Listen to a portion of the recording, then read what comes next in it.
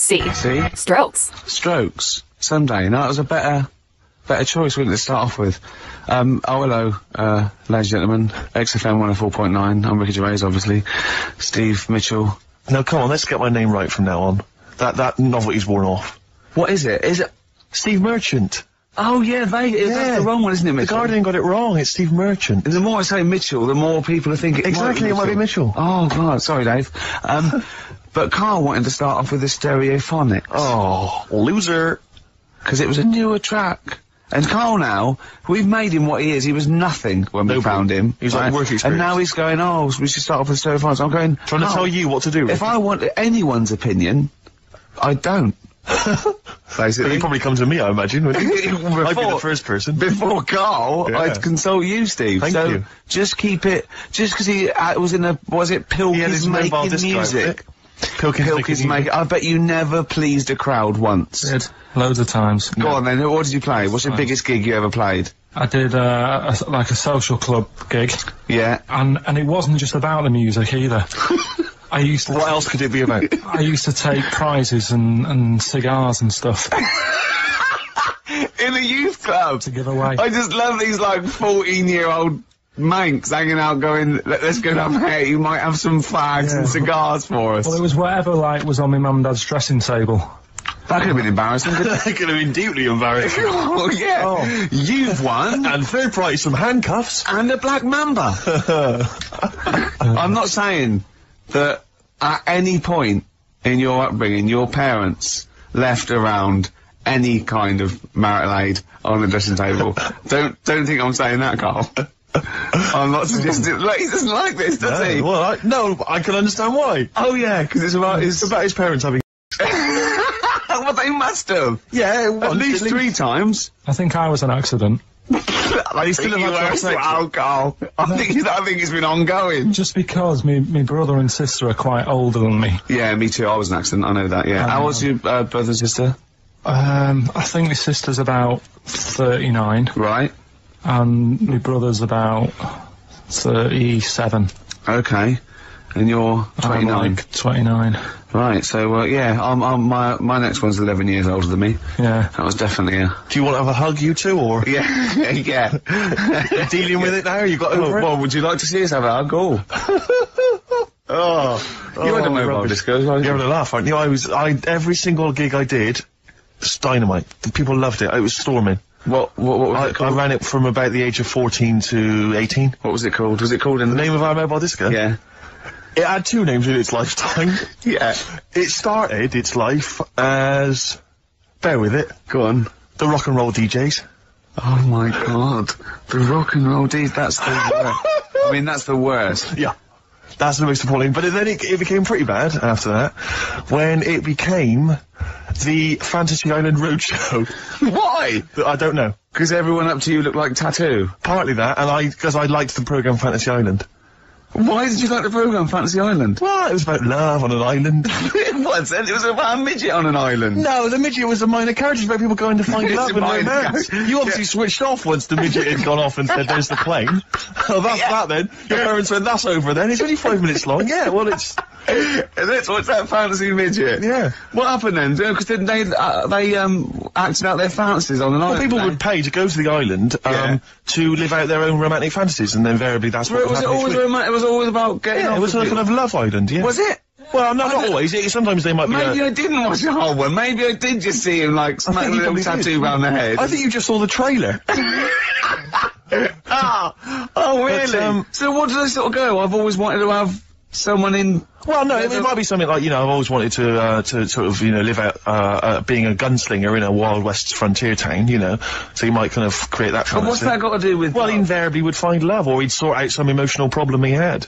It was much more a spiritual, emotional journey than it was about little midgets running around. But was it like, I'd like to be a cowboy, and, like, Remember the Shag? Yeah, it was like Jim will fix it. Like those letters you wrote to Jim will fix it. I'd like to meet 5-star, and if something happens, so be it.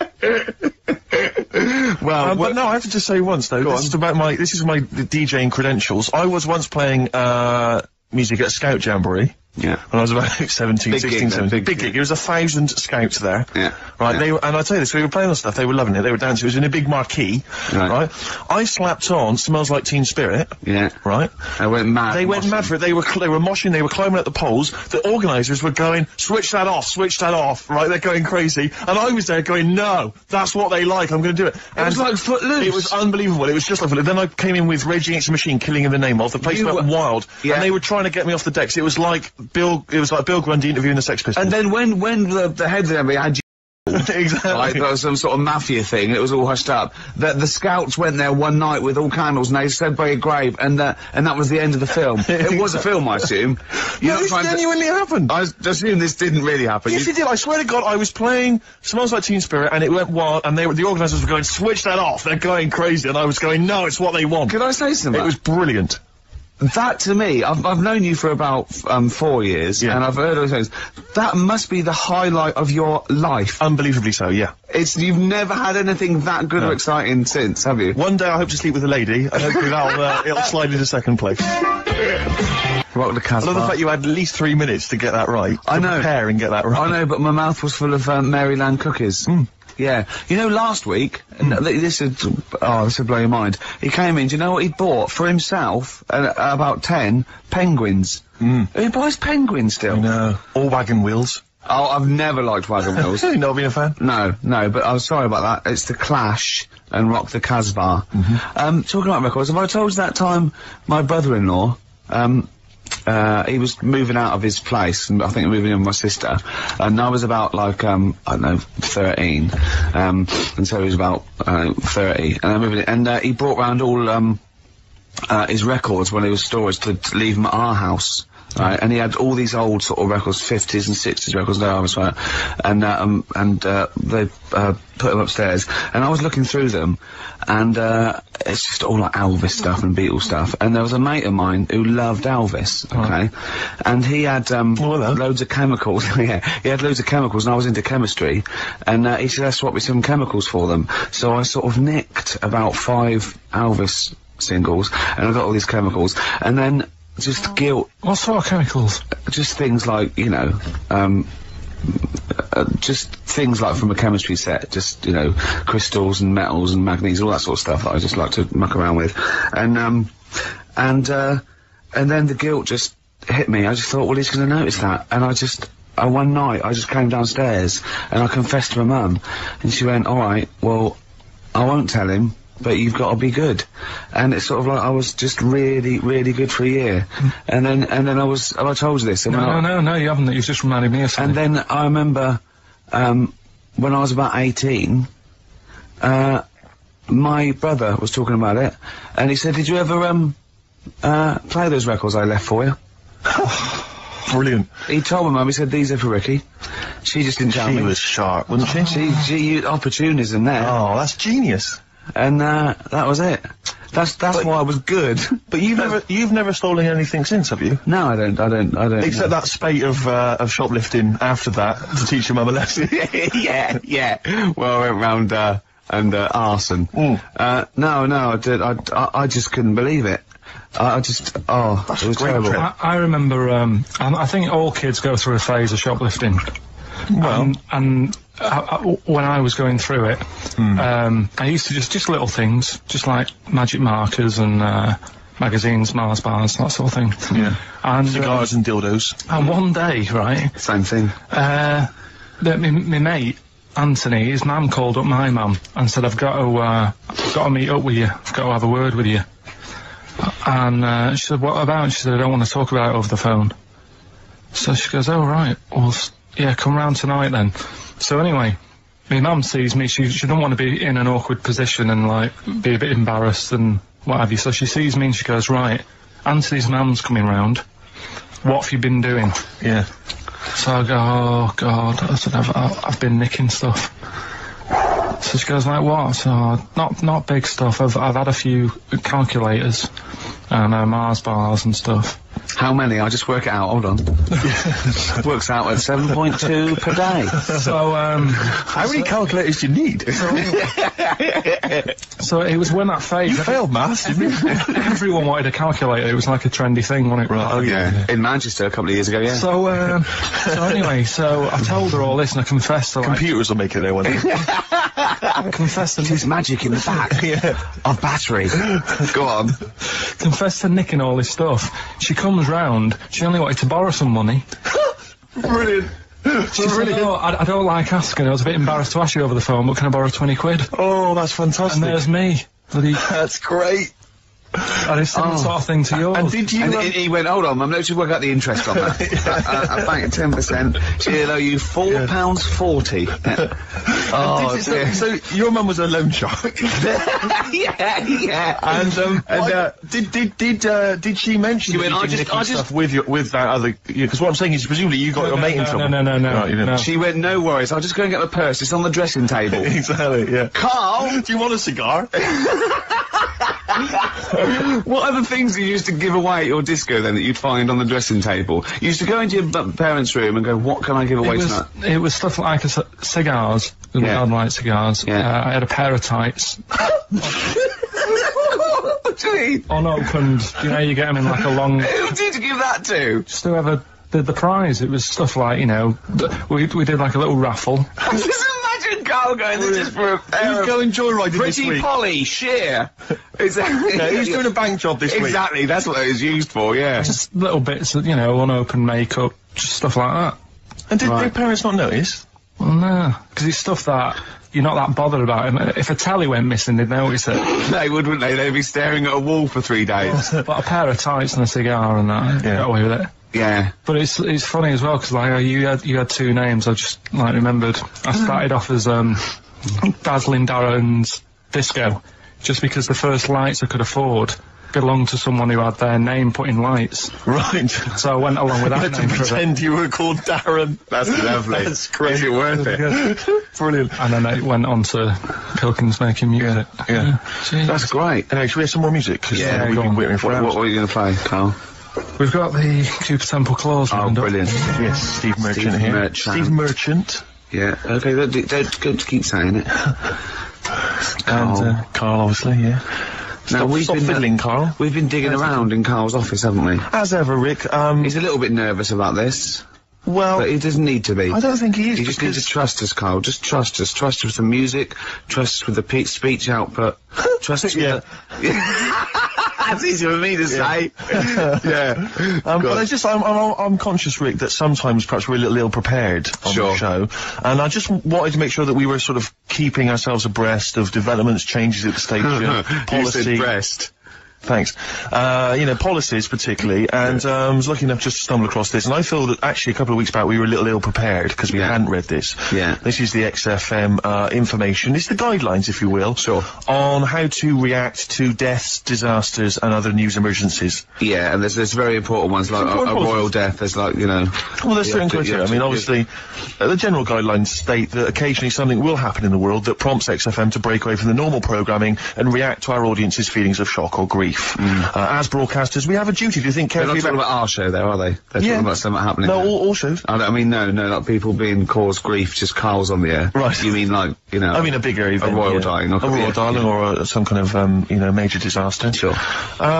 We should be able to tailor our output to show that we feel the same way as the audience in these times of trouble. No, definitely. That would never involve the station shutting down completely, Rick. No. I want to reassure you of that now. And it would never involve playing classical music or stopping all speech content. Sure. Because they put that in there because a lot of stations, that's exactly what they do. Exactly. But XFM have deemed it that we don't have to go completely down the line there. We have to do it in our own little way. People need company at times like this. Yeah. And should be able to look to us for both factual information and emotional reaction. Sure. We simply have to change our tone and our playlist to show that we're all feeling the same thing. Right. Be it, oh my god, I can't believe this is happening, or, well, it's pretty sad, but she was 101 after all. And that's actually in that document. That's what it actually says in the general guidelines. That's as they are stated. If you should hear about the death of a major royal, this is the information that you're actually reading this, by the way. Yeah, I'm reading this now. What you should do is say nothing about this on air under any circumstances. Drop all the ads and promos from your schedule. And if Chris Smith, the news guy, is in the building, get him in the studio immediately.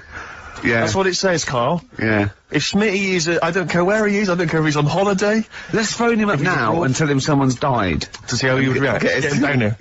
See how long it takes him to get down here. Where does Smitty live? Because I know where he lives. He lives in a cave and he slides down a pole. And he gets into a car. His butler is up there and he sorts things out. I suppose the approach there is that only Chris can deliver this tragic news. Yeah. If it was you or I. Yeah, it wouldn't have the same. Do you remember the XFM, as it first started, it launched the day after, Princess Diana died? I know. And I'd never done radio before. I was nervous enough.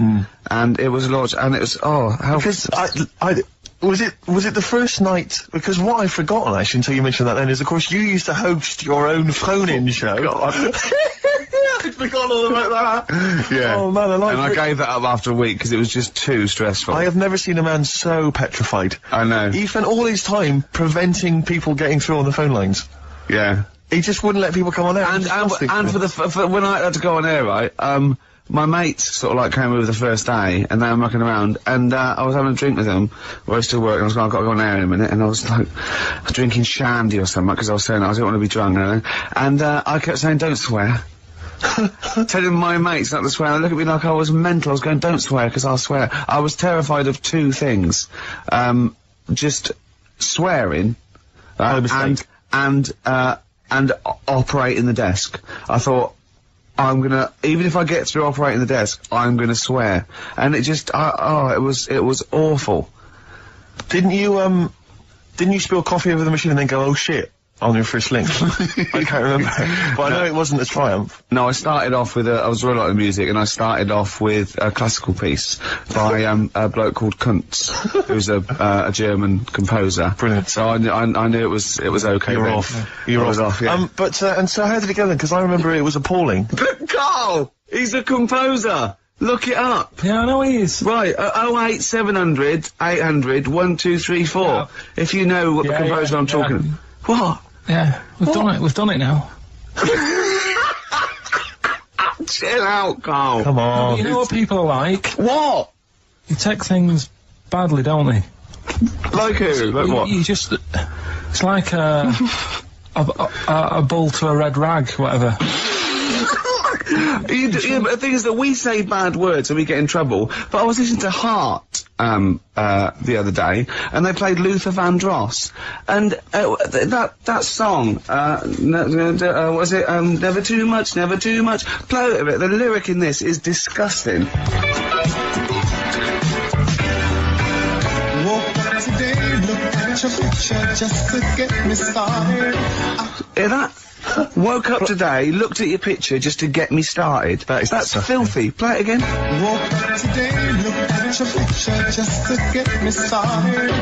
That is depraved. Filthy. What is he doing? Just saying like that. Imagine that. He's got a young girl's picture, and he's going, oh, thanks for that. And he phones her and goes, what did it say? You know that picture you gave me? She goes, yeah. He goes, well, I looked at it just to get me started. That poor young woman must... I imagine more that, like, she's sleeping, and he just sneaks in and he's got to put her on camera, she wakes up, he goes, what are you doing? She goes, what are you up to? He goes, no, I'm just taking a picture. Well, why? I'm gonna... you won't be tomorrow, will you? Yeah, you're going on holiday tomorrow, aren't you? Yeah, well, I need that. I just need something to get me started. What do you mean, get you started? Yeah, you know, in the morning. And then that's on Heart. Alright. 6.2. So don't come on air and tell us what we cannot say. We can't say classical composers' names or philosophers like Kant. Exactly. So don't tell us that, Carl. Alright? Just play a record. What you got, Steve? Some rides, Steve. Yeah, I just think it's time that we listen to some Ride Rit. We haven't listened to them, I don't know about you and I, but I haven't listened to any for about 6-7 weeks. Yeah. Just thought it'd be good to have them on the air again. Yeah. And it's a tragedy they split up. This is the classic Chelsea girl play it their lifetime. I know. Yeah. Right, but it's a great sound. But influenced lots of bands at that time. Yeah. Sort of the old Britpop thing and the Wall of Sound and... They weren't... Were they shoegazers? Do you think they were, weren't they? Well, that's what they thought of, because there was a lot of noodly guitar. But, good melodies as well, I reckon. That's always important. It is to me. I don't know about you, Carl, but it is important to us. Yeah. We've just had a couple of people, Sarah and Claire, call up and wish us luck for the BAFTAs, but for some reason they want one of us to do an impression of Leslie Phillips. Can't do it. I can't. Doesn't he say ding dong? And hello and all that. That's not bad. But I want Carl to do it though. Yeah, go on, Carl. Hello. Well done. Say ding dong. Ding dong. Nice. Yeah. Do we do any other impressions? No. I can't think of any. Hello. Do that. Hello. Yeah. You look like a ventriloquist dummy. Hello. Brilliant. Oh, Carl. Do, my name is Bond, James Bond, as though it were Sean Connery. My name's Bond. James Bond. Do that, go on. My name's Bond. No, do it as though you were doing an impression. Sean. What, so I'm trying to be Scottish?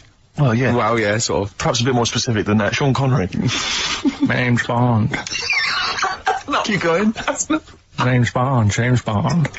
Look, Jimmy Stewart, it's not like this is the best fun. It's like having your very own Fisher-Price toy for 2 hours a week. It's great. Do Roger Moore. Do that.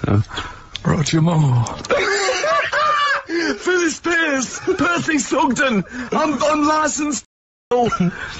Anyway, she just said... No, this is a great game. No, that's not we'll come back to this another time. Yeah, anything you want Carl to do.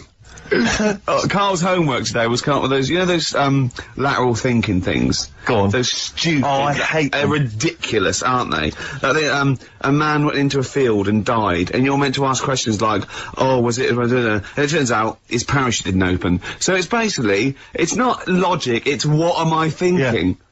Well, there's that one where there's a man in... This is the worst I've ever heard. Yeah. A man is found dead lying in a phone box, right? His wrists are cut, he's bled to death, and there's glass everywhere. Yeah. Right? And the phone's hanging off the hook, right? Yeah. What happened to him? I know this, yeah. Right? Do you know what the answer is, Carl? It's ridiculous. He was a fisherman. Yeah. He was on the phone. Someone asked him how big his fish was. He did that gesture like fishermen always do to say it was much bigger than it actually was. His arms out. His arms went through the glass, and he slashed his wrists, and he died. Why would you do that with someone on the phone when they can't see how big you're actually saying? Well, that's one of the many problems with that conundrum. Yeah, not the point we were making, but again, good. I mean, you're there. That is good thinking. Yeah. Yeah. But, so what, you had to come up with some of these? I didn't know this was his challenge. Yeah. Have you come up with one? I came up with 3, and they're all belters. Are we gonna... Oh, wow. If it's as good as your quote about happiness that we had to guess which was yours and which was the real ones, like faking it, I cannot wait. I'm looking forward to this. I mean, I literally can't wait. Should we do it now? Well, I'm tempted to save it, because I just want to mention to people, that, they should be very excited, because, it's gonna be Carl's special night tomorrow. You excited, Carl? Oh, yeah. Oh, this is, me and Steve, because we were nominated, we get a guest. For the BAFTA Awards. And it's, it doesn't say guest, it actually says, partner. So I'm taking, my partner, and, Steve's taking Carl. Yeah. But what Carl doesn't realise is, you will have to pretend you're his partner, otherwise you won't be able to get in. We'll have to hold hands when we go on the red carpet. Is this really your partner? It's not just a guest. That's how it is, and either we go in like that or we can't get in. You just have to be with him when you go up there. I mean, does he have to... We should hold hands, but I think what we should do is, just to make sure that there's nothing at all that, like, is gonna go wrong, we should just do a little kiss. Just like, or be seen sort of like cheek to cheek, just to show them that, you know, you're not, he's like not Elton John and David he's not just getting his mates in for a free meal, you are actually partners. No, I'm not for that. Why not? Well, because we know we're not actually gay. No, but so it's not a problem. You've come out of it looking quite good, because you've got a good-looking fella. But I'm meant to look like, you know, I mean, I'm not gay, but if I was, I don't think I'd go for your fella. Oh, he's done you, Steve! It's turned on you again! I cannot believe... We were trying to get in. Wait a minute. I have got the cream of London's totty phoning me up, trying to get an invite to the BAFTAs, right? We have very graciously asked you if you would like to come along. Well, that worries me even more, that you've got women calling you up. Carl, I can't choose between them. If I let one of them down, they're gonna destroy them. They'll be ruined. Their lives will be ruined. It's better for me to take you and not, ruin the lives of any of those poor women. When he told them he was taking you, it was like a scene from Graceland. There was just like there was weeping. They were crying. Like it was horrible. Hundreds of them, and really? He just went. I got upset. He just had to say, "Look, just chill out, bitches," didn't you? I did. I just said, you're all my hoes, but I can't choose between you. So I'm taking Karl. You know, he could get you discount frocks. No, I had a letter from the people that there's an organisation. No, listen, Karl. There's an organisation that sponsors the BAFTA Awards in terms of clothes and fashion. They sent me a letter. They said your partner. They've not specified. They've said your partner can come along and choose an outfit. Now I suspect. By the look of it, it is a woman's outfitters. I'm thinking we could get you a lovely trouser suit. Well, it may look feminine, right? But I think people will be fooled. It'd just be a little bit roomy in the hip and probably narrow on the shoulders. But you're a bit skinny. Why don't you take it? Because it's a lot of an insult. And maybe just some pearls as well. Be lovely. Wouldn't you? I haven't got anything sorted to wear yet. See, you're slagging me off. You're likely to end up going in a tracksuit. Yeah. I'm going out today. I've never bought a suit since I was like 11. Right. I went to my brother's wedding. That's the last time I wore a suit. Right. Really? And you can't get anywhere near it now, can you? Can't get into that. No. That was a good day. What was it? What sort of suit was it? It was like a sort of a grey silver one. Excellent. Quite flary. Nice. We'll try and go with something similar. Silver one. I just think that with your little round head, what did that look like? I looked alright. Like he'd landed from the... just landed on it. Like, who's they walk among us. I didn't really need to wear a suit either, because I hardly went into the church. It was in the car park, right? And it's when my brother was in the army, and he had a Ford Capri with one of them horns that goes... And you just sat there. Why didn't he come in his tank? I just sat in that, doing that all day, and the vicar was getting well annoyed with me. What, when the service was on? Yeah. It was driving everyone. Well, were you just allowed to do what you wanted when you were growing up? Like Nelson Muntz from The Simpsons? Were you just allowed, didn't matter, was there any discipline? You didn't have teachers, you didn't, why didn't someone come out and... I got a couple of good hidings off my dad a couple of times. What for? Just being mopey most of the time. If I had a strop on, he'd hate that. He could go out and burn something down or nick something, but don't wander around with your head down. Well, didn't he smack you for not liking a castle once? Yeah. No, what's that? Went to Carnarvon the other day, and I was bored. I was at that age when I just wanted to go in an arcade, and my dad was saying, come and see the castle, there's history here, and I still don't like castles. It's one of them things that, again, just too far back to sort of even think about people living in them. Yeah. Do you know what I mean? So I was just like, look, it's a wreck, knock it down, flatten the thing. Sure. And I was being really mopey. Isn't that great? And it's weird, because now, like, my mum and dad have retired and gone to Wales. Yeah. And now and again he texts me there, and every time we get to the point where he gave me a clout, he goes, "You're getting flashbacks, son." Yeah. Well, it's a sobering lesson for you. Yeah. You're not on the British Heritage Committee anymore, are you? This is the National Trust land. Tarmac it. The biggest car park in Britain, for Christ's sake. So look, you're looking forward to the awards, are you, tomorrow? You better say yes, because otherwise... No, it'll be alright. I mean, I've told a couple of people, and they got like, God, you're dead lucky. Yeah. But in a way... Oh, they're dead lucky. It's like Santa's coming, isn't it? It's the way people talk to Karl, you're a lucky boy, aren't you? Yeah.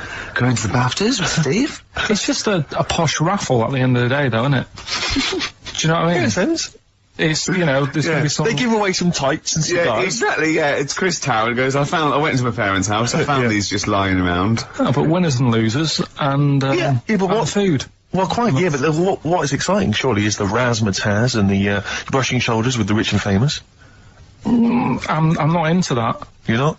No. I don't think you're going to appreciate this like we thought it's you would. It's weird, because Suzanne said to me this morning, who would you like to meet there?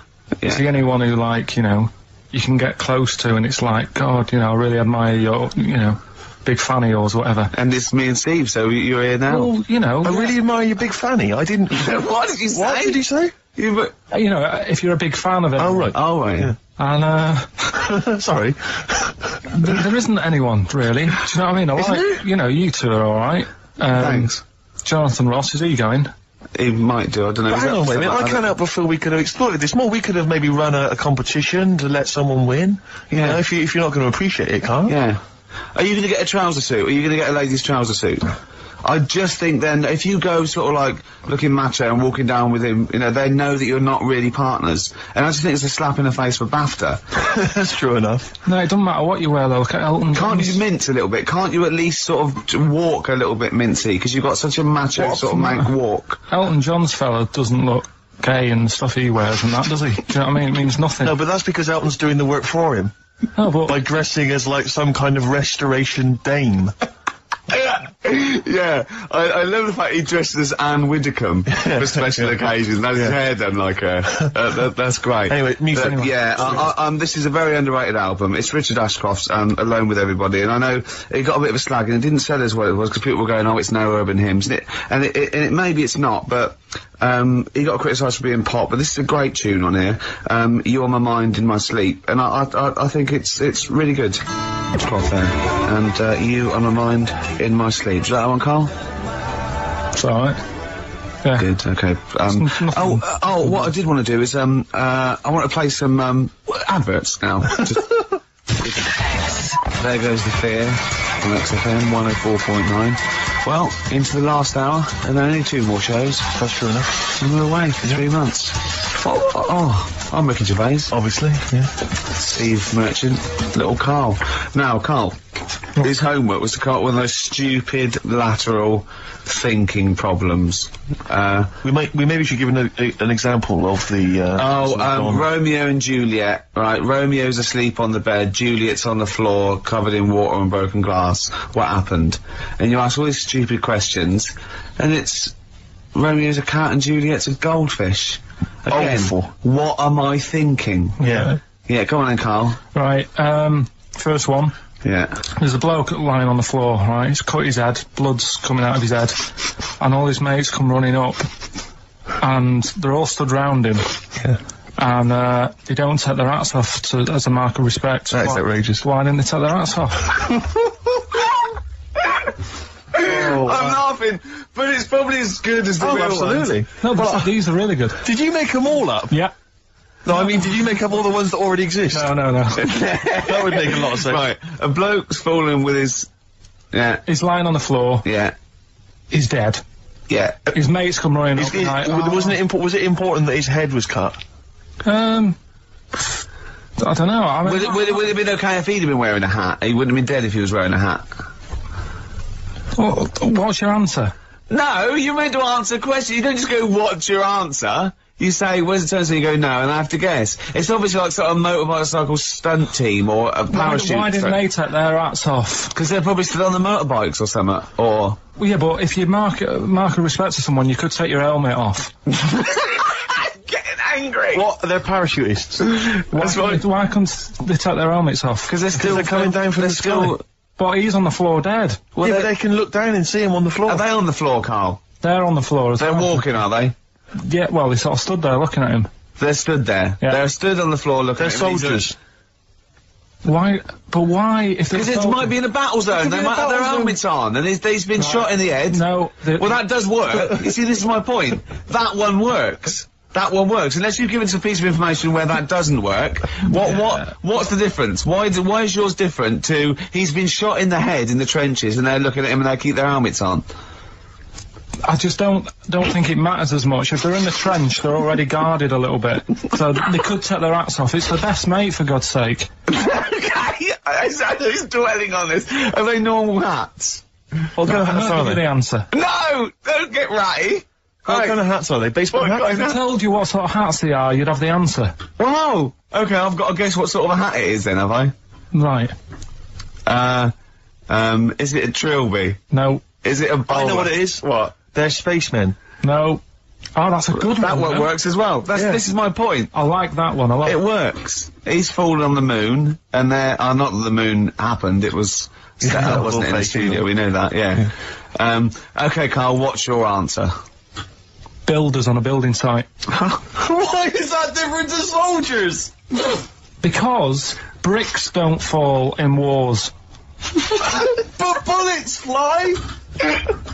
Right, next one. No, let's play a record and we'll come back to it, Carl, while you think about what you've done. Oh, yeah. You've embarrassed Let's play some yourself. classic Suede. Yeah, and this is for David and Kieran, I think, who wanted a bit of Butler at his best. Come on, crack it on. I hate you, Butler. Coming next, you're next. Lateral problem number 2. Brilliant.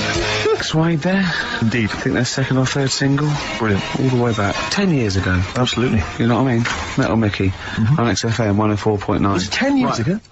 Must have been, mustn't it? Wow. I think, was Drowners 91? I think so. Crumbs. Yeah. Go on. Right. Go on then, Carl. Second one then. This is a bit easier, but I still think it's a good one. So this is, we should explain what this is if you've just tuned in. It's one of those stupid lateral thinking problems. That Carl himself has created. Yeah, that was his homework. Right, this one. It's a fella. He has a normal day doing stuff. Nothing wrong with him. Right. And It's a twist in the tower. It's just like Towers the Unexpected. Just a normal day, nothing wrong with him. Hold on, though, he's got the legs of a fish. Go on. So, that's why he's been hiding his legs. Go so on. he does his The normal... legs of a fish. Sorry, Carl, carry on. He has his working day and that, Yeah. and then he gets a bit tired.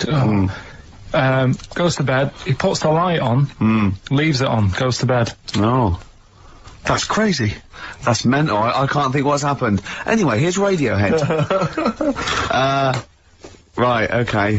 What? The question is, why does he put the light on when So he's a going man, to bed? he's had a normal day, he's come home from work. Is that right? He's come home from work or he's not been working? Yeah, he's just been out? no, it's been working and stuff, I think. You think? You've made it up, Carl, you can decide. So is the question is, why does he put the light on when he's asleep? There's a reason that he's put the light on when he's asleep.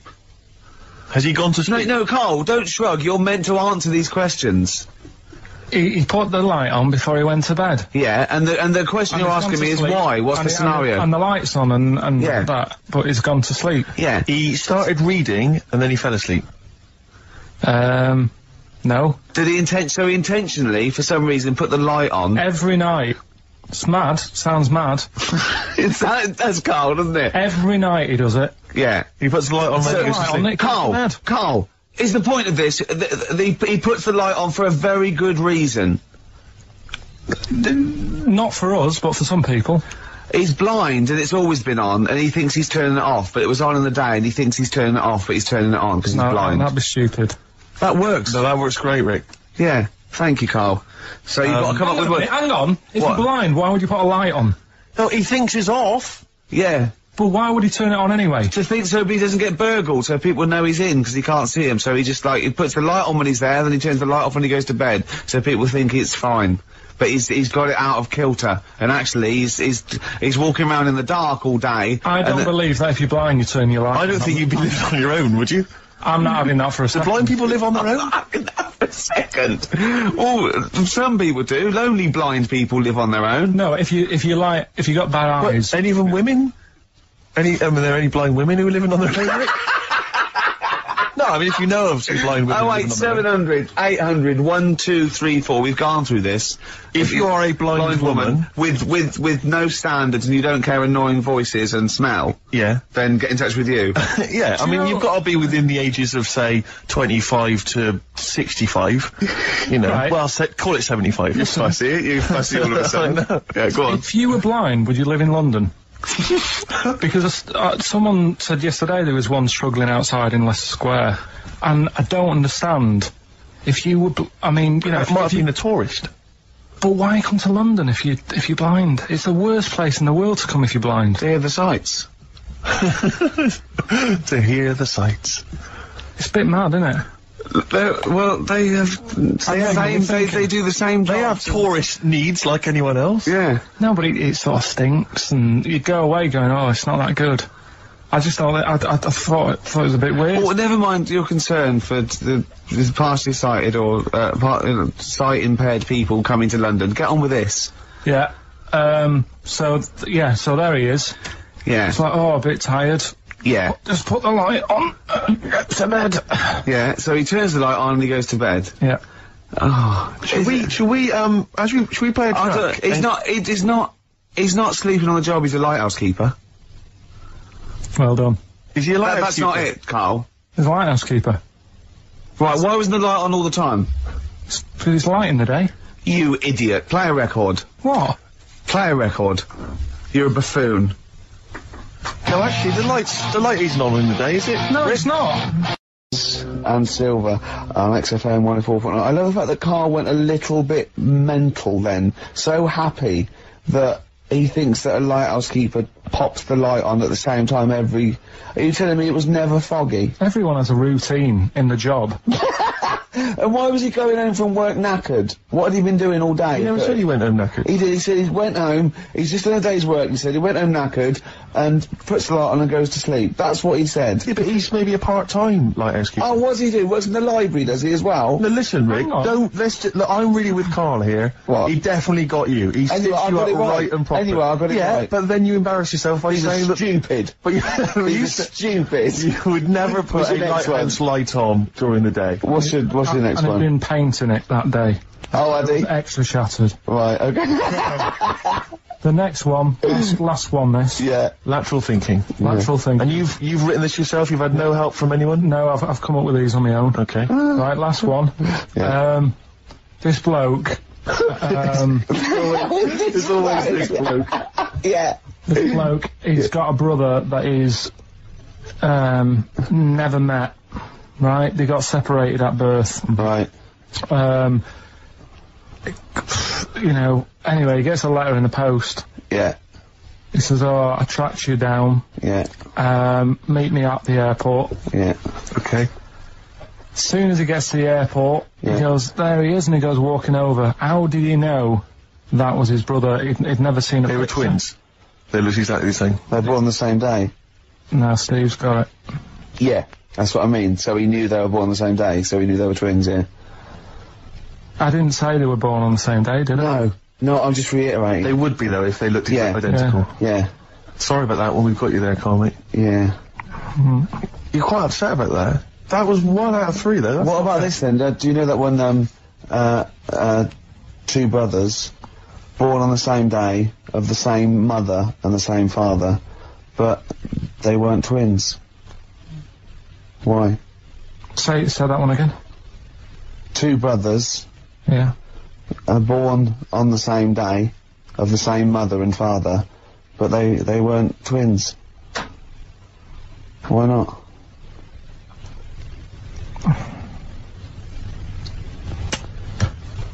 This is good radio.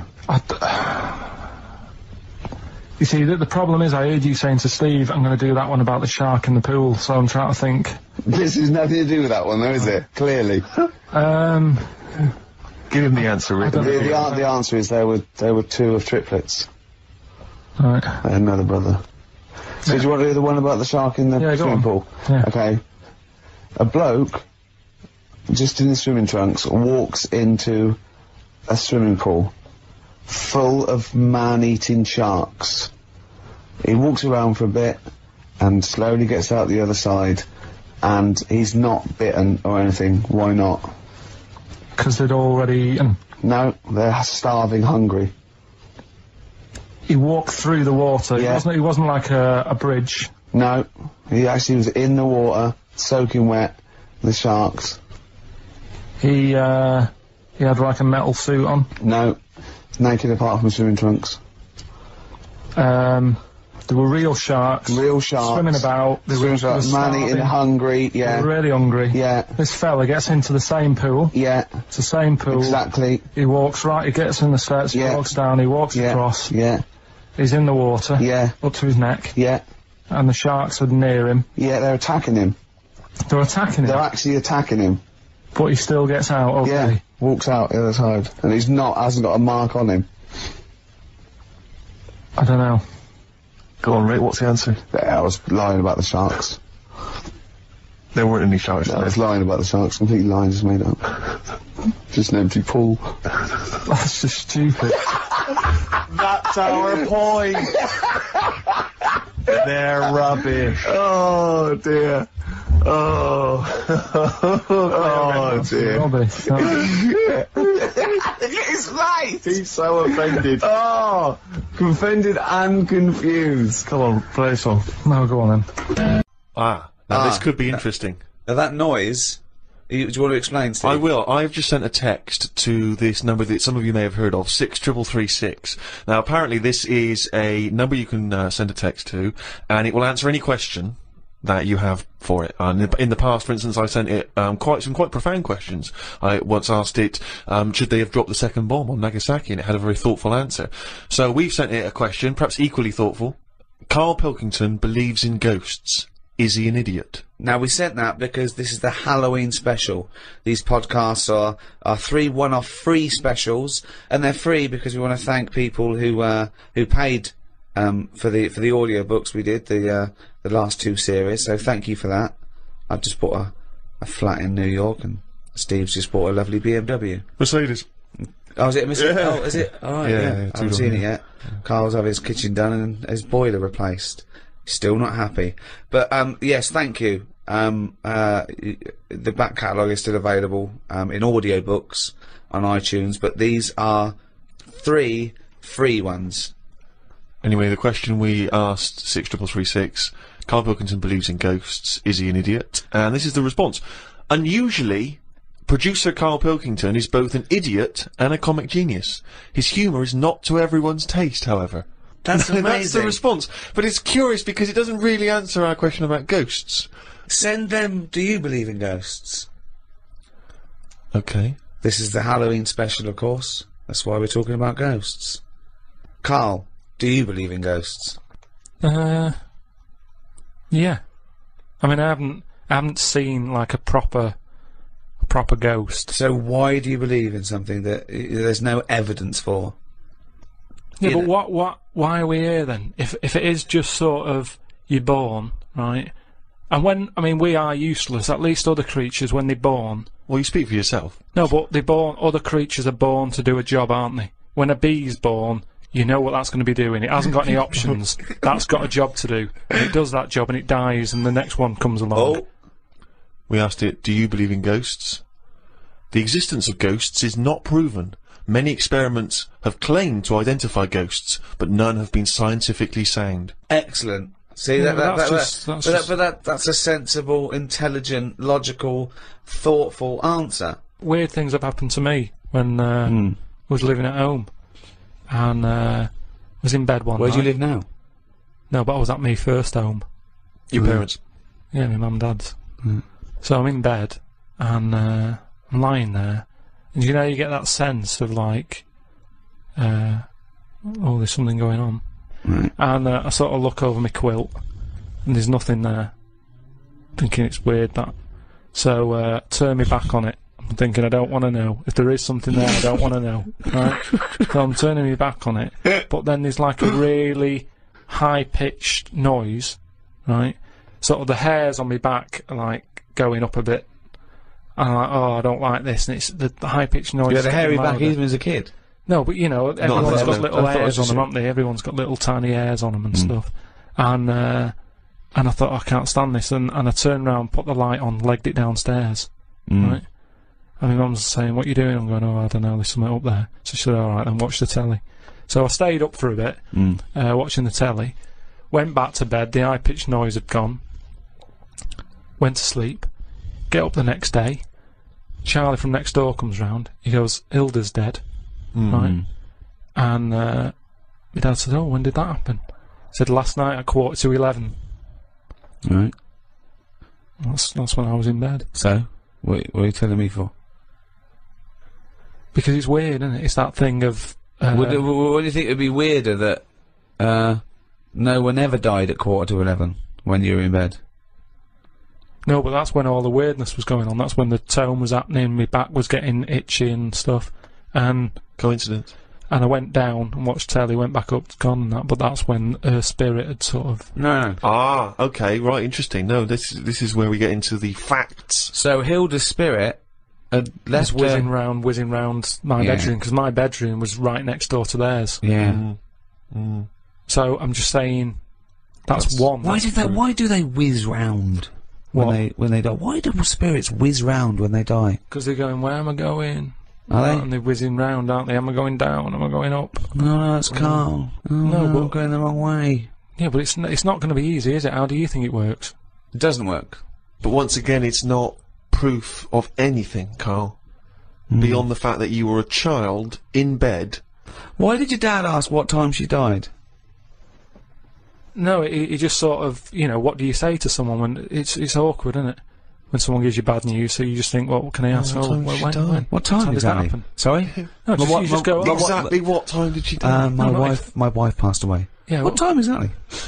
No, not exactly. He just said, oh, that's bad. When did that happen? Like, and he said, well, thanks for asking. Quarter to 11. Quarter to 11. Quarter to 11. Quarter to 11. I remember. What did he say last night? Well, that's weird, isn't it?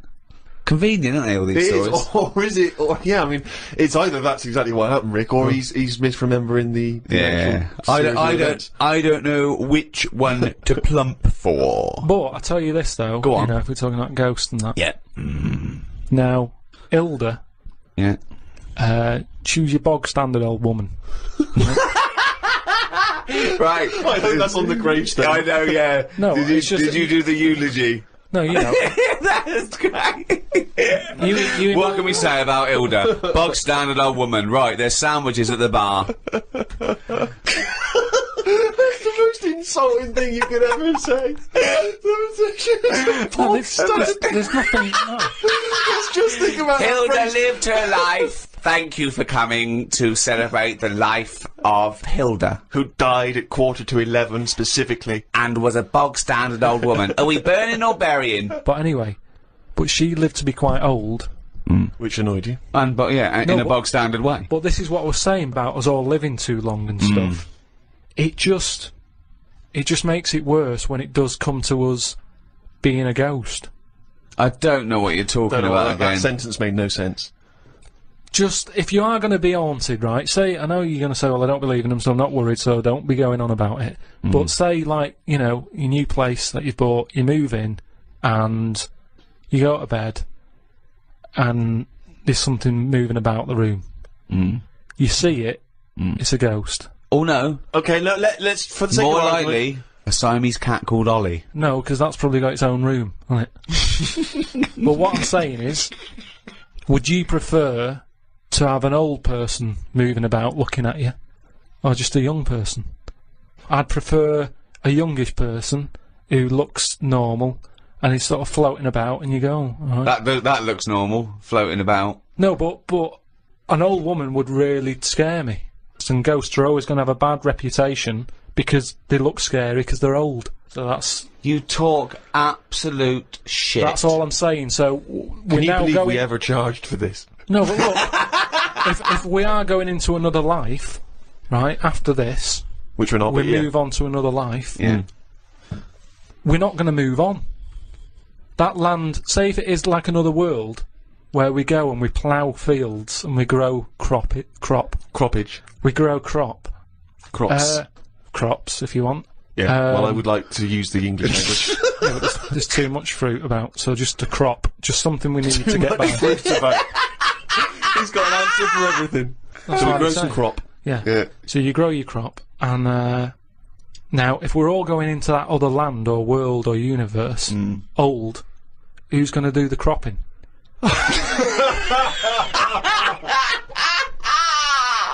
Oh God! Oh, I've never heard so much crop in my life. It's a load of old crop.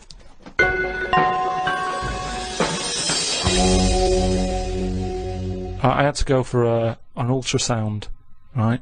Isn't that what you do if you're pregnant? Yeah, but do you know I've had kidney stones? Are you We expecting? talked about it in the other podcast and that we've done, right? I've had a kidney stone. I don't want to go on about it. But it was painful and that. Well, you are going on about it. Yeah, there was nothing. No, I'm just saying. It's routine. Don't worry about it. It's not routine. Well, why did they have to keep going back then? people. Why did they have to keep going back? You're questioning me. You get into a routine, keep going back. It's better than working it. You don't have to sell the book. No. Holiday or hospital. Holiday or hospital. Holiday or hospital. I don't know. I'll just say that we've got a book out, right? The World of Karl Pilkington. It's out now. When he goes on holiday the first week, right?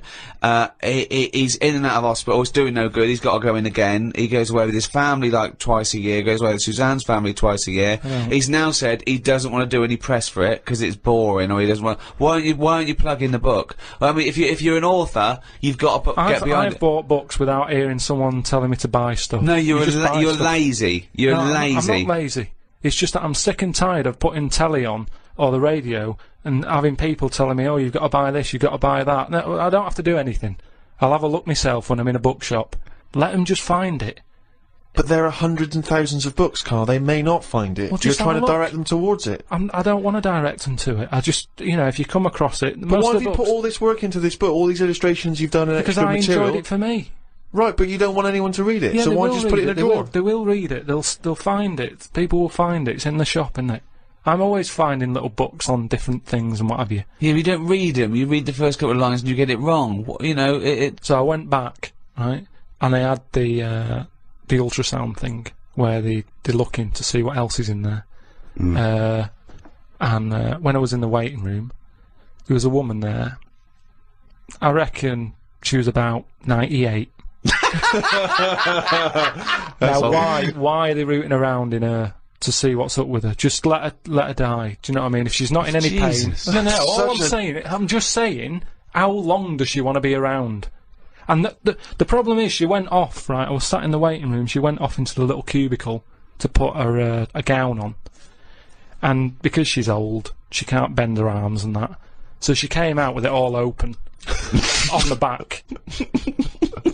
And it was horrible. It looked like a chicken that hasn't been looked after, right? It was all leathery skin and that, right? Now, the thing is, it's all very well keeping people alive, but the surroundings of the body isn't meant to be lasting that long, is it? Do you know what I mean? The actual skin of a body, it's all very well keeping the heart going, checking the kidneys and all that, but we're not meant to be around this length of time. Yet we're messing with it. Yeah. Just do the gown up. You never do, you never see insects or anything like that look old. You don't go, look at the state of that. Because they live about 4 weeks! Yeah, but maybe that's the way it's meant to be. In the same way, maybe we were only meant to live to be 40. But why did you go in for your operation then? Why didn't you just think, well, this is it, I've had my time? If they're looking after an old woman who's about 98, I'm having a go. Well, of course. Because you want to live on. She might have been flirting with you. No, she was... keeping it open, just so you can have a little look. But I'm just saying, is that right? Is it right that they're going in there rooting around and stuff? I didn't like it. I didn't like having it done, you know. I don't like going to the hospital and stuff and the doctors and all that. And she was pushing the thing down. And she said, oh, you can have a look if you want. So what down where? On me kidney, she was pushing like this little scanner thing. Oh, right. She was going to have a look. I was going, I don't want to have a look. She's going, what's up with you? I said, I don't want to see me inside. Did they put a tube down the Indian knob? Yeah, they did all that. We've talked about that in the other. But you were unconscious, weren't you? Yeah, but it doesn't matter, does it? If you know it's going on, it still bothers you. It's because you're asleep. Well, not really, no. What do you mean? Well, why does it bother you if you're asleep? Well, that's like saying, oh, I woke up and the house was robbed. Oh, it doesn't matter, you're asleep. Well, no, but... It's still going to bother you, isn't it? No, but you knew it was happening and you did it willingly. It's not pleasant to go in and be made to go unconscious. That's the unpleasant bit, isn't it? And pain. Well, no, it's more the idea of it, isn't it? That's why, you know, doctors telling you everything they do. It's like, don't tell me, you know what you're doing, just do it. I'm not going to have a go at it. You know, it's not like DIY people coming around and going, oh, well, what you should have done there is, and you can go, I'll have a go at that next time on my own without calling you out. If I get kidney stones again, I'm not going to go, oh, I've had it done before, I know what to do, I'll stick it up there. Doesn't happen, does it? But I can't, what was I saying? So anyway, so she was pushing the scanner over me kidneys and stuff. Now, it was weird with her, because at no point did she make eye contact with me. Well, I don't understand what that means. Well, she meant to wink and go, your kidneys are fucked. No, but it's just weird that she probably spends her days looking inside people more than she does talking to people. I just thought it was odd that that's how she sees people. When she looks at people, she probably sees kidneys. What, this doctor? The woman doctor. Well, doctor? Yeah. Right. So, what you're saying is, the strange thing is that she often spends more time looking in people, because she's a doctor, than chatting to them. Yeah. And is it weird that Jonathan Ross is the other way around, because he's a chat show host? He spends more time talking to people than looking inside them. No, but even when I was asking... Because he's got a different job. When I was asking her questions, saying, you know, does it look alright? what's it doing? Is it moving about? You know, asking her questions about my kidney. She could have quite easily just turned around and give me a bit of eye contact. But she was say, shut up, I'm concentrating, I'm at work. She was looking at the screen in order to answer your questions. Yeah, she's at work, she's doing something. No, but just... If she was here now going, Carl, what are you doing with that microphone? You'd go, shut the fuck up, I'm doing a podcast. Did she run this scanner over your head? And if so, did she find anything? We'd like to try and educate Karl, Rick, as, you know, as we have done since we've known him, really, and he doesn't really seem to absorb any information. No. And I was asked recently, when I was going back to Bristol, if I would come and talk to a classroom of school children. Alright. You know, just talking about careers, and particularly my career. And, I went down there. It was in Bristol. It was an inner city school, quite rough area. You're a son of Bristol. You're exactly. They love me. You're a down there. celebrated son of Bristol. You're a Golden Globe winning person who's returned to the homeland. It annoys me when I go down there that I'm not met as I get off the train like the Beatles used to be when they came back from America. By a mayor and a brass band. Hordes of people, ticker tape. Forever this day will be called Steve Merchant Day. Exactly. It frustrates me that I just sneak back into town and there's no fanfare. Yeah. But, basically they asked me to come talk at this school, and I sort of batted them away and said I'm too busy. And so, I foolishly left them the opportunity to ask me again, which they did, and I didn't have a decent excuse, so I went. And I was expecting to talk to maybe a room of sixth formers. They were 9. These kids, 9 and 10 years old. But I realised as I was walking into the school, I was suddenly really nervous. I was more nervous than anything I've ever done.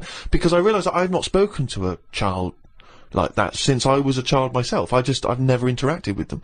So I didn't know at what level I would be able to pitch this talk. You know, I didn't know what they understood, what ideas they understood. Obviously, in my mind, I was picturing Karl. And then I was ratcheting it up a few years, sort of IQ-wise. And so what did you talk to them about? And I was supposed to talk about careers, and I realised very quickly that they didn't really understand conceptual ideas. Did they know who you were? Not really. One or two of them vaguely knew. One of them went, "What's Rick Gervais like?" And I said, You got a deep voice. yeah. Actually, that was one of the teachers. And I'm supposed to be talking about careers, how to get into careers, and I start trying to explain the idea of being a writer, and I say that it's very important to be able to get inside other people's minds, you know, figure out how they think, and how, you know, and trying to understand other people.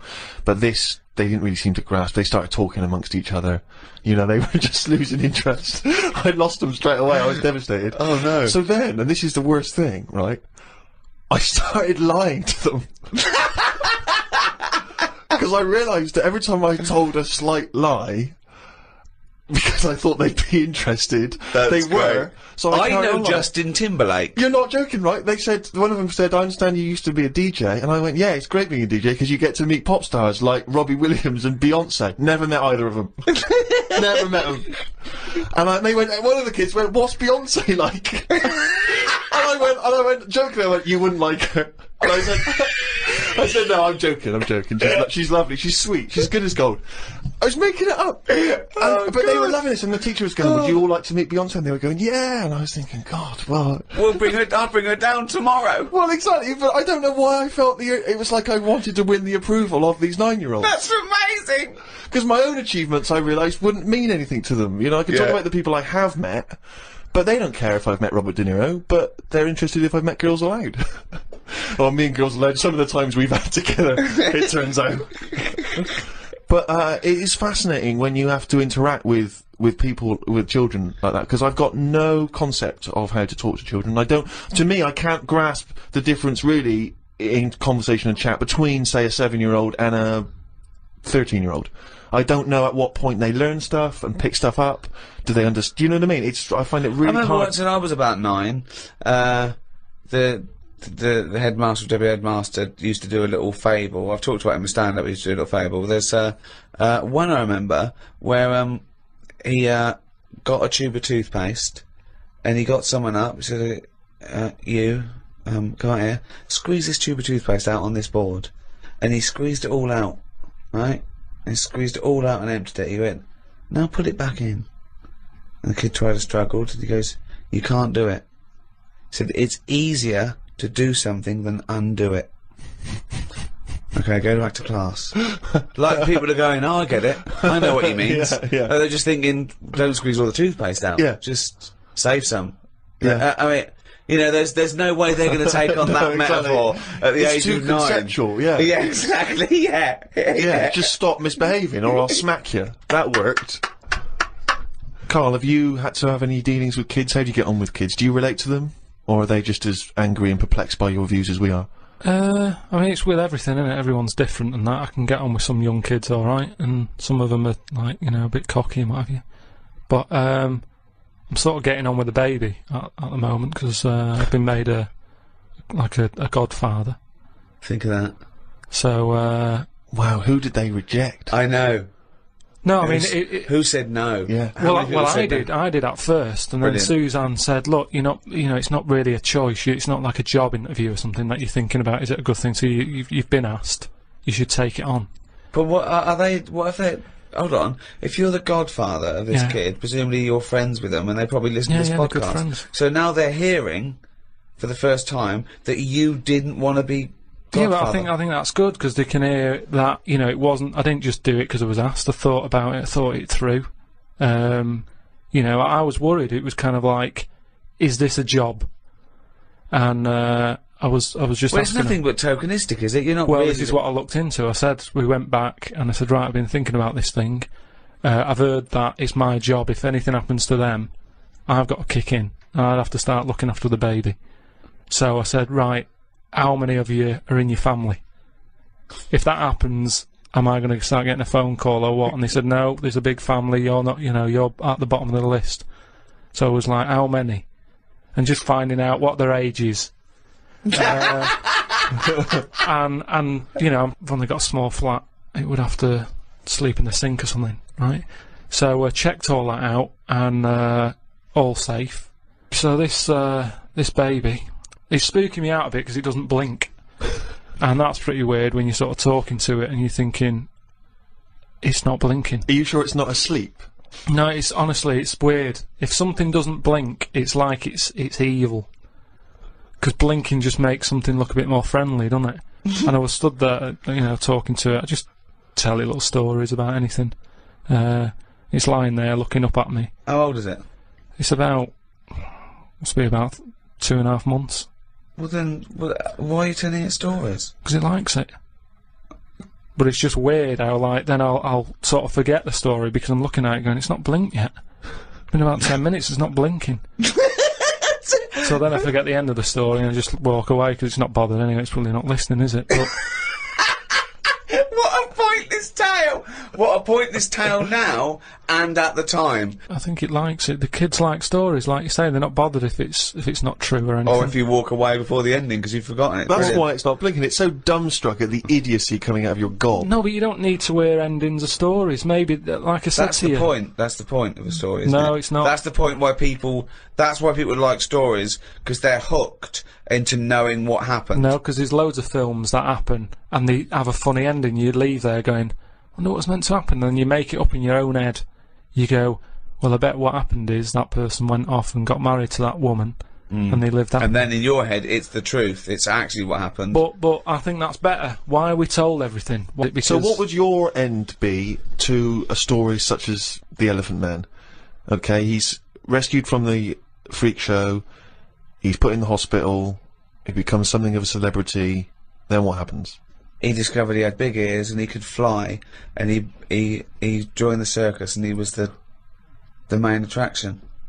I wouldn't change the end that much, because at the end of the day, you can't make something up that's not believable. At the end of the day, he's got an head like an elephant. He's not going to have a good life, is he? So there's no point making out that he went on, loads of women fancied him, and, you know, he modelled hats. It's not going to happen. So he's got to die. The Elephant Man had to die, but at the same time, Was shot by poachers. show for his tusk. Show a few positives, you know, because I'm sure there was good bits in his life. I don't know what they were, but, you know, look at everything. What was he like when he was a little baby elephant? They didn't cover what he was like as a kid, but you can get away with them sort of looks when you're a baby. You can be an ugly baby and everyone goes, oh, isn't it nice? There was some woman in a cafe the other week that I was sat in, and she came up and she sat down with a mate and she was talking loudly, going on about, oh, the baby's lovely. They said it's got lovely big eyes, really big hands and feet. Now that doesn't sound like a nice baby to me. I felt like saying it sounds like a frog, but I thought, I don't know her. There's only so much you can say to a stranger. I don't know what kept me from saying it. That's what I was saying before about there's something. It sounds like a frog. There's something inside of you that stops you. Yeah, that's amazing that you had the urge to go. That doesn't sound like a good baby. What, love? I'm just listening to conversation. That baby you're talking about sounds like a frog. Yeah, but something stopped him saying it. I just came back from America, and they love Halloween. They're obsessed over there. I mean, it's a proper thing out there. Here, it's sort of half-hearted. A few middle-class families, sort of. But do you think it'll get up. more popular here, though, if we do find out that ghosts are about? Well, that'll never happen because they're not. No, okay? but if they did, then suddenly that would be a big. Well, America makes things famous now, because of film culture and everything. So, yeah, it's all from that. I doubt we celebrated much at all, did we, 50 years ago? So I think it's crept up. Certainly over here we didn't, but it's been largely introduced over here through commercial ideas, isn't it? Yeah, we can sell stuff for and film and things like that. But out there it was they start like weeks and weeks before, and they're decorated like proper. And but I saw a little bakery in Soho, and it didn't look right with cobwebs all over it and spiders on the buns. Yeah. But even though it's fake, it's just I don't think you should do it on a bakery. Do you know what I mean? Yeah, I know what you mean. It's a bit creepy. That surely puts you off the product a little bit. I always find it a bit depressing. Like last time I remember going into supermarkets and you see sort of these old women who in their 60s and they're doing this job they don't really want to be doing, but they've been made to dress up as a hat. I know, as a witch or as Cinderella, and it just. Well, they could do it in like a morgue or something, just to sort of brighten up the place. Well, just so people aren't that scared. Imagine that. Imagine you going to identify your dead relative, and they go, "What's the spiders all over?" It's 31st October. No, oh, okay. But just make it a bit spookier and have a bit of fun with it, and let's not get serious about, like I say, passing on. Yeah, but those sort of people have to take their job seriously. I remember when my mum died. And I had to go along, and I was talking about what wreath they wanted, and this person, quite rightly, had to turn off their sense of humour in a way, because I suppose they mustn't offend anyone, so they spoke like that at all times. Yeah. At all times. Okay, and what would you like the wreath to say? She was a mother and a grandmother. I went, yeah, mother, grandmother, and what was her name? I said, her name was Eva. I said, and I made a joke. I said, do we get a discount because her name's short? And she went, well, actually, didn't laugh, didn't get that at all. Just went, just answered the question. She went, well, actually, you pay by the letter. I thought, okay, that fell flat. I'll go again. I went, well, her friend used to call her E. Yeah. She I went, I'm joking. She went, okay. Nothing. Yeah. Bad audience. Bad time, bad audience. Tough crowd. Yeah, Undertaker's never known for their... Yeah, exactly, yeah. They laughter. Don't crack jokes, Carl.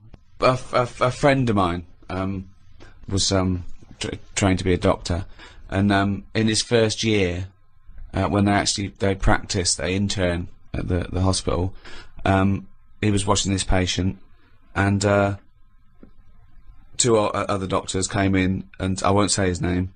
They said, can you go and check on Mr. So-and-so? He went, yeah, and change his drip. So he went in, changed his drip, came back out. The doctors came, after about 10 minutes, they came running and said, what did you do? What did you do? And they went in there and said, I just changed the drip. He goes, well, he's dead. He's dead. He was going, I just changed the drip. I did this and that. And I started laughing. He goes, no, he was dead when we sent you in there. Yeah.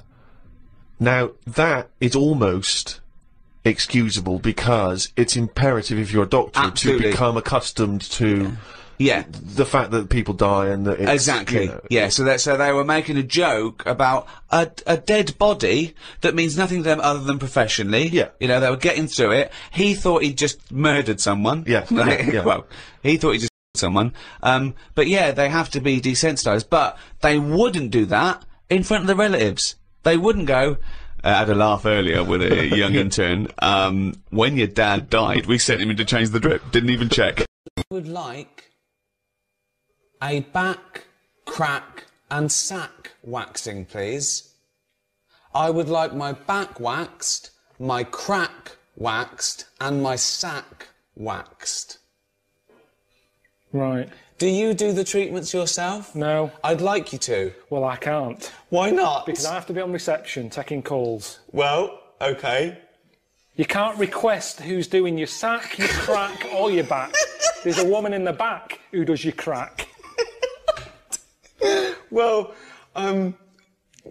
This is fucking insane. Right, that's enough. No, I don't know what we're doing. I don't know who's going to learn anything from this. Wait. Okay. Okay. Well, ask me some questions about... Okay. Well, I don't have to ask me any questions. I said you can be going in 10 minutes. Okay. I'm not doing it. I'm working. I'm not paid or qualified to be sorting your arse out. Wait, okay. Actually, thinking about it, the hair on my crack hasn't grown back, nor has the hair on my back. But my sack is very hairy. Wait, my sack is very hairy. I don't need my back waxed or my crack waxed, but I need my sack waxed. Right. Now, I'm surprised you haven't done it yourself, because it's the back and the crack that's the difficult bit. The sack you can do yourself. Oh. And to be honest, it should all be growing at the same time. No. So there's something wrong with you. No. You've got a hairy bollock. When your back is lovely and bald. Right. You don't need it doing... Bald. Fuck's sake. My back is bald. Yeah. My crack is bald. My sack needs waxing. Right. It's quite an emergency. My balls are very hairy. Can I have them waxed, please? Yes. How much just for the balls? £15 for £15 two, for the both. For two. Okay, Yes. that's good. So £7.50 each. It's £7.50. Yeah, but we don't split it. That's the price. Yes. You can't have one done. No, It's I have £15. I have two balls. How many balls do you have, Carl? Two. Carl has 2 balls. Are your balls hairy? Average. Okay. Which is strange because Carl's balls are hairy, but he is bald on his head. His head looks like a ball. His head looks like a bald testicle. Carl has a head like a bald testicle, but his testicles aren't bald. Okay. How long will it take to wax my balls? 10 minutes. 10 minutes. Okay. So it's £15 and 10 minutes. Can you do it? Can you do it now, please? No, I won't be doing it. You'll Why? be meeting Leslie in the back room. I don't really. I'm a little bit shy. I know you. Could you? You don't know me. You've just turned up. Could you wax my balls? No, I'm not waxing your balls. Bollocks. Scrotum. What else is there? Testi. If you're having one done. Bollocks. Sack. What else is there? Okay. Right, We've done done. that waxing. Okay. At the doctor's. Hello, doctor. Hello. I have a pain. Okay, whereabouts is the pain? My anus. Of course it is.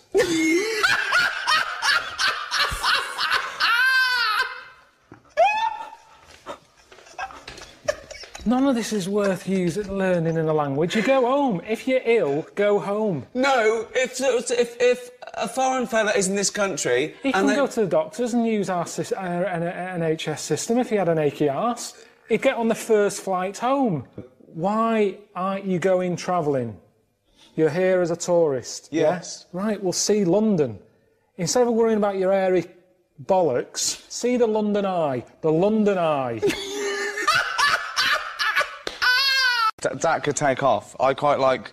I mean, I know you said you didn't want a costume, but if I could get a little costume for you, what colour would it be? I don't need a costume. No, but you don't need it, but if I got one for you, what would it have? No, I don't need all that, because that's just wasting time.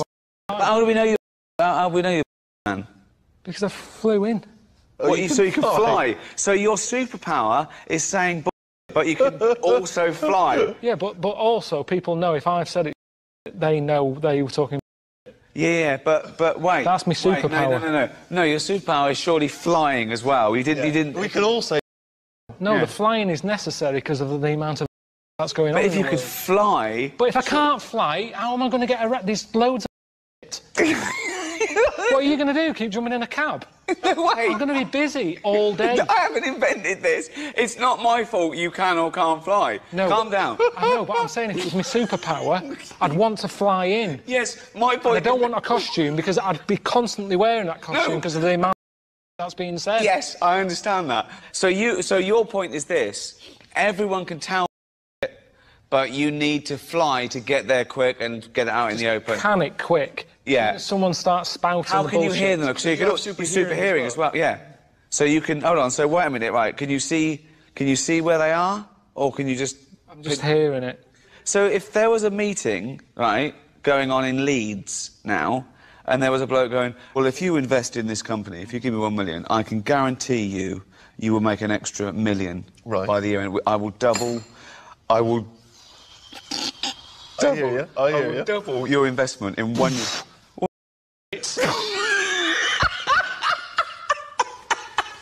That's how it would work. You can see how...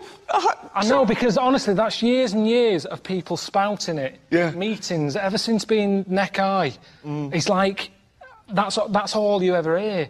OK, but how would you programmes in X Factor, honestly, X Factor will keep me busy. OK, yeah. The amount of shite that is being told to people in that, and all that crying, that'd be the next one. I don't know what I'd call it. That thing when girls do that now, I don't know where that's come from.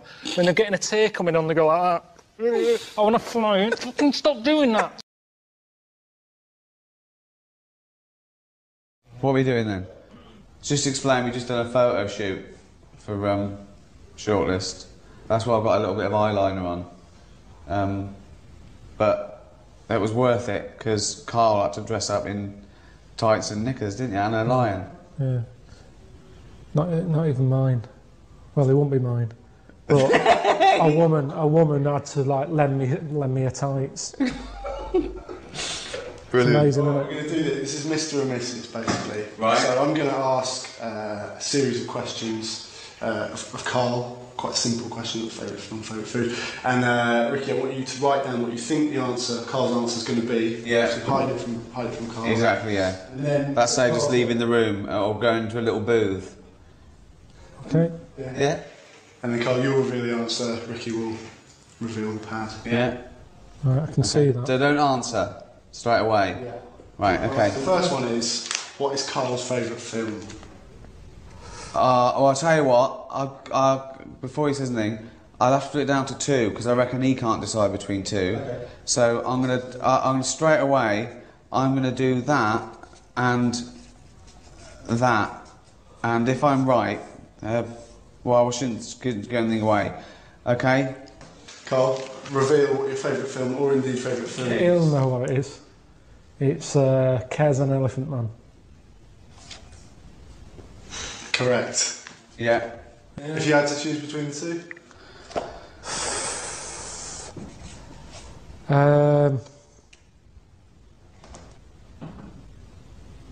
Probably Kez. Yeah. Yeah, Elephant Man's just a Great, bit sad. isn't it? Yeah, it's great. I reckon that really affects you and your kid as well. And Well, it's sort of it's very much what I imagined your upbringing Well, I had to a be magpie, like. didn't I? Well, yeah. And What was the magpie's name? Maggie. used to come down Becky's grifter. Peck my head. Watching The Elephant Man, you know that bit in The Elephant Man where Anthony Hopkins takes John Merrick or Joseph Merrick behind a screen, and he's showing it to a load of surgeons, and he's going, see the deformation of the skull, the spine, the limbs. The only thing that is totally normal and untouched are the genitals. Carl goes, think of that. The one thing you would want like an elephant, and he gets the head. Yeah. Good film, that. Right, next one. We'll go for the next one. Carl's favourite food. Oh, okay. I'm going to be very specific here. I think we're talking about a meal, are we? Yeah, yeah. Oh, God. What, an actual main course? Yes. Well, I mean... You're not going to know this. Well, I'm gonna put to get me. Okay, I've gone for something sort of like a specific, but that gives me a bit of leeway. So I could be totally wrong here. All right, Carl, please reveal. And you mean one for at home, not going out, because if I go out, I make more of an effort to have something that someone's had to do some effort with. No, do you think like, yeah, I've done it like it'd be a meal that he could do himself as well as... Right, okay. Sausage, beans, potato cakes. Oh, I've got it wrong. I thought you were meat and two veg. I put sort of pork or lamb I chops. wouldn't mess about making meat and veg if I was on my own. No? No. What was no it? way. Sausage, beans, potato cakes. Toaster, potato cakes, beans in a pan, sausage in a frying pan. I remember you put sausages in the toaster once. Yeah, but... Is that true? Yeah, he Yeah, came it home, was. his girlfriend came home to him sticking a knife in the toaster to get the sausages out that were burning. It's the way they spit, and But why did you put them in the first place? because I don't like when you've got them in a frying pan and then you turn that up and the heat gets going and they spit and then the grease is going all over the sort of the hob. So I thought do it in the toaster, let it spit on the inside. Not as much mess, but it was ages ago though. You're saying that as if that's before I met you. So if you're out and he does his sausages, does he pop them on the grill? Does he put them in the oven? Does he stick them in the toaster like that? Oh yeah, I don't. That's how you find stuff out though, isn't it? That's how inventors and stuff come about. Trial and error. Alright, we'll go for the next one. Carl's I've got him like that. celebrity. Alright, okay. Well, this is 1 out of 2, so we'll go for the third one. Carl's celebrity crush. Wouldn't have one. What now? Yeah. I'm nearly 40. Do you mean a celebrity crush? That's Do one when I'm a kid or something, that's maybe. the point.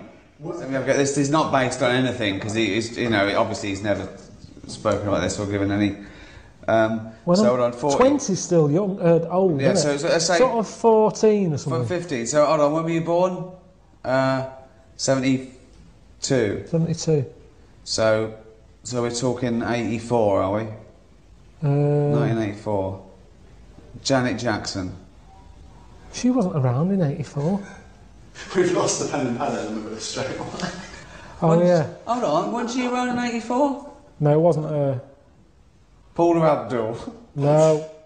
You guys didn't know! So there's an answer. There is someone who at 14 you thought, oh, she's nice, and I've got to guess who this woman is in 1984. Debbie Harry. No. You don't know yet. No. 84. Probably one of Bananarama. Why is that funny? Because it's so random and specific. Anything you said is funny. Anything you said is funny. But it's also one off. You haven't got anyone in mind. And there's been about 9 members of Bananarama. Narrow it down a bit. No, come on. Which one of Bananarama? God, I don't know what they're called. It was the darker one. The dark-haired one. Okay. Very good. Next one. What if I had that? The darker one in banana armour. Alright. Well, remember, you got to write it down. Okay. Yeah, we're going to Sorry. Carl's favourite book. Oh, Okay, now. you know this? Well, but are we talking novel, fiction, or what? I think we're talking any. Just a book. Any book. Like if you had to take one book to a desert island, what would it be? You know, I don't know why you're not writing it out. Well, shut up.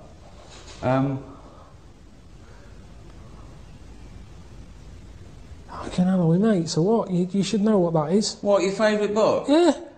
Listen, I'm thinking of an answer I don't want to embarrass you with. A book of freaks that he carried around for 6 months. What's it? Oh, you're joking. That's your favourite book. It was a pamphlet. It wasn't a pamphlet. It was about 40 odd pages. It's my It favourite was the book. 50 top freaks given away with some dodgy old magazine. It was with FHM, and it was like a freak book. That was interesting. And you count that as a book? Well, what would you put then? I've never seen you with a proper book ever. So don't start lying and give me a load of old shite that it's someone like Nurture or something. 'Cause it isn't. Nurture. What book would you pick? Friedrich Nurture. What? No, you're right. He was right in a way. It is a Yeah, freak book. Book of Freaks. Let's go for the pad. Let's go for 50 top. do Oh, the no, I pad. got that. 50 top freaks. No about it. 50 top freaks. Yeah. Carl, Do you know what? Do you know how he liked it? Because number 50 was a fellow with 3 legs. He was so No, excited. there was he went, loads. Huh? No, number 50 was the bloke with 2 heads. Was it? Yeah, because I said Jesus. What's number 1? Yeah. What was that? Was a bloke shagging a chicken? Got killed Number by a 1. rock. Oh, wonderful. Wonderful. Carl's favourite song. Okay, again. Okay. I'll have to do. I'll tell you that he's got a favourite song. Are you just For a going reason. for one or 2? Oh, no, I'm going to go for a couple here. I'm going to go for. They've both got a theme, and then I'm going to do tune as well. Okay, I've got 2 songs, and then I've got like an instrumental. Right, I'll go for Stranger on the Shore, Acapulco. Alright. And then I'd go for Elvis in the Ghetto. Is he getting them? Yeah. And there's one more, yeah? Yeah.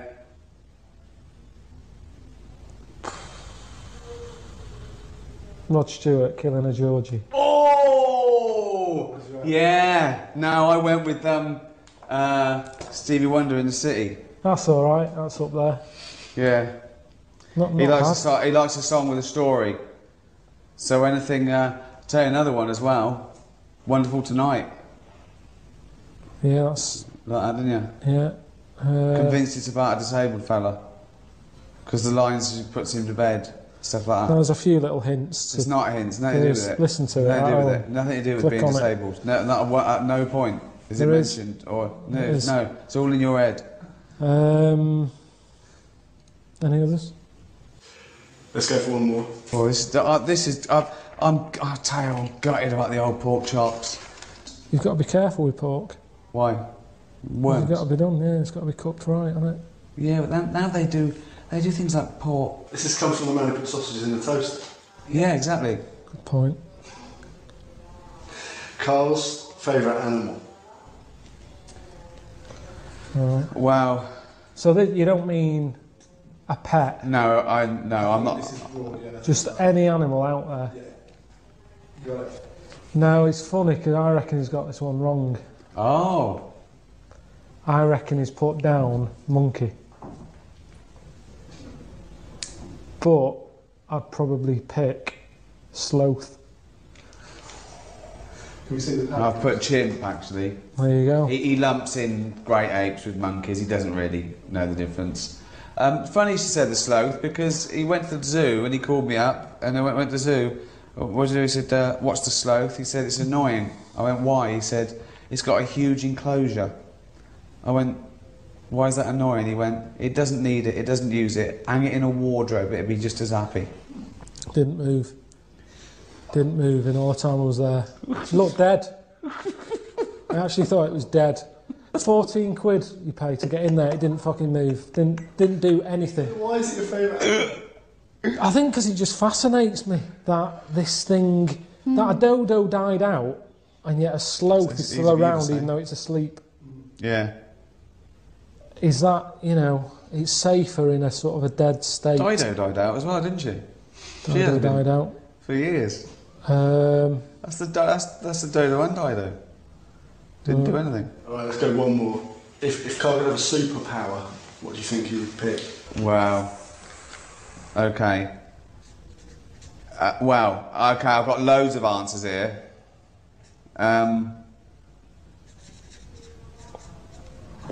I think the general public would know one of them. Oh, yeah. But they're not, that's a joke one. No, that was a new idea, but you mean one that exists? Well, well, okay, let's not count. Right. That's not really a superpower, yeah. That's okay. what I mean, that's a made-up one, but you're talking about one that people go, yeah, I'd have that. Flying, invincibility, that sort of stuff. Yeah, well, I've got one. I don't know if it's true. I mean, it's a bit weird. Karl, please reveal.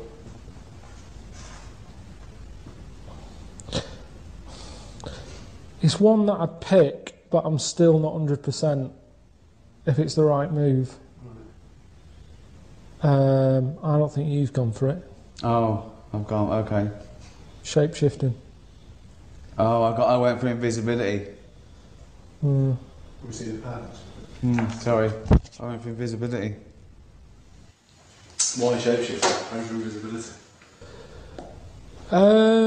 Just because you know what shape-shifting is, you can sort of be anything you want. What would you be now? On a day like today, probably a blue bottle.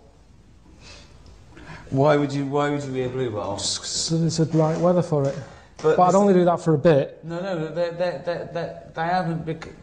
No, that doesn't make any sense. Why is it, you see them in this weather because they're buzzing around and it's their time of year where they've. Yeah, but we don't have to be a blue bottle to enjoy the weather, do you? No, but I've got to be something else, haven't I? Yeah, but why a blue bottle? That's. Well, what would you pick on a day like today? You wouldn't want to be a buffalo, a bison in this. Be well hot. So a blue bottle. Why out a and dolphin? About. It'd be in London. It doesn't have to. So now you're a blue bottle who's got to go on the tube and go to work. Now No, you're I mean I'm in London. I'm in London though. But You've still got to be at home. If you're a dolphin, where are you knocking about? I didn't know the restriction was the fact that you had to be caught in the city. Well, I would have. So where's the dolphin? Oh, so you can completely change your species, but you can't move in town. Well, then you've got to get home again. The shape-shifting, you know what it is? Yeah, you can change into a blue Anything. Yeah.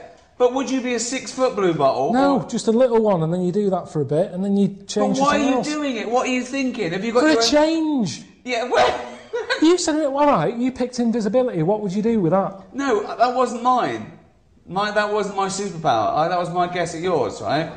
Because once you said you wish you were invisible, so you could go sneak into HMV, you go shopping without having stress, pay for it and leave in the morning. Yeah, but that was your superpower. but that's when paying for it CDs secretly. was out. It's not worth it now, is it? No. No fucker's paying for anything these days on the internet. Download. So forget that. There's no advantage. Being a blue bottle. Yeah, what are you doing? So you go, I'm in London. Oh, there's a bit of shit there. Oh, I'm glad I'm a blue bottle. So, but what if you're shape-shifting? Why don't you be a seagull and go to Brighton for the day? No, it's not the rules. You've got to stay in London. Why are you imposing this rule of it being in London? I'd give everything a go. I just picked that because it was a nice day and I saw one earlier. Okay, what if you could shapeshift, but it was like changing your region on your DVD? You only had 3 goes. What would you try and then stick with? Ooh. Remember, the world is your oyster. Right. You don't have to stay in Kentish Town for the day. Well, I'd pick what's her name? I've said to you before. I'd be a sloth. Sloth. Oh, you'd be a sloth. I said that. It's still good, isn't it? Because if they're asleep, if I'm not enjoying being a sloth, I can dream about being something else. So it's a safe thing to be. Well, if you're asleep, you can. What's the problem? You can anyway. You can wake up and go, oh, I wish I was a blue bottle or some I've shit. never seen a blue bottle asleep. Listen. I called you the other day. You said slugs don't sleep. No, you called me and said, do slugs sleep? Yes. And you said, what did you say? That's it. You got it all the wrong way around. I said, well, sleep, as we know it, is very different. You know, some have microsleep, some can estivate, some can actually be frozen. So I said, what do you mean by sleep? Right? So. Butterfly. Why? If I wasn't enjoying it, it's only for a day. And then you die? Yes. But then you're dead.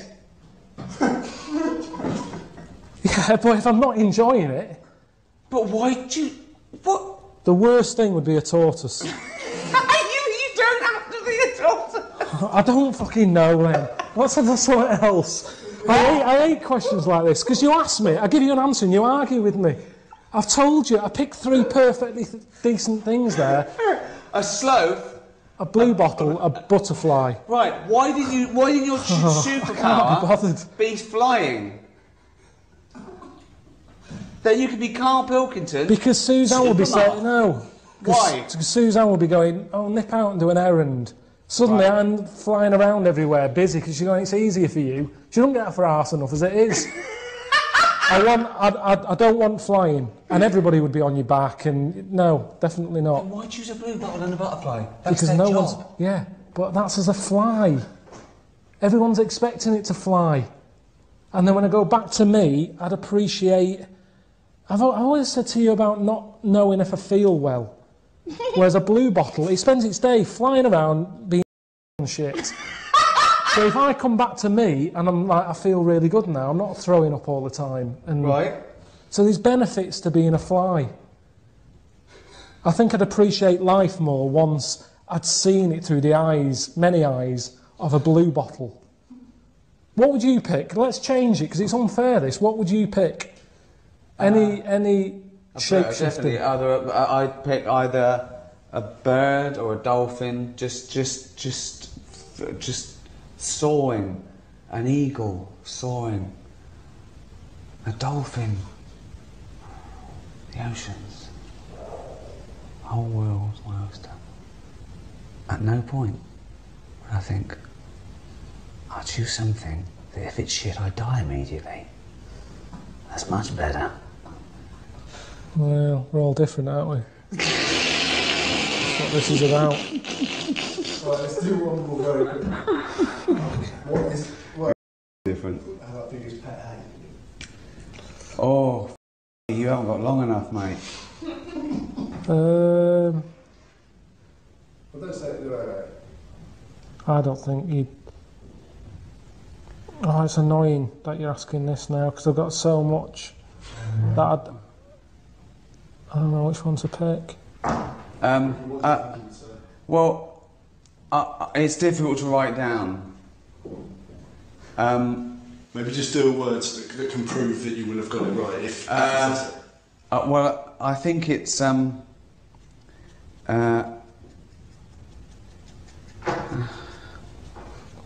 Oh. There is one word, and it sort of applies to all the things you might say that annoy him, but I don't know if what's your pet's hate? Just when they somewhere. What? Oh, they're somewhere and you can't find it and it stinks. What? I hate that. Isn't that funny? I didn't get that. What do you mean? Just what have you thought? Faffing. Too much faffing. Like, is people always like, you can't do that, you have to phone 5 times, they have to put you on hold. Oh, you just mean an annoyance. What did you think he meant? He said a pet hate.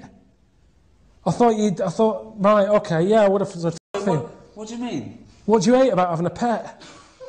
When this Okay, good night, everyone. Okay. I wouldn't word it like that. I've known him for 10 years, and that surprised me. Hang on, That surprised me. I'm really sorry about that. Right, faffing. Yeah, faffing. A pet hate. When you're asleep and it licks your bollocks. What? No, alright, I got the wrong end. Yeah, faffing, alright. Yeah. Yeah. That's great. Cheers. That was the Travis and some flowers through my window. This is XFM 104.9 of a Saturday afternoon, just gone 6 minutes past 1. I'm Ricky Gervais, with me Steve Merchant. Hello there, hi. Good to talk to you. Karl Pilkington is over there. Alright. Hey, keeps it real. Yeah. Respect, Karl. Oh. Rick, I just think, we want to lift off the show straight away into the stratosphere. Yeah. And the best way to do that, it seemed to me, was to resurrect a game we used to play when we first began the show in old XFM days. Do you remember the game? Do you remember the game Make Ricky Gervais Rub me hard. Rub you hard? No. That was only in the pilot. We never actually did that on live. Okay, right. No, it was the game Make Ricky Gervais laugh. Oh, I remember. We used to get people. Karl, you probably didn't hear it. We used to get people to sort of send in pictures and jokes and stuff. And if I could make Ricky laugh on air with those, he won a toffee. Then they won a gift of some kind. Yeah. Anyway, a lot of emails actually saying people love your laugh, Rick. So in a sense, we're giving the public what they want. They must be taking the mickey. But this is a picture I found in today's copy of The Sun, so if you're listening at home and you want to know what the picture looks like, rush out and buy a copy, only 40p. Yeah. And, are we sponsored by The Sun? We do White Van Man. Exactly. It amused me straight away, this, because bear in mind, right, it is one of the world's biggest rock stars. Okay. Just check out the face.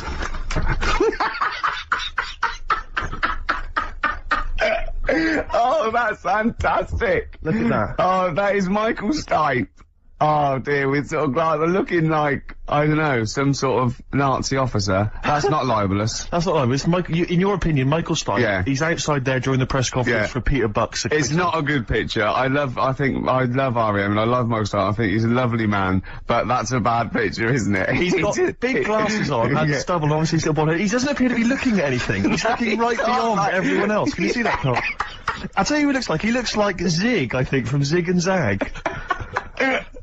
It looks like he's a Muppet made of foam. Oh, love it. Nice to see that game come back. Yeah, and the medium of radio. Yeah. Oh, what a good picture that is. I hope you enjoyed it. Coming up soon, we've got Sir David of Bowie, Nicolas Cage, and Travis. Flowers in the window again. Play a song. Aerodynamic on XFM 104.9. It's alright. It was alright then. Uneventful, wasn't it? Really? Sort of, I left a sequencer going. Yeah, popped out for a coffee. Yeah. I don't want to diss the funny little French lads. Sure. But, try harder. Are they French? Yeah, oh god, yeah. Sorry. Do you speak much French, Rick? I speak un peu. Yeah.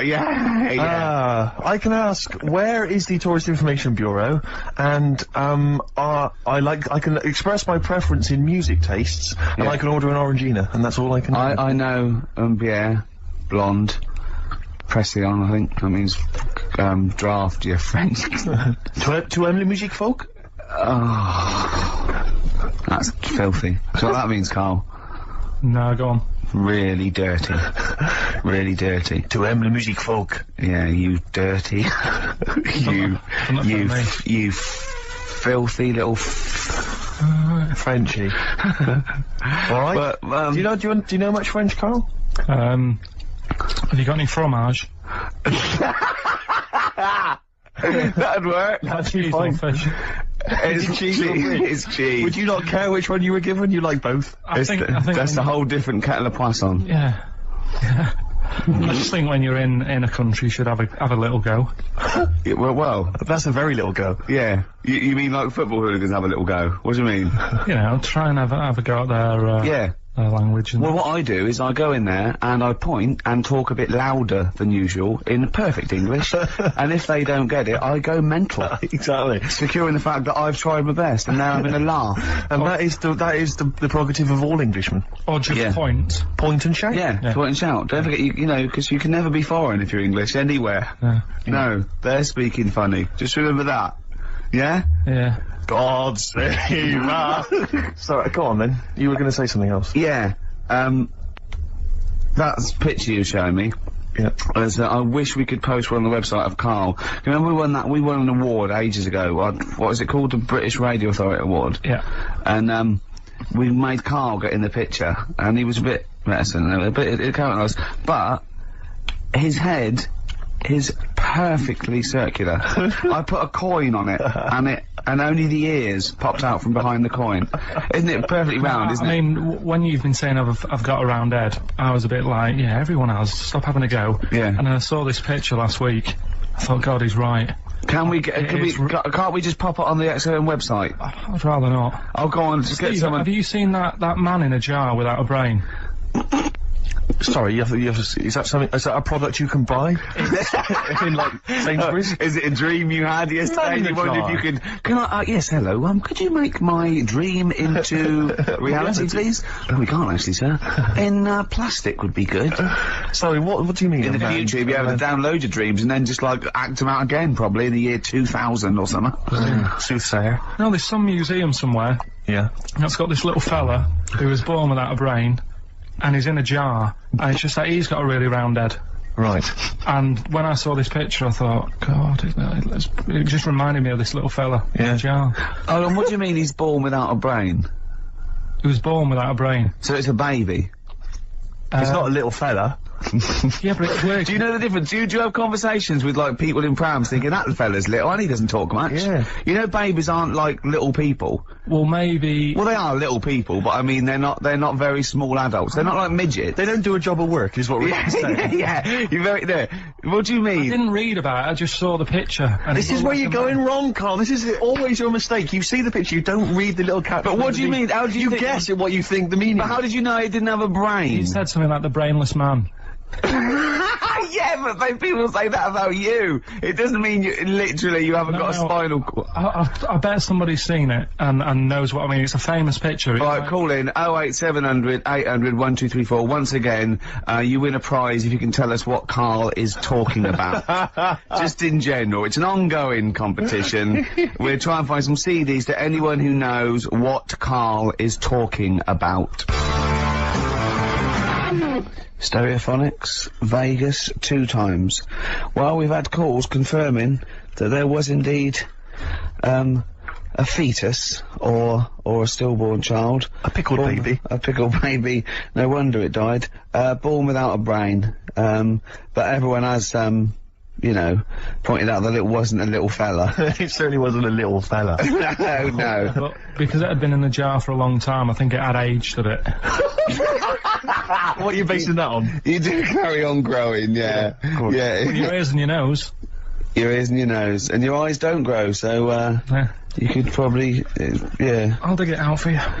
Yeah. Imagine if, like, there was an experiment where they were raising a child just based on the information that we said on the radio. What kind of a person It was like would they download, be? yeah. And What kind of information would they and have? it took everything literally. Exactly. And I think, there's no irony or, it was just... everything we said they assumed was fact. Everything that Karl said. And any question it had about the world, it could only ask Karl. Exactly. And it was See, now, this worries me because without wishing to be disrespectful in any way, Karl, you know I think you're the best man on earth. When you have a child, we could be in a situation a bit like that. Do you know, is it a concern for you, do you think, that, like, when your son's growing up, or your daughter, and they're asking you questions, you're conscious, I mean, you yourself have admitted that you have a sphere of knowledge which you are an expert on. Ask your mother. You'd say ask your mother. That's good. That's great, fair enough. That's good. And I'd play with it. I think I'd be a good dad. Yeah, I think you would. But I wouldn't be the one who's shouting at it. No. Who would you get to shout at? Probably Windsor Davis. He'd be good, wouldn't he? You horrible little man! Well, you know, I'd tell it the rights and wrong. You don't have to be a really bright person to know the rights and wrong in the world. Yeah. No, I think you are bright, Carl. You are. And at what point in their life would you tell them about the evolution of the baguette? Which you told us. Or the story of the bee. Yes. That you scored once. Or the two children. Would you ever get them to meet as maybe like that? They could be godparents. The friends you had at school. Yeah, webbed hands. The big heads and webbed hands. They weren't my friends. That weren't friends. I wish we could track them down. Oh, that'd be great. I imagine they're in a zoo. Oh, wow. Oh, Yeah. two big jars. Park, yeah. Two big jars. Industrial strength jars. Oh, dear. Man. Guess what? Go on. This is one of our last shows. We're going away, I'm afraid, on the 4th of May, isn't it? I can't remember. That's our last show, the 4th of May. Yeah, not forever. I brought a downer on the whole thing then, didn't I? There's people cheering. Guess who's taken over from us? And I found this out. I was watching Liquid News the other night. Right. No one had called me. Zoe Ball. Well, she's a good presenter, but is this confirmed? I don't know. Should I have said that? Is this true? Yeah, I think so. Well, yeah, you've done it now. Yeah. She was in the other day. You watched it on the telly, so. Yeah. Well, what annoys me is this is rather like when we got, according to last week's Media Guardian, we got rapped for saying the word on the radio. And, well, we never did we? We had to read that on the internet. No one never told us that just slipped out of your mouth, didn't it? What's that? Yeah. Yeah, so anyway. And, now we don't even get told face to face that Zoe Ball's gonna take over. Yeah, but it was only, like, sorted out the other day, and then when I saw you. We're allowed to say Ball, aren't we? Yeah. When I saw you yesterday, I said, yeah, it's. So we're not allowed to say. Oh. No. I'm not going to say the word, and we're not going to say we're not allowed to say we are allowed to say the male bird is a cock, but we're not allowed to say the other one, but we are allowed to say ball. Yeah. What if her and her dad, Bobby, would we be able to say a pair of balls? Would we be able to say that? And I don't know. I don't think he's part of the deal. So you don't need to. In fact, if she's listening, call in and confirm it. We'd let her on the air, won't we? As long as she doesn't swear. Yeah, don't be rude. Yeah, don't be rude, Zoe. Lou. Yeah. Don't be cheap, basically. Better warn as well not to leave too much nothing lying around, because it'll be gone. Especially if it's skag. Echo and the Bunnymen. Killing Moon. Good to hear that again. Yes. On XFM 104.9. Who are you? I'm Ricky Gervais. Who are you? Steve Merchant. Who's that funny little round-headed fellow over Karl Pilkington. Pilky. Pilkers. Well, she ain't called, so mustn't be true. I just didn't think we were being disrespectful to her, because we both think she's a fine presenter, and I think she'd do very well on there. I think it's a good move as well. Yeah, but can you just say it's not forever? Isn't it? No, I think she'll become more popular than us. And I think that'll be the end of us, to be honest. Well, she can string a sentence together. I think she'll get lots of PR and everything. And she goes out with Big Boy Slim. Big Boy Slim is, you know, a good DJ. He's a good DJ. And, is her name Zoe Slim now? Yeah. Right. You know, there will be nothing. It's 3 months, isn't it, she's taken over for? Is she getting paid the same as us? I don't know. We'll find out. I bet it's a hell of a lot more. I'll go mental. I bet it's good money. It's good money. I'll go mental. Yeah. Well, there you go. What are you going to do? I'm, for 3 months. I'm going to have Saturdays off. Is she, are you going to present with her? Are you going to come on and press the buttons? He's not allowed. No, I hope not, because, you know, you're our whipping boy, co-presenter. Yeah. You're like our little fella in a jar. Yeah. That's what we should do with you over the 3 months. Keep it in a jar, and we could have it in alternate weeks. Like step-parents or whatever. Yeah, that'd be great, wouldn't it? Brilliant. Just you can. Me and Steve will fight for custody. Yeah, it'll be a big jar though. You can put stuff in there. You can have it. It won't be like full of water or vinegar or whatever they do. You won't become Pickle Carl. No. It'd be like an big air chamber, and you're sat there, and it'd be like a little. What would it be, in an armchair or something? It'd be in an armchair, and we'd have stuff in there, and we'd bring your girlfriend like once a week, and she'd go, no, we put a blanket over the top so we wouldn't, you know, see anything. But like the Big Brother household. Exactly. Yeah. Now, that's a hell of a documentary. Oh, that'd be amazing, wouldn't it? Carl in a jar. But anyway, that's what, so we're going away on the 4th of May for 12 weeks. It's a long time, isn't We it? were doing the second series of The Office, so we can't be around, I'm afraid. And Zoe Ball's standing in for us. And, That can't be right. She's not I don't think you can say standing in for us. Isn't that right? Taking over the show, I think, would be fair to say. I don't know. I can't say anything now, can you? I'm Don't worried say about that. Just because you like a big boy Slim, you got to be careful what you say. Yeah. Oh, you look upset. Are you starting to think that you're getting melancholy now that you're just gonna sit at home? What are you gonna do every Saturday? Dunno. Go shopping. Let's sort out a jar. 'Cause you've got to do the balloons before then as well. You've got to set you up in a balloon. Maybe you can set you up in a balloon and you come straight down into a big jar. Yeah. And they put a giant cork in straight away. yeah, there's a big chair. I tell you what we could do. We could set you adrift like Robinson Crusoe, set the ball and see where you end up. If you find me, yeah. Oh, you might go to an uninhabited island or something.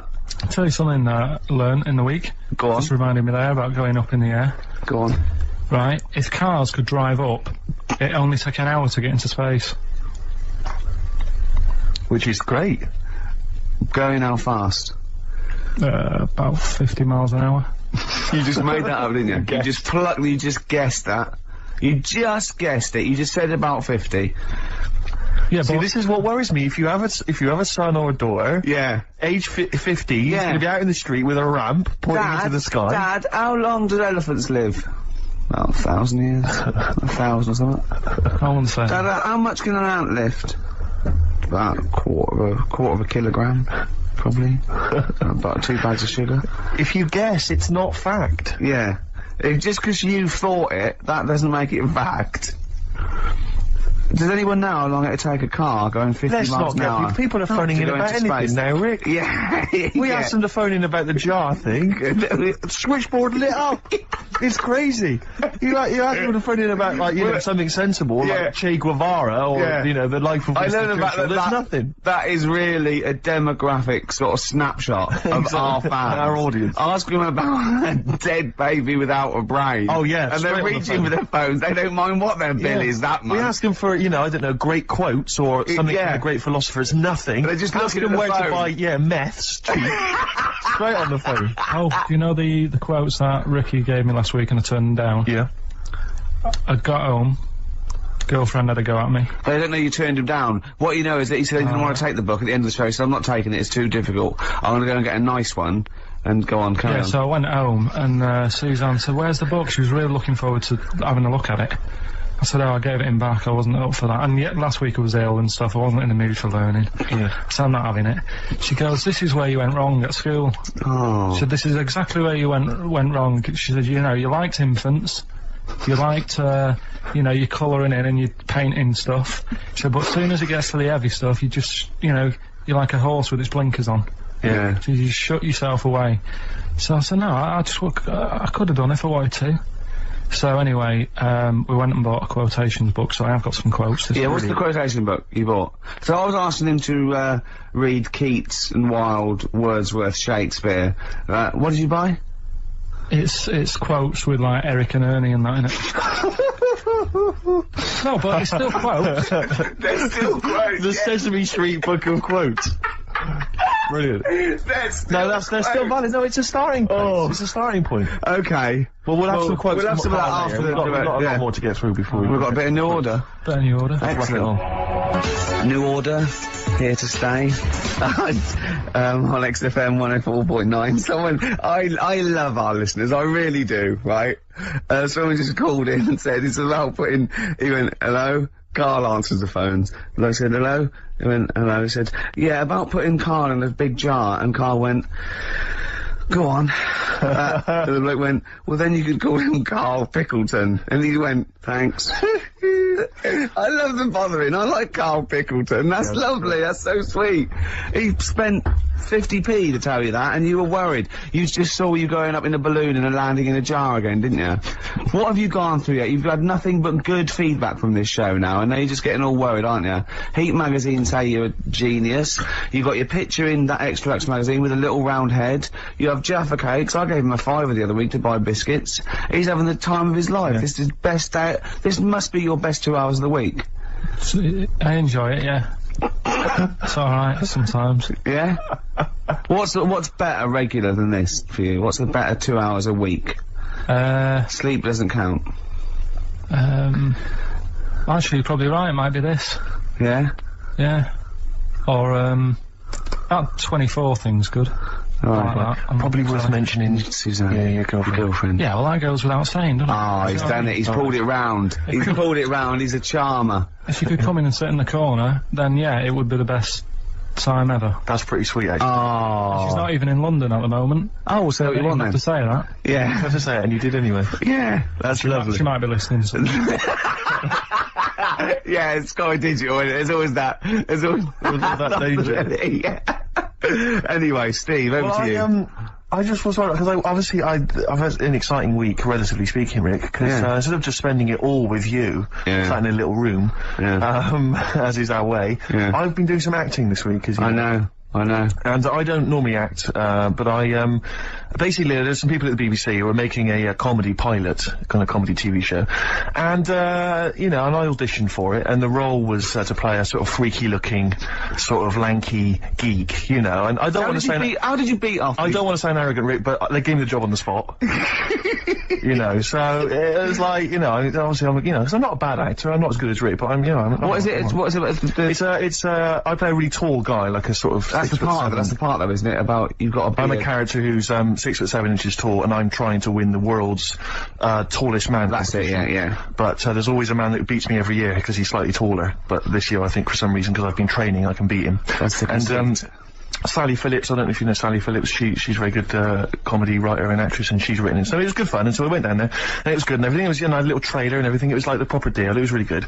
And the problem was yesterday, I had to dance. One of the sequences had me dancing. Now, as you know, I think I'm a pretty groovy dancer. I'm a bit of a mover. Yeah. And I have to tell you this, Rick. Do you have anyone's eye out with your elbow? I have come to some serious realizations about my dancing. Really? I was moving around like a shire horse dancing. Really? It was terrible. I was just like quick, and they had this choreographer trying to show me some moves, and it was just... He was just like crying by the end of it. It was they were yeah. It was so bad, but the worst thing about it is, today, my whole body is ravaged with pain and agony. I'm utterly devastated by the agony of it.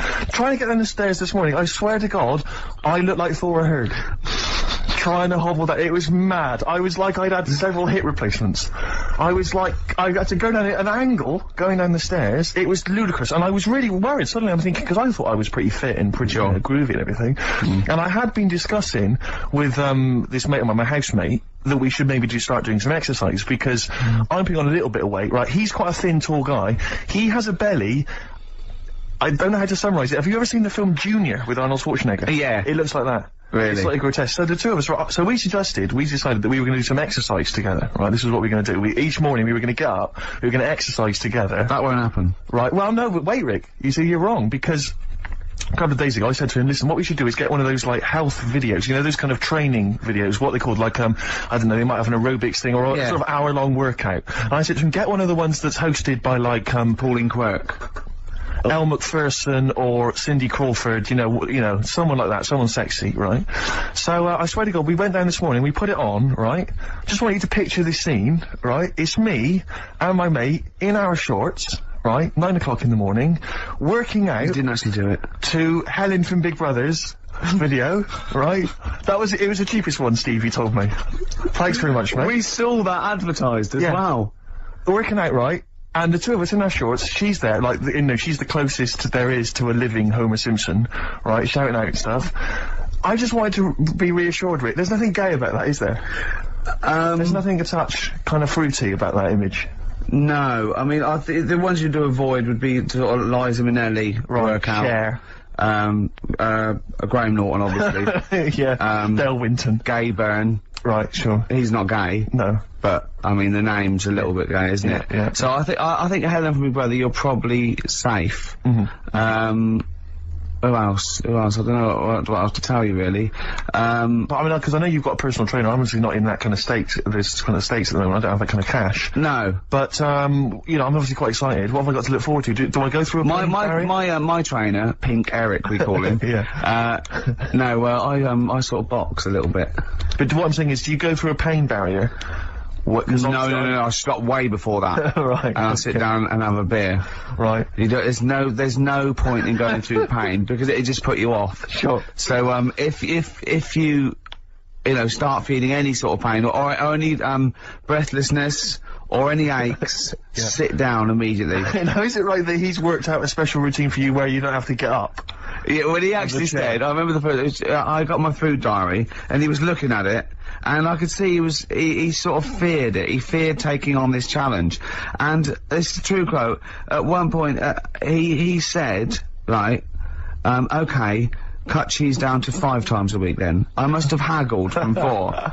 Cheese down to 5 times a week. And it's sort of like, I'm my own worst enemy. Because if I cut out cheese and beer, I would just lose weight. Like, it would drop off me in a month. So what I'm doing, I'm fighting it all the time. I haven't changed my sort of eating and drinking habits, but I now work out 3 times a week. And it's an uphill struggle, Steve. Yeah, of course. It's just so you're just keeping it an even keel. I know, well, yeah. So I can live longer to eat more cheese and beer. Do you exercise, Carl? Do you do any exercise whatsoever? I used to go to a gym in town, but it wasn't the sort of the hard work of doing the, you know, the stuff. It was just like, it was like 60 quid a month. Yeah. I thought, well, crazy, isn't it? That's not good. So I just got out of my way to sort of walk everywhere. Do you know what I mean? Instead of jumping on a bus, like a nice day like today, walking to work, or, you know, run up the stairs. You're skinny though. You run up the stairs. What? You're really skinny though. No, but I do eat a lot of, like, crappy food, so I reckon, I mean, what do they say? When you get to 30, it all just... You go mental, don't you? Yeah, they say that, play record. That's the philosophers, isn't it? When you get to 30, you go mental. No, Descartes. Yeah, I think so, yeah. Play record. Bit of Bowie? Oh, yeah, I brought this in. You'll love this, Steve. Oh, you know this, I think, I'm sure. This is, a great Bowie track off Aladdin Sane, one of my favourite albums. And this is Lady Grinning Soul. It's beautiful. Badly Drawn Boy, Silent Sign on XFM 104.9. I'm Ricky Gervais. You can do your own. Oh, right, okay, my name's Steve Merchant. Yeah, Carl. I'm Carl. Yeah, exactly. You've not lost interest, have you, Rick? No, of course I haven't. Okay. Go on. It's silly to, I've said it once, I was a bit bored with just saying your names. Okay. I don't mind saying mine, because I'm sort of interested in that. Yeah, sure. But the other ones are sort of more of a chore. Do you know what I mean? There's nothing in it for me. Yes, there's no actual... I'd rather not mention either of you. Okay. So, if you want to do it from now on. Yeah. Okay? Yeah. Okay.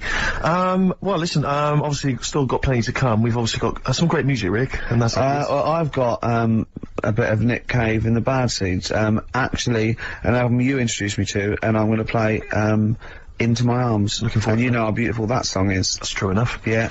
But, I was talking about this little bit of acting I was doing yesterday, and, not wishing to be disrespectful to anyone that was involved, but there was, obviously some extras or supporting artists, as I believe they're known, and, you know, all good, lovely people, really putting the effort in, doing good work and everything, but there's this one guy I stood next to, and, you know, he's quite a tall guy, not quite as tall as me, but tall guy, you know, quite a good looking bloke or whatever, and, I just sat there, and he obviously gets quite boring because there's a lot of just hanging around and people waiting and stuff, fixing lights. I just stood next to him, and he just went, oh, he was looking for something to say to me, obviously, and he went, looking forward to the new Guns N' Roses album?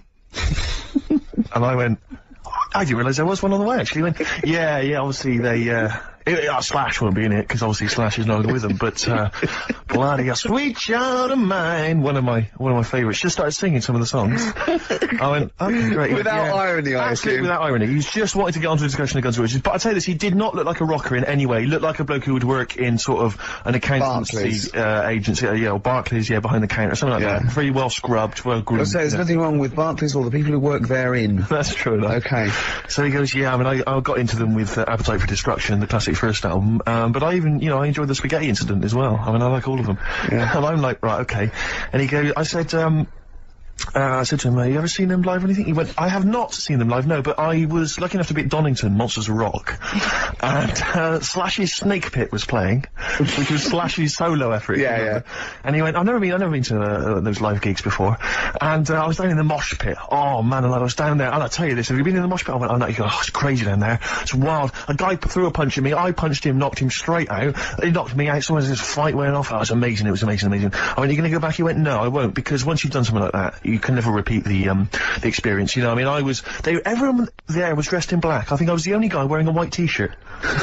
I was like, okay, I could just imagine him tucked in as well. That's why I attacked him. Exactly. It's like ants. Yeah. They Slash himself. Yeah, there's a termite in the nest. Exactly. And they just turned on him. But so I'm going, okay, so do you go to gigs often? He went, no, I don't think I'm ever going to go to another rock gig.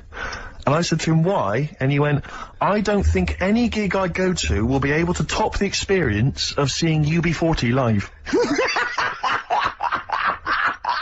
And do you know what I mean? And I almost did what you did. That's why I've never seen him live, because I don't want to end my life. But I almost laughed. I thought it was a joke. I thought he was making a joke, and I was about to laugh, and I realised he was deadly serious, and I went... UB40. Oh, good were they? He went absolutely blinding. One of the most incredible live experiences I've ever seen. I imagine. Did they do songs in a sort of mock reggae style? Apparently they 2 hours. And then he began to tell me which of his favourite... He went, I don't know if... I said, have they done anything recently? Or brought anything out? He went, I don't think they're going to be able to top those classic albums, Bag of Riddim and Rat in the Kitchen. I remember once when I went to sign on...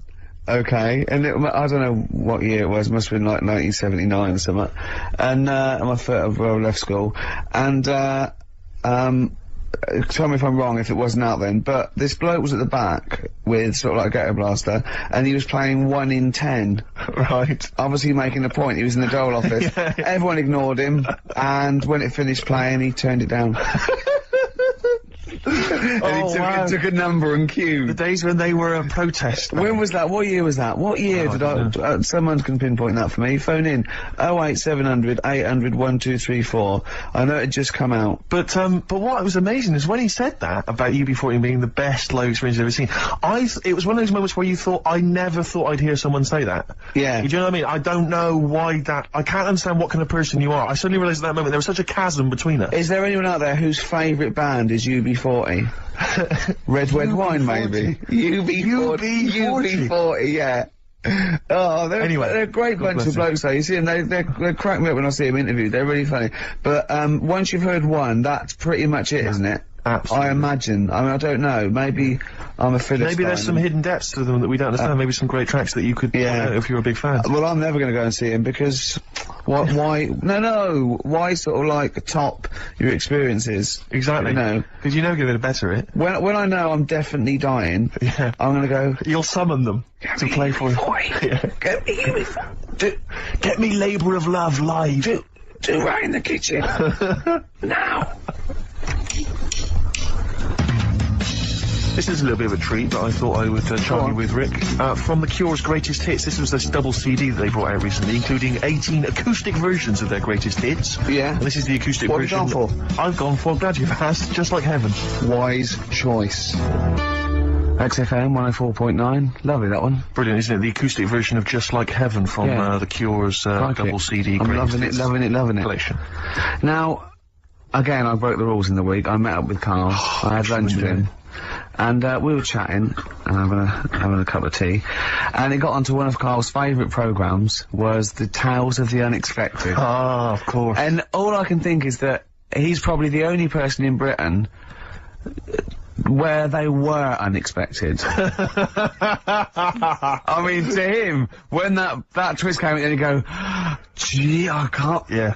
Oh, God. Can't believe So it was the tree that did it. I mean, he was probably the only... And we were telling all these stories of horror, and he liked horror stories. And I told him this story. And I don't know if this had come across in the radio, but I told him this story. It was a short. It was a horror short. This was a film you saw, was it? Yeah, yeah. And, what it was, it started off just there'd been a car crash. You see, it's a horrendous wreck. And you saw it from the point of view of the person in the car. And he was calling for his mate, and he was going, Dave... And he sort of looked over and saw a body without a head that had been thrown at. He goes, oh no, Dave. And then into the field of view came Dave, his mate, and looked at him with a look of horror, and then it sort of went black and you realised that he was just a head, and it had been his body. Oh, wow. Right? Yeah. And I said, then it came up at the end, at the, executions and the French Revolution, people experience consciousness for, you know, and he went, oh, no, he said, it wouldn't be for that long. And then he went, if it was a chicken, it would work. Imagine remaking that film, but it's two chickens in horrendous car crash. Their own fault for driving. It would work. No, he wasn't having that. Yeah. No, it was too long. I think he said, how long was this film? I went, about 5 minutes. He went, no.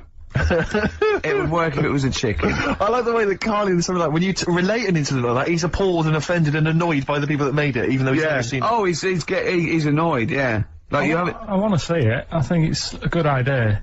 Yeah. But they should have thought it through a bit more. Yeah. Do you have a favourite Tales of the Unexpected, one that you remember particularly that shook you up? Yeah, we were talking about the one on, where there's some woman in prison. Have you seen that one? I can't remember them all. Right. This woman's in prison. Yeah. And she gets a bit friendly with the guy who takes the dead bodies out. Right. And he says, I can get you out of here. So what you've got to do, right? You've got to, I don't know, at midnight.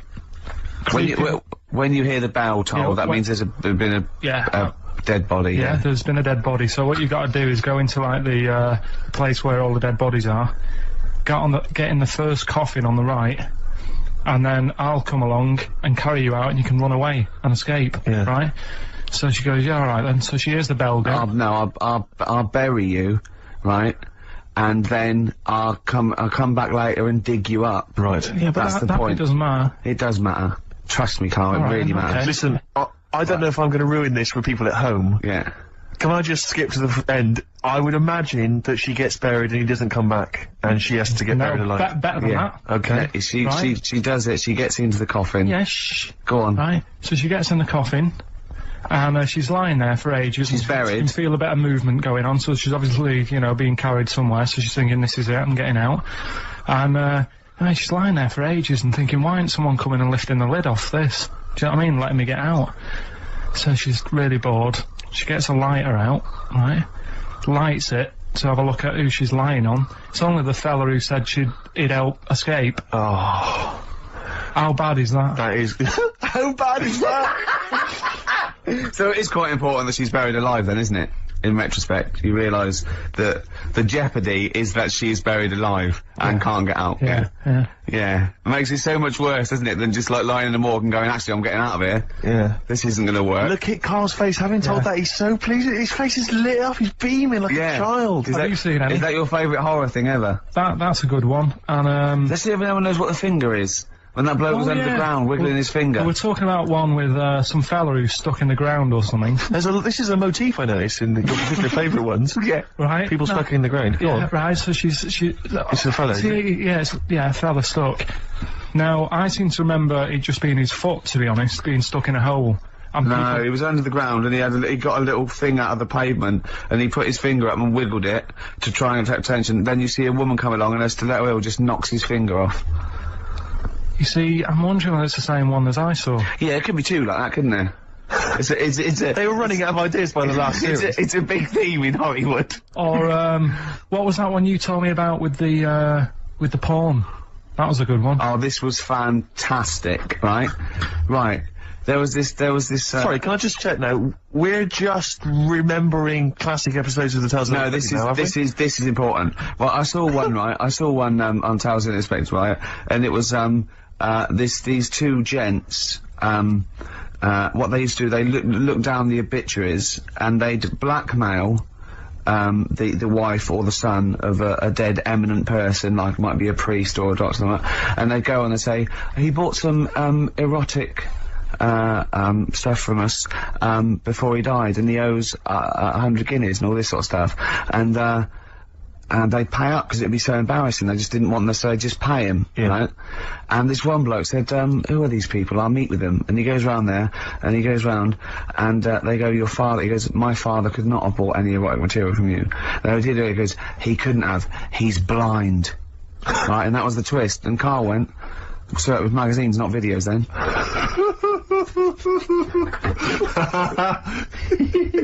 Yeah. Now think about it, Steve. Is that so stupid? Well, presumably it was set in olden times because people, professional pornographers don't tend to call it, you know, erotic material. Yeah. They tend to call it, you know, juicy jugs or whatever. But more than that, I don't understand how a video is going to be any use to a blind person either. I know that you can hear the sound, Carl. I hear him nodding like he's caught me out. Yeah, what sound will you hear? Your meter needs looking at? Yes. Cut. What's then? What's that? Then it's just noises, isn't Occasional it? groans. Yeah. Right. You could listen through the wall at your neighbours. He does. I mean, that's why I save a lot of money. But I thought you were going to point out, Carl, that they could have had a Braille porno. Now, have you thought of that? Look, feel the lumps on that. Exactly. Think about it, Carl. Think about it. You're excited now. Yeah. Your girlfriend's away, Carl. Yeah, the cheese grate is only under the cupboard. No, she's a good-looking lady. Yeah.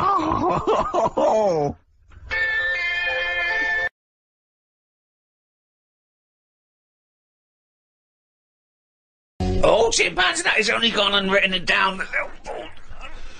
The jingle there to announce yet another reading from Karl Pilkington's diary. When are you going to write until, Carl? What have you got? You're going to do? I've got to do as far as December, and then that's it. I don't know. When does the diary end? 31st of December usuly. Yeah. You're gonna do the whole way there? Typical, always the same. Yeah, that's when I'll do it till, and then. Why do that? Why be conformist? Why end on December? Why not end on January the 31st? Weird that you should go. Don't be constrained to what the diary says. Me mum called me to ask me to like. Fuck me, you're right. That should be. Me mum called me to ask me to look in some of the magazine shops in London for a magazine that she can't find. It's called UFO Data. I said, I ain't heard of it. She said she's seen an advert for it in one of her ghost magazines. I love the fact that she can't even find the magazine about unidentified flying objects. Yeah. So we get a clue. She thinks, I think I saw something, but I don't know whether it was a magazine or not. So we get a clue there as to why you give any credence to this crap. Yeah, well, it's, you know, I mean... Mama Pilkington's into the same... There's a lot of space out there, isn't there? She said that this magazine has got news story about how Aldrin, brackets astronaut, has got some evidence that aliens exist. Yeah. I told her that I found out today that the days are about 36 minutes longer on Mars. We chatted about how this is how they are more advanced than us. Do you mean the Martians? Yeah, if they've got a longer day, that's more time that they're awake, working on stuff. Right, yeah, we know that makes no difference at all. No, it does. Think about it. Think about it. Look, think about it. 6 o'clock here. Yeah. People are going, see you tomorrow. I'm going home. They'll be going, oh, another half hour. They've got a longer day. Productive. And that's why they're able to fly. That's why they're whizzing around. It adds up, doesn't it, over the years? Christ almighty, what drivel! Suzanne got in from work at 11:30. I told her about the UFOs in Mars. She said she's too tired to chat. I said, does it mean aliens will be more tired than us, or do they get more sleep? I got no answer. I love it when Suzanne goes in. She never indulges no, you. It scares her. Anything with ghosts and UFOs, she sort of... It doesn't scare her, it bores her. No, it freaks her out.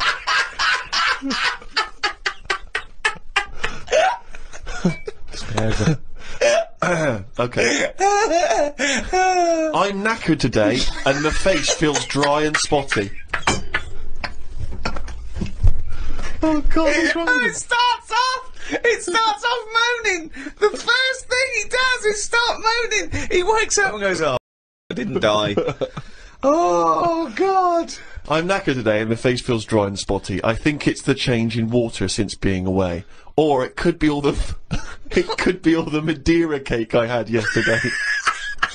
I'm gonna burst. That was the Madeira cake. The Madeira cake dries you out, does it? Well, it's just quite fattening, isn't it? But I like it. It's one of my little pleasures.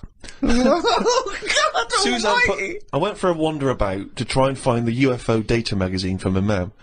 I didn't know which category to look under. There were too many magazines. I noticed how on the rude magazines, the women are being pretty rude on the cover, but on the gay magazines, it's just a fella smiling, showing a bit of arse. I don't know why gay blokes would buy it. Blokes have got their own knob to look at if they like knobs.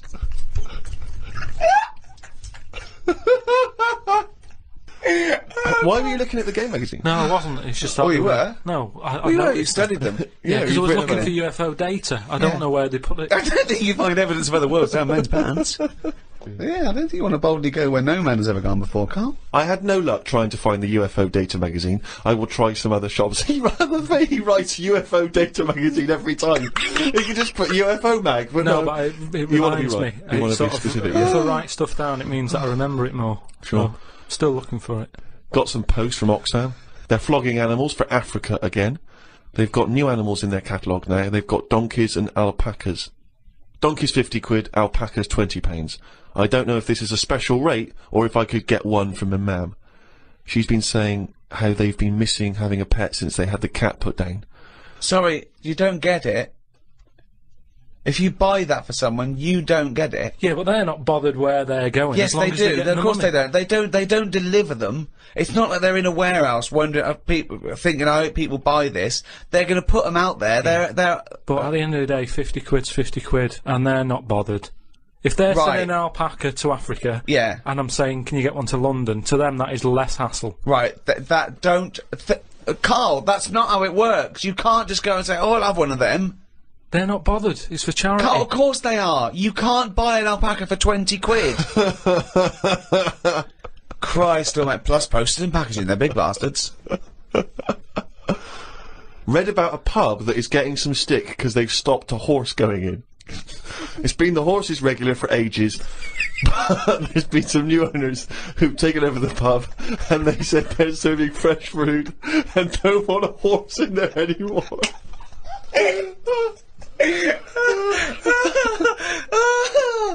Oh, God. We've got to publish this diary. There's some dynamite stuff in We've here. got to publish the diary. I mean, this is never mind, peeps. Can't we put this out next year or something with a special CD? It's amazing. You can't keep this from the world, Carl. I met Suzanne after she finished work and we went for a brew in another cafe. God, Jesus. It's always having a brew in a calf. It's like a sitcom. It is. Suzanne said I look tired and fed up. I think it's 'cause I ain't been sleeping. Or the Madeira cake, we don't know. Always been going to every news agency in London, looking at game magazines. She taught me some way to breathe that will relax me. I wasn't feeling that relaxed though, because the person behind the counter was banging about making a coffee. Noise stresses me out. I wonder if less deaf people die of stress than people with working ears do. Oh, it's the theories! It's the theories! It is such a noisy world, though, isn't it? It is. London is noisy, very noisy. I think just everywhere, just noise in general. They were saying how, like, every noise has been used at least 5 times or something. What do you mean? Because there's only so many noises in the world. I don't know what you're talking about. I don't know what you're talking about. No, there's only so many What noises. do you mean every noise has been used 5 times? I don't know what that means. I don't know what it means. Because I don't know. I've no idea. Every noise once has been used at least 5 times. there's only so many noises. It's like a piano, isn't there? There's only so many notes. Yeah. And there's only so many noises. Right. But because there's so much stuff, the same noises are being used again. I don't know what that means. By whom?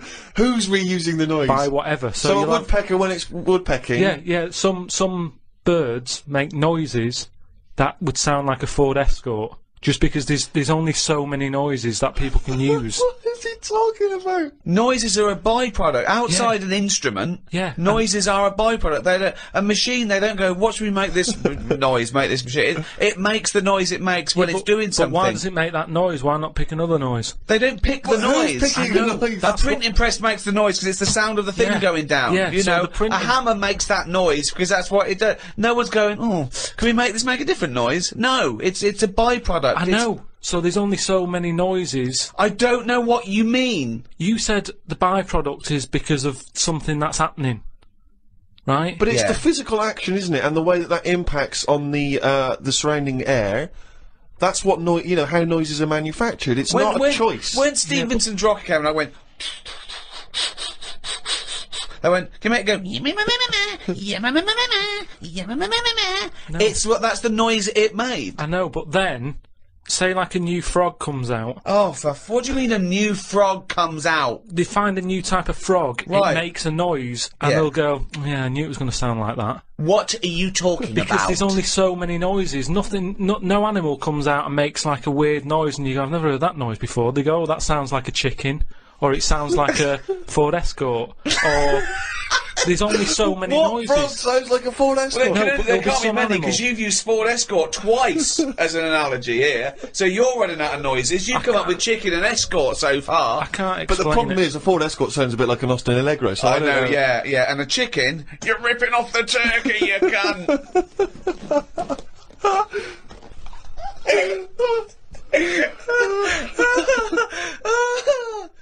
Oh, chimpanzee, that is competition time. I think my worry there is people might get confused with it, because that jingle's very similar to the Monkey News jingle. There's aspects of it that's similar, yeah. Yeah. Some people might have just heard that, and they might have just heard chimpanzee and thought, oh, great, it's Monkey News, but Carl presumably is too lazy to have actually prepared any Monkey News. Oh, I've got some good news about Monkey News, actually. Have you? If you are craving Monkey News, then there is a special Monkey News poster in the CD, the 3 CD box set, the Ricky Gervais show. Got everything. It's got the 12 shows and MP3, it's got the best of, and it's got an extra hour of brand new material as well. And the reason we did it on CD is because some people were saying, I've heard about this, but I can't listen to it, I haven't got an iPod, I haven't got a computer. So buy that for a friend who can't listen to these. It's the perfect Thanksgiving gift. It is the perfect Thanksgiving gift. Or Pancake Tuesday. Yeah. And we've signed one that's going to a lucky winner. We did a competition on the last podcast to give away one of the CD box sets, the World of Karl Pilkington, and we've signed that, and Flannels of the Deep, the new book in the series. Can you remind us, Rick, of the quiz question? The quiz question was, do you want these? Okay, and what was the correct answer? It was yes. Well, we've had, it's amazing actually how many people didn't realise that was, we had a lot of people saying no, I'm not interested, who are you, why are you bothering me? But, amazingly, Rachel Bolland from, Glasgow has got the correct answer, she said yes. Now then, we need a new question, Rick. Yeah, should we give those away again? Let's give those away again, the same things again, not obviously these, we'll send these to Rachel. Different we'll ones. separate You get so you get do you want a signed CD, the World of Karl Pilkington and Flannels of the Deep, okay? Plus, we can also add to that, Rick, the forthcoming extras script book. Ah, not just a script book, Steve. No. It's got some wonderful pictures, but that taken by Rich Hardcastle, of people like Ben Stiller and Sam Jackson and Kate Winslet behind the scenes. In their off-duty moments. And it's brilliant. It's really good. We'll put some pictures up on the website. Go to rickygervais.com and you'll see what you could we'd be winning. Yeah. Yeah? So we've got that perfect collection of stuff, but we need a new quiz question. Okay. Okay, so those prizes, does someone else want them? Does someone else want them? Yeah. Okay. Alright. Well, if you know the answer to that, then get in touch. podcast@rickygervais.com. Good luck, it's a tricky one. Oh, good luck anyway, because I never read the emails. Well, that's the end of the second in this series of 3 special podcasts. That was the end of the Thanksgiving edition. With me, Ricky Gervais, Steve Merchant. See ya. And Karl Pilkington. Right. Thank you to Positive Internet, the guys that host this podcast. They're doing a great job. Thanks, guys. Thank you. Happy Thanksgiving. Hello, and welcome to our Christmas podcast. With me, Ricky Gervais, Stephen Merchant. Hello. And Karl Pilkington. Right. Merry Christmas, everyone. Merry Christmas. Yeah. A lot of people are wondering, Rick, if having done so many podcasts this year, because we very much started the whole podcast revolution ourselves single-handedly roughly this time last year. Yeah, that's right. Have we perhaps exhausted the podcast phenomenon? Is it time to pack up the equipment and move on to something new? Well, this will be the last one for a little while, I think. I think, you know, we did, I think 24, and then these specials this year. I think we started it about this time last year. Well, I don't know about you, Rick, but I'm bored of the whole podcasting thing, and I know that you probably feel the same way. Well, let's stop for a while. We might get back together again, but it won't be for a while. It's the... You know, we had a year. It was the year of the podcast. Been a weird year, hasn't it? Go on. No, I'm just saying, you know, when you look at it like that, when you think about all the podcasts that we've done over the year, just a lot of stuff has gone on. Looking back at the year, a year in which we've seen, you know, increasing violence in Iraq, we've seen the advent of more fears over global warming, we've seen George W. Bush take a massive battering in the midterm elections. We've seen many major world events this year. Karl, what stuck out for you? What event do you, if you think, oh my god, if you were doing your own review of the year, what would you put on the front cover? The grub that was eating biscuits on the windowsill. Right, that's just a little bit more up there for you than the capturing of Saddam Hussein and his sentencing to death. Just because, you know, it's I never thought I'd see that this year. So what exactly? What, the capture of Saddam or the grub? No, the grub. The grub. It was just I was there on the computer. I was having a cup of tea and a biscuit. I put the biscuit on the windowsill. I sort of picked it up. Why would you do that? Why? Why would you put a biscuit on a windowsill? Because I'm sat next to the windowsill. It's like something from a cartoon. I put the pie on the windowsill to cool down. Yeah. No, And some ruffians stole it. Yeah. So I was eating that and was enjoying it. Put the rest of it back down for like the next half of the cup of tea, and I saw planned out. This is. I bet. Well, we read about this later in the diary. So and then I saw just like a little crumb moving. I was like, what's going on there? Yeah. So I looked down closer, and there's an insect that is see-through, but with legs, and just sort of running off with a crumb into like a little hole. And then when I looked, I noticed there was loads of these little see-through things, and they were obviously all like, "Oh, I got biscuit," and that's exactly what they were saying. They were going, biscuits over here. Like I say, it was amazing because they're miles away from what I'm about, and yet not that far. But they still like a bit of biscuit, and it was just weird that happened. I never thought that would happen in 2006. And that's you never thought that would happen in 2006. That's what's nice, isn't it? That's what's nice about the nature of the world. You know, we can invent iPods, we can bring out better vacuum cleaners, but at the end of the day, you can't make nature up. And to see this see-through thing eating a biscuit, that's where I've sort of gone this year. I'd say out of anything, I've sort of gone out of my way to learn more stuff about weird stuff that's out I don't know what you've learned. You've learned that a creature which you can't even identify or name. You don't know, right? You don't know what it is. Right? Looked like it nicked a bit of crumb. I don't know what knowledge is that. What is that? How is that useful? Just because everything is changing. But it's not useful. It's not useful to you, and it's not useful to anyone. You can't pass on that as knowledge because we don't know what it was, but Karl or where thinks, it happened, or why it happened. But Rick, Karl thinks that the grub has an inkling, has a taste for McVitie's in the same way that Karl does. That's why he's from Meg's. He's thinking, I can't believe it. We both love hobnobs. No, as opposed to just being taking the starch and the flour. Yeah. Exactly. Yeah. But what I'm saying is that these things have been around for years. Yes. Maybe longer than us. Yes. Right? Now, their life isn't changing in the way that ours have. They still live in a little crack in the wall. Yeah. But they're eating biscuit. And that was never meant to happen. So it's changing it. What I mean is you might start getting fat insects. That should never have happened. You don't normally see a fat beetle. You go, oh, look at that, that's a bit fat. Put a bit of weight on. And now that's going to happen because they're eating sugary stuff. The squirrels in the park, because people are feeding them Mars bars and everything, they're getting fatter, they're getting bigger, they're getting more violent. Now, over time, you know, they're going to cause more trouble than they are now. What evidence have you got that they're getting more violent? Just because when I'm sat in the park and what have you, they really like, they come up to you now and sort of jump up on the bench and sort of attack you for food. They're not happy with acorns now, they want a bit of croissant. And that's what I'm saying. They've changed. They're changing over time. Just like that grub having a biscuit. Everything's trying different food out. He'll want a gatto soon. Well, in the same way that, you know, you look at people around the world, how they're eating weirder stuff. They're running out of, you know, ideas on how to cook food differently.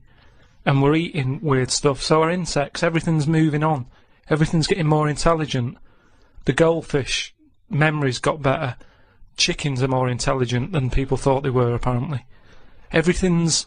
Time makes you more intelligent. Well... No, they do. That's a fact, isn't it? If you're knocking around longer, then you're learning more, because more stuff's going on, and you soak it up. And that's what these insects are doing. They're all learning. You know what I mean? No. I saw a roach playing Pac-Man.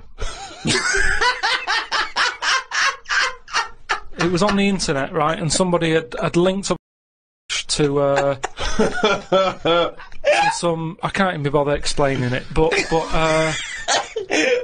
that's what I'm saying. Everything's moving on. Yeah, but Pac-Man's like such an old hat game, man. It's like from the 1980s. Yeah, that's cockroaches. God, out of date. Hello, PlayStation 3. Hello. Yesterday's. Oh. What was he listening to? MC Hammer? Christ almighty. Okay, now, Pac-Man. Get a life. High five, man. I was in the supermarket recently, just walking past the condoms on the way to the pornography, and I thought, you know, it's worth perhaps, you know, getting a stocking, you know. You get a stocking? No, getting some condoms. What, to put over your head? You're not still doing that, are you? No, I thought it was worth getting some condoms in, you know, it's Christmas party season, and you never know when you're going to run out of balloons. and I was weird, because the condoms in the supermarket are contained in a kind of cage, in a plastic cage, so it makes it all the more embarrassing buying them, because I took them off the thing and I was trying to open it, sort of, because I thought that they would, you had to open it, try it on. Exactly. Okay, this, you know, in case it doesn't fit, bring it back. Yeah, bring it back. Yeah. And do you do alterations? Yeah, we do. Yes, £5. And so I'm trying to open this thing, and this guy who works there, sort of his middle-aged guy who works there, goes, you have to take that to the checkout. So you can't open that yourself. And I was just, because I don't know, I still find it very embarrassing, you know, dealing in any of that sort of, you know, prophylactics and things. The novelty of that is still very embarrassing to me. And so I just left it. I thought, forget it, I'm not gonna take these to the counter, because you never know. It's like if you get served by a woman, it's still a bit embarrassing, particularly if that's all you're buying. Because she knows what you're up to. You're going to fill them up with water and throw them at students. And but anyway, the reason I mention this is because it reminded me of the conversation we've all enjoyed in the past, Rick, about when Karl bought for his girlfriend for Christmas. Was it a 2-pack? A 2-pack of what was it? Condoms? Wasn't it about buy one get one free? Yeah. It was a bumper family pack, wasn't it? Not a family, obviously. That'd be weird. Yeah, a family pack of condoms. One for the kids. Enjoy yourselves.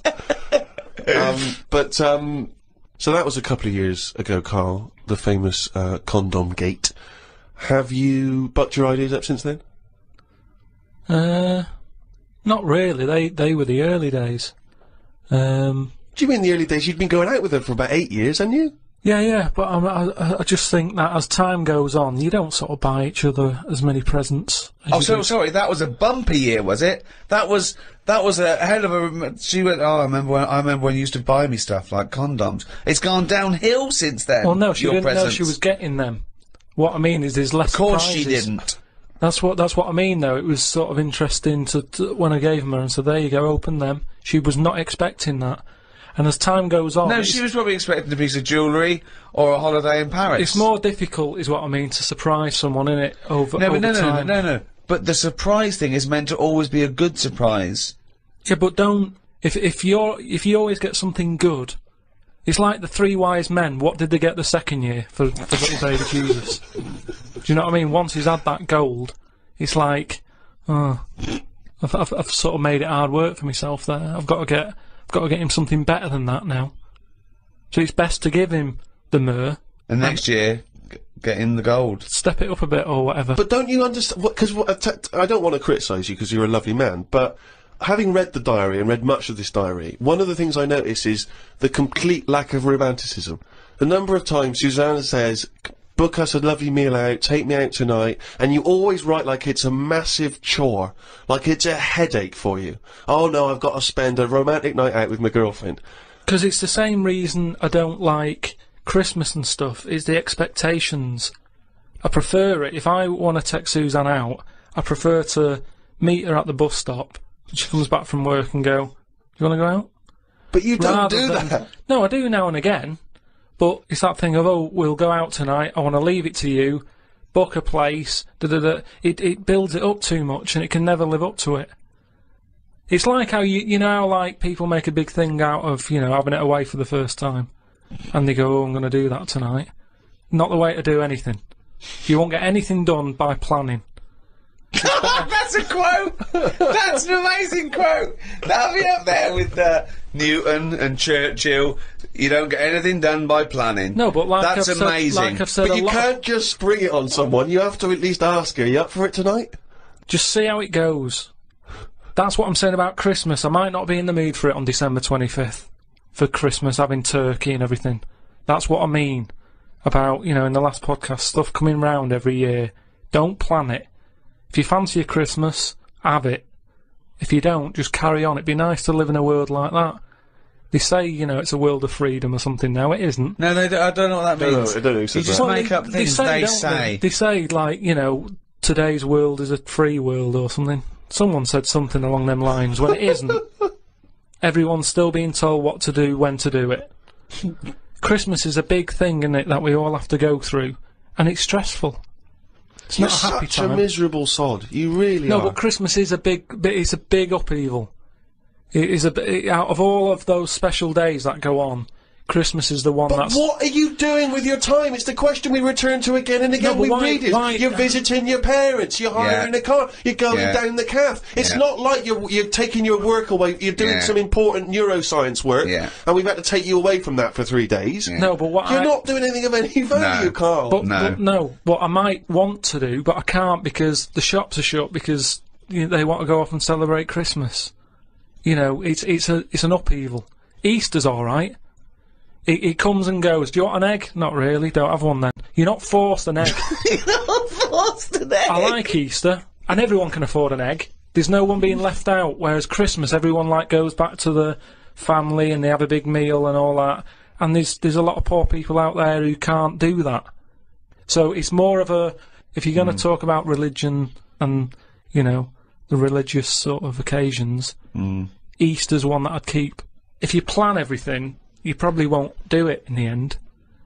Whereas... Again, that as a soundbite is gobbledygook, isn't it? No, what I mean is, say like, holidays, when you know they're coming, you never enjoy them as much as one when it's surprised on you. Who surprises someone with a holiday unless you win it on a game show? How can you really go, bloody hell, I'm on holiday? Suzanne did it with me. She sorted it all out and booked me time off work without me knowing. That's a lovely romantic gift. Yeah, nice. And I went along with it and we had a great little holiday. Yeah, so maybe you should do something like that for her. No, she wouldn't like it as much, and I won't pick the right place, and I know she won't like it. You are one of these people that washes up badly so you'll never be asked again, aren't you? No, that's my job. That's the only job I do. Yeah, well, it was a... but to be honest, that's doing me head in at the moment, because I've outgrown the sink.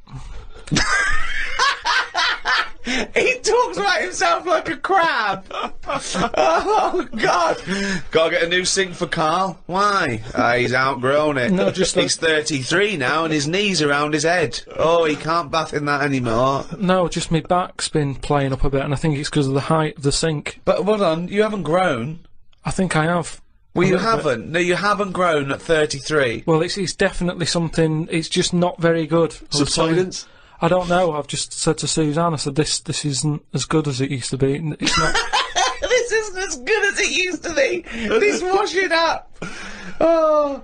He says he's got nothing in the flat. That's why he has to do a shop every day, because he's got nothing in the flat. It's easier that way, isn't it? You don't know what you're going to want to eat.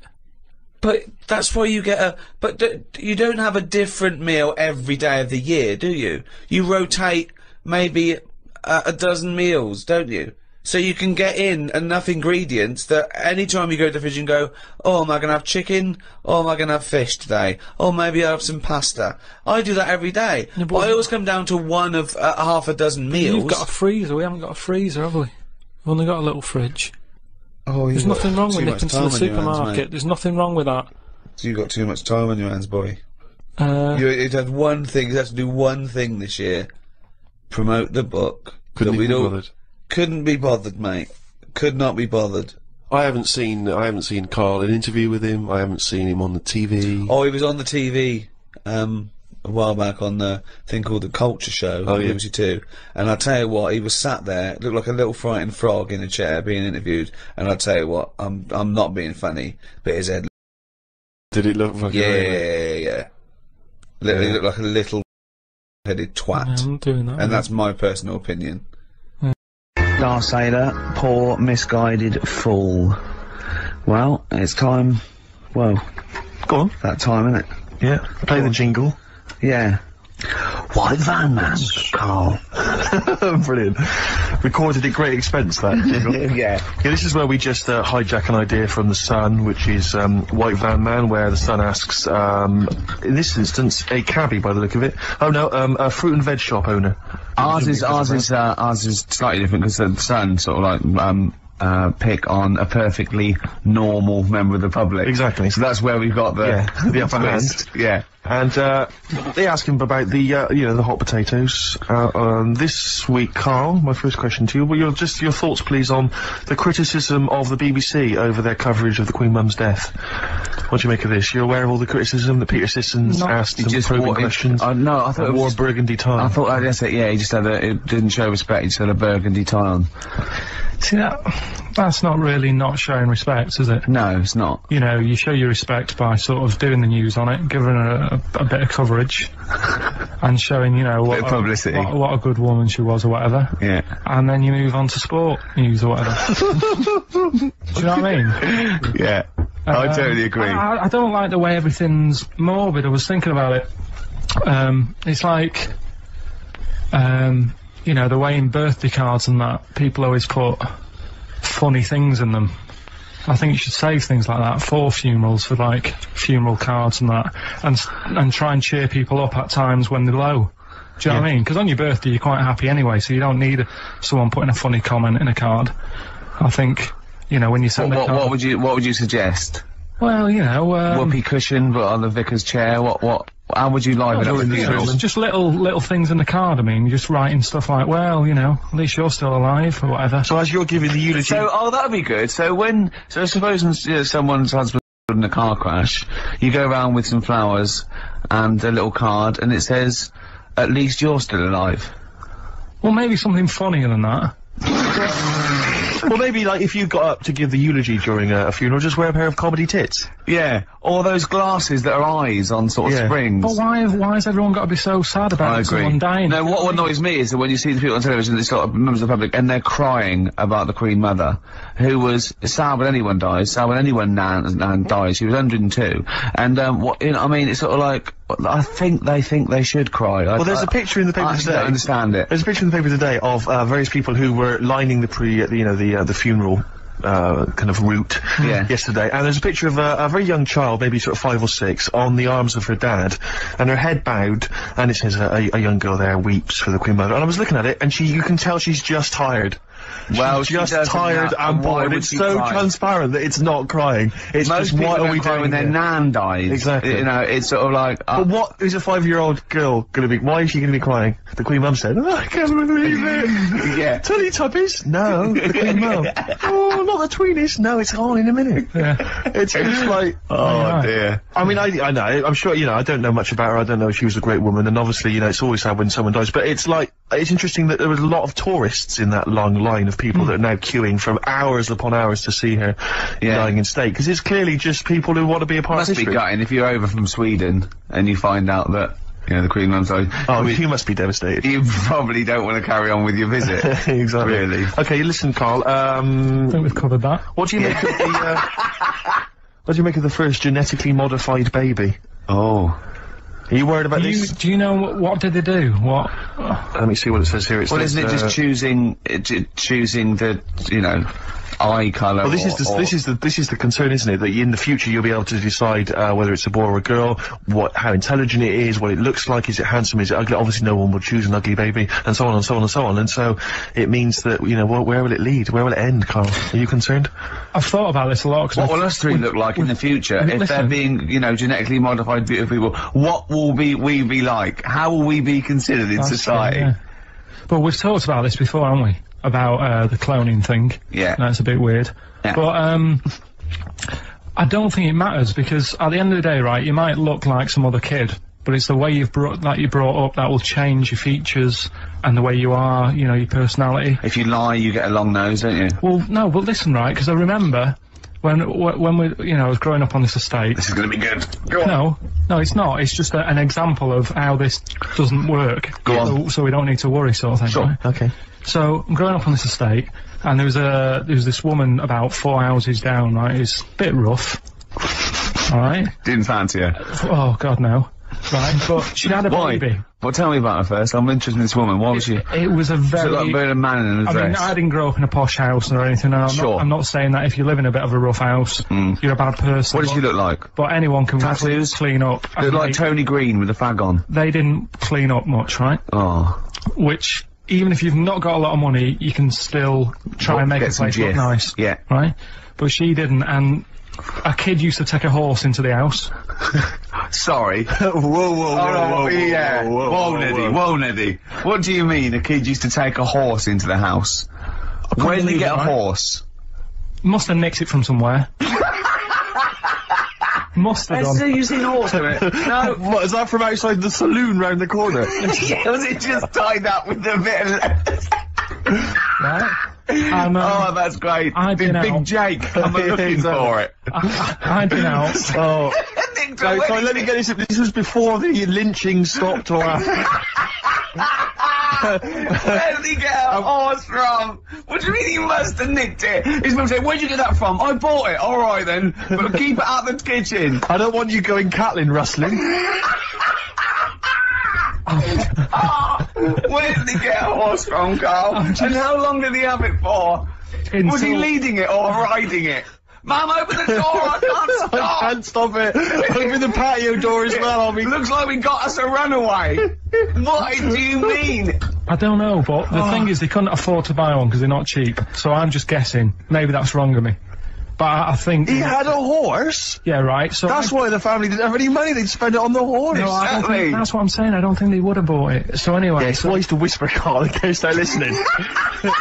Yeah, and they could be in the room next door. It's not buying it, it's keeping it as well. Oh, so I was like in the car with my dad, coming into the avenue, and you used to have to drive down it to turn round. And, and you know, sort of go back to our house. You had the traditional method of transport, yeah. And, the horse was in the lounge.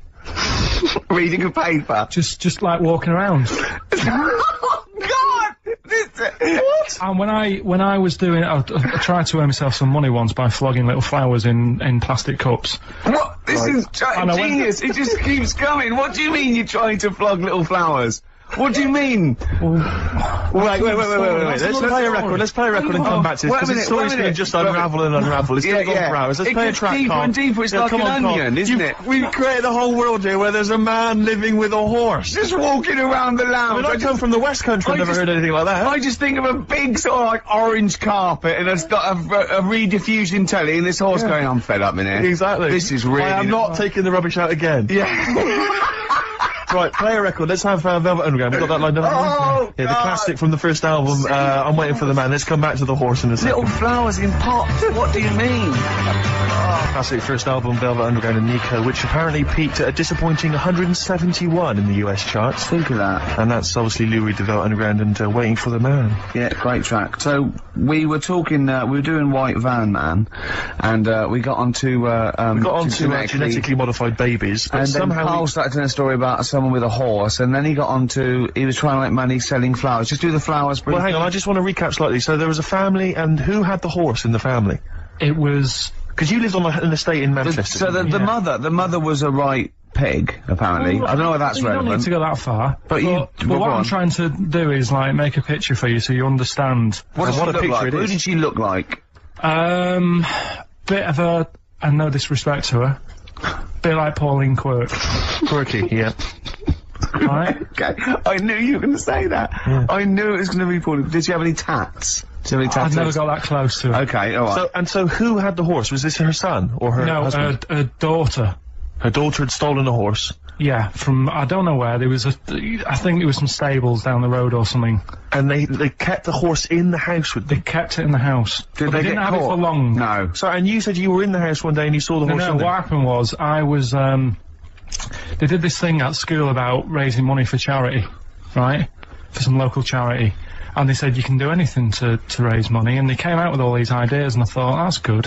What was the charity? Well, I don't know, I thought, forget the charity. Yeah, that's just a good money making idea. So, you're a charity. So, so I asked my mum for some, cause she used to have a lot of flowers around the house. Sure. I said, can I just take some snippings of them? And, I'll go and buy some plastic cups. And, got some soil out of the garden, planted the bits of plants in them. Yeah. Got a tray. Yeah. Had about 25 plants on it, selling them for 25 pence each. Excellent. Did you sell any? Yeah, so loads. Did you just cut, you didn't just cut them and stick them in the soil? Yeah, they wouldn't have survived. But I think people sort of thought, oh, good on him for trying. But anyway, so I went round to theirs, because I thought their house could do with a bit of colour and stuff. Yeah. So it's a bit rough. So as I went the horse went, thank God for that breakfast. They've been feeding me kitty cat. So I got up to the door, and they opened the door, and it was one of them houses where no carpet. Yeah, a horse in the living room. You know. We've all been there. And the horse was walking around the living room. Oh. I looked quite happy and everything, because I always say that about animals. That beauty was on. Yeah. Well, think about it, right? If you were a horse, where would you rather be? In a little wooden hut with a load of hay, or in like a house with a central heating, 3-piece suite, and a telly and that? Telly and that. No, but I was saying this the other day. And an Atari, right? I was walking through London. Commodore 64, rubbish. Exactly. Walking through London with Suzanne, right? Yeah. And you know, like homeless people always have dogs. And she said, oh, I hope she looks after it. I said, that dog is happier than most dogs. Right. Because people always walk past and give it a pat on the head. Yeah. It's with its owner all the time. Yeah. It's out in the open, it's not locked up in a house. Yeah. It doesn't eat, but other than that. No, it does eat though, they're always alright. So that's what I was saying, I think this horse was doing alright for itself. Do you know what I mean? Well, not many horses have got their own house. Exactly. For a start, yeah. But anyway, that's by the by. Yeah, so anyway, this family, who's a bit, what were we talking about? It was about cloning. Genetically modified kids and all that stuff, yeah. Right, now what I'm saying is, you could say, you know, right, Steve, you could have a baby, right? And Ricky could see it and say, God, I want one that looks like that. Yeah. Right? It could happen, Rick. So come on, work with him. So you take it to the doctors, and I don't know what they do. They inject it with something or whatever. Yep, that's how it's done. Yeah. And get a little baby, and there it is. It looks the same. Now the thing is, you separate. You both go off and do your own things. Yep. Right. Now, you look at Stephen. You look after your baby. Yeah. You treat it well. You give it good food and I'm a good dad. All the vitamins and stuff. Yeah. Ricky just gives it cheese. Right? So then it changes its looks. It goes a bit fat. You know, it gets tired easily, and that sort of thing.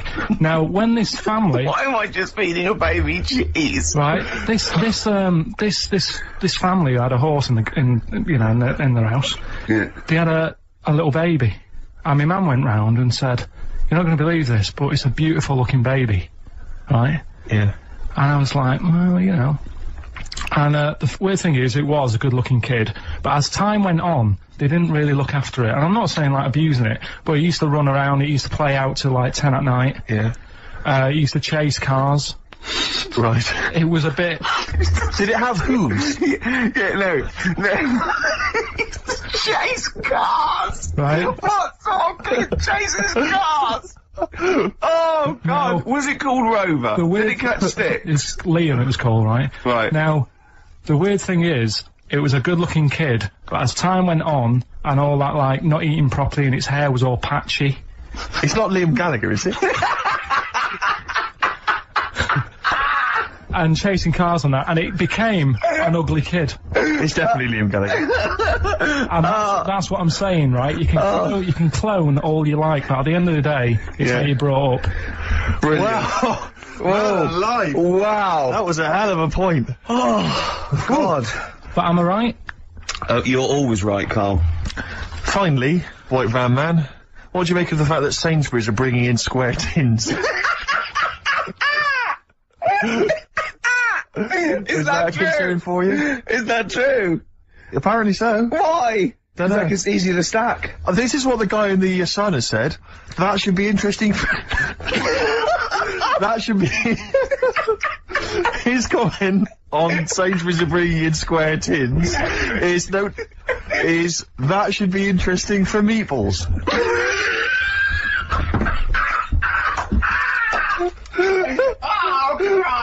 Ricky's just collapsed on the floor. Let's just play a song, Carl. I don't think even you can top that.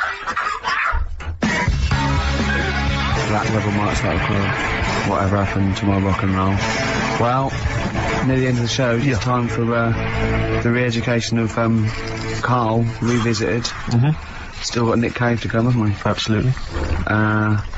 Now, Carl, you read a quote book. What did you learn from it? Tell us some pearls of wisdom. Just keep it down to one or two, your favourite things and why you like them. Right, well, you said just pick a couple. Yeah. Right? So I wrote a couple down last night.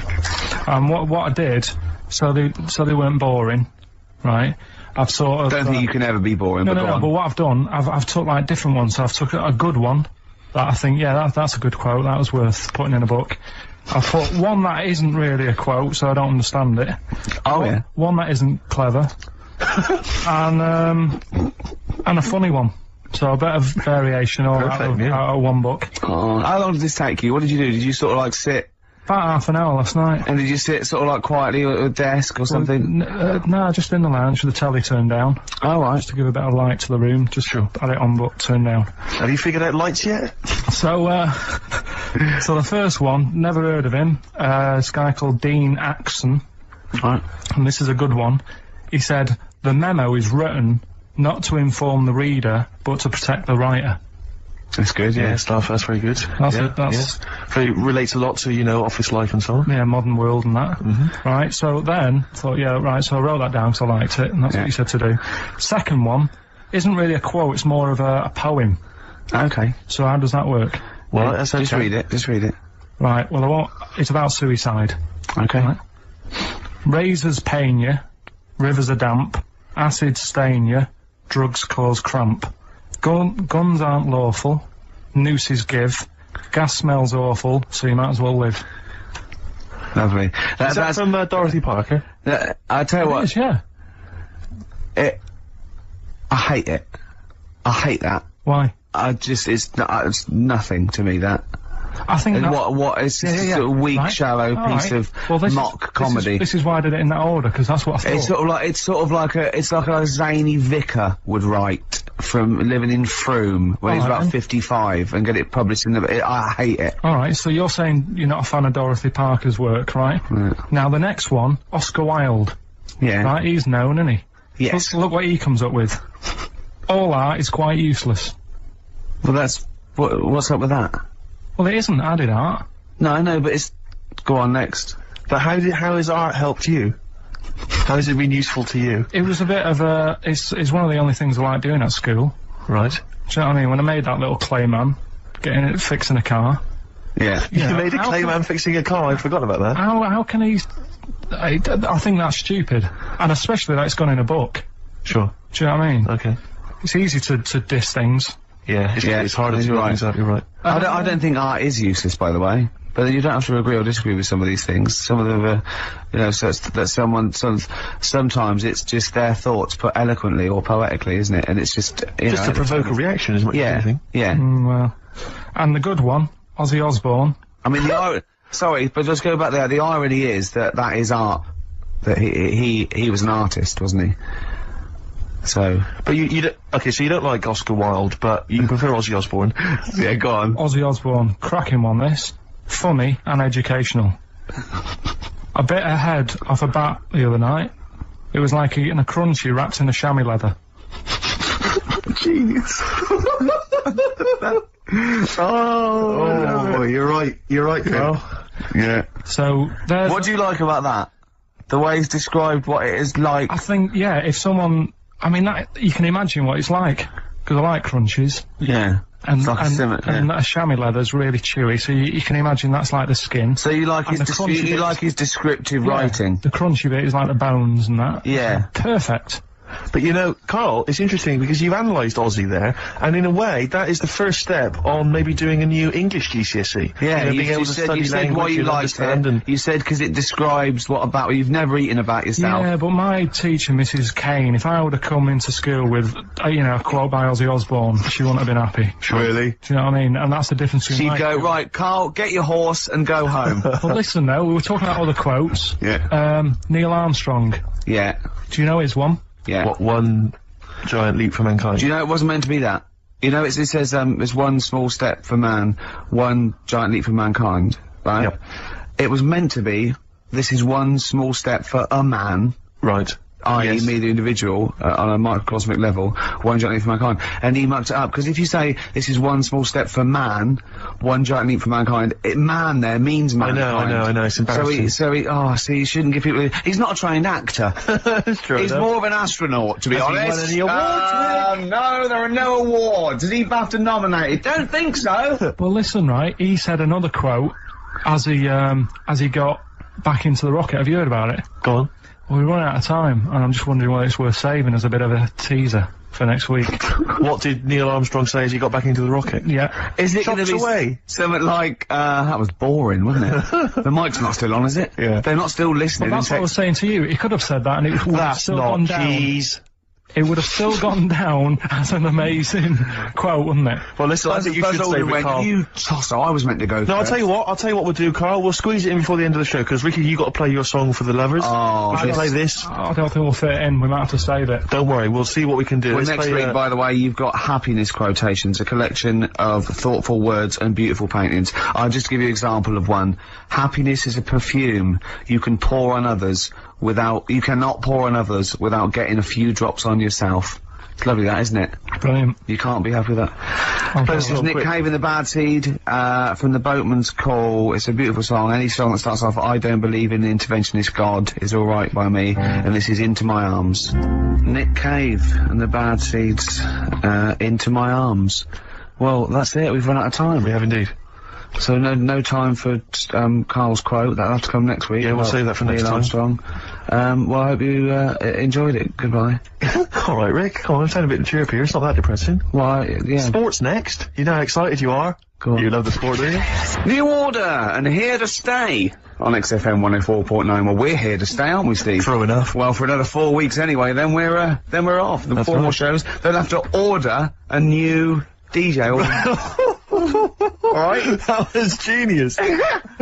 Oh, wow. It's as simple as that. I'm Ricky Gervais, Steve Mitchell, and Karl Pilkington. Oh, man. Did anyone read the Guardian yesterday? It was Steve's big... we were interviewed together. I've never been interviewed before in the paper. I've certainly never had my photo in a national We were very excited. We loved the interview. It was talking about our top 10 albums between us. We loved it. We talked really fast, like school kids. We were excited. It was a great interview, and all the way through, it was Ricky Gervais with his writing partner, Steve Mitchell. Stephen Mitchell. It's not even like Merchant. He phoned me up the night before and he was gutted. I know, it's awful. And it was big letters and just all the way through in the caption. And it's just like, oh, God. But it's embarrassing. Do you know what I mean? It's embarrassing because it's like I was trying to get in the paper. I couldn't believe my luck. And then that just draws attention to the fact that I'm not a celebrity and consequently they can't even remember my name. But the worst thing was that, one of my favourite albums of all time, I said in there, was, Blood on the Tracks by Bob Dylan. And I said, because, you know, I think one of the most beautiful songs ever is If You See Her, Say Hello. And of course these people were sort of transcribing it from, you know, a dictaphone. It came out, my favourite song of all time was If You See a Sailor. If you see a sailor. Oh, hello. Fruity. Oh, Bob Drillboyd's, up on the trap with, where's the sailor gone to? With Ricky Gervais and Steve Mitchell. Oh. I don't know. They must have thought my name was Mitchell all along. They obviously never knew. The evidence is there. I don't know why. It was like they reported in the paper that we'd been nominated for a Sony, and it said, Ricky Gervais, who hosts the breakfast show on XFM, and it's that sort of, it's just guessing. It's like, presumably someone's gone, does he host the breakfast show? And someone's gone, yeah. And that's their research done. Yeah, but there was a thing about, The Office set in Swindon. That's someone going, just writing an article about The Office. Where's it set? Swindon, I think. Is it? Yeah. Okay, that'll do. Yeah. Yeah. Even we research the show now and again, don't we? Yeah. Even we look things up. Well, actually, people phone in. Usually that fella. What's that fella's name that calls in who's not got the website? It's got a funny name. Oh. Gilwell or something. James. Phone in if you remember what his name is. Yeah. James at Lose Control. Yeah, what's his surname though? Oh, for goodness sake, this is just going to be interesting to him. Yeah. And his friends. Oh, yeah. Oh, yeah. You remember? We better play another record. Yes. I'll tell you what, if Johnny you like... Mango. Mango, that's it, yeah. Now, if you like Elvis Costello's Alison, or maybe Freeze, My Brother Jake... One of my favourites. Stay tuned. Badly Drawn Boy, Silent Sigh. Cracking tune. XFM 104.9. Maybe there'll be a few Silent Sighs around London on the 4th of May when, that's it, we're off the air for 3 months. Yeah. Wow, you're really getting into the DJ patter today. Yeah. Brilliant. Yeah, it was good. Yeah. It's only taken, what is it, 5 years? Yeah. Now you're finally as good as Foxy. Coming up. Yes. That anecdote that Carl didn't get to last week about Neil Armstrong. Oh, right. I can't wait. It's because he took 3 links telling us about the horse. Yes, of course. The horse. Think of that. Yeah. I went out with Carl on Thursday night. Right. Right. It was one of the most enjoyable nights. We just... went out for about, 5 or 6 pints, a little crawl, and adventures happened around Carl. Yeah. And just me sitting talking to him was just incredible. I'm thinking that a competition would be win a pint with Carl. Yes. That would be a hell they of a just gift. have to go for a pint and they can ask him anything they want. Yeah. He's just great. We met my friend, didn't we? Tell him all about that. Oh, yeah. Yeah? What? Did you enjoy it as much as Ricky, Carl? Yeah, there was things I learned as well, like, which was good. Okay. You know his mate Robin, don't you? Yeah, yeah. I'll You'll discuss that later. I'll tell you later about... He's got all his near-death experiences to come.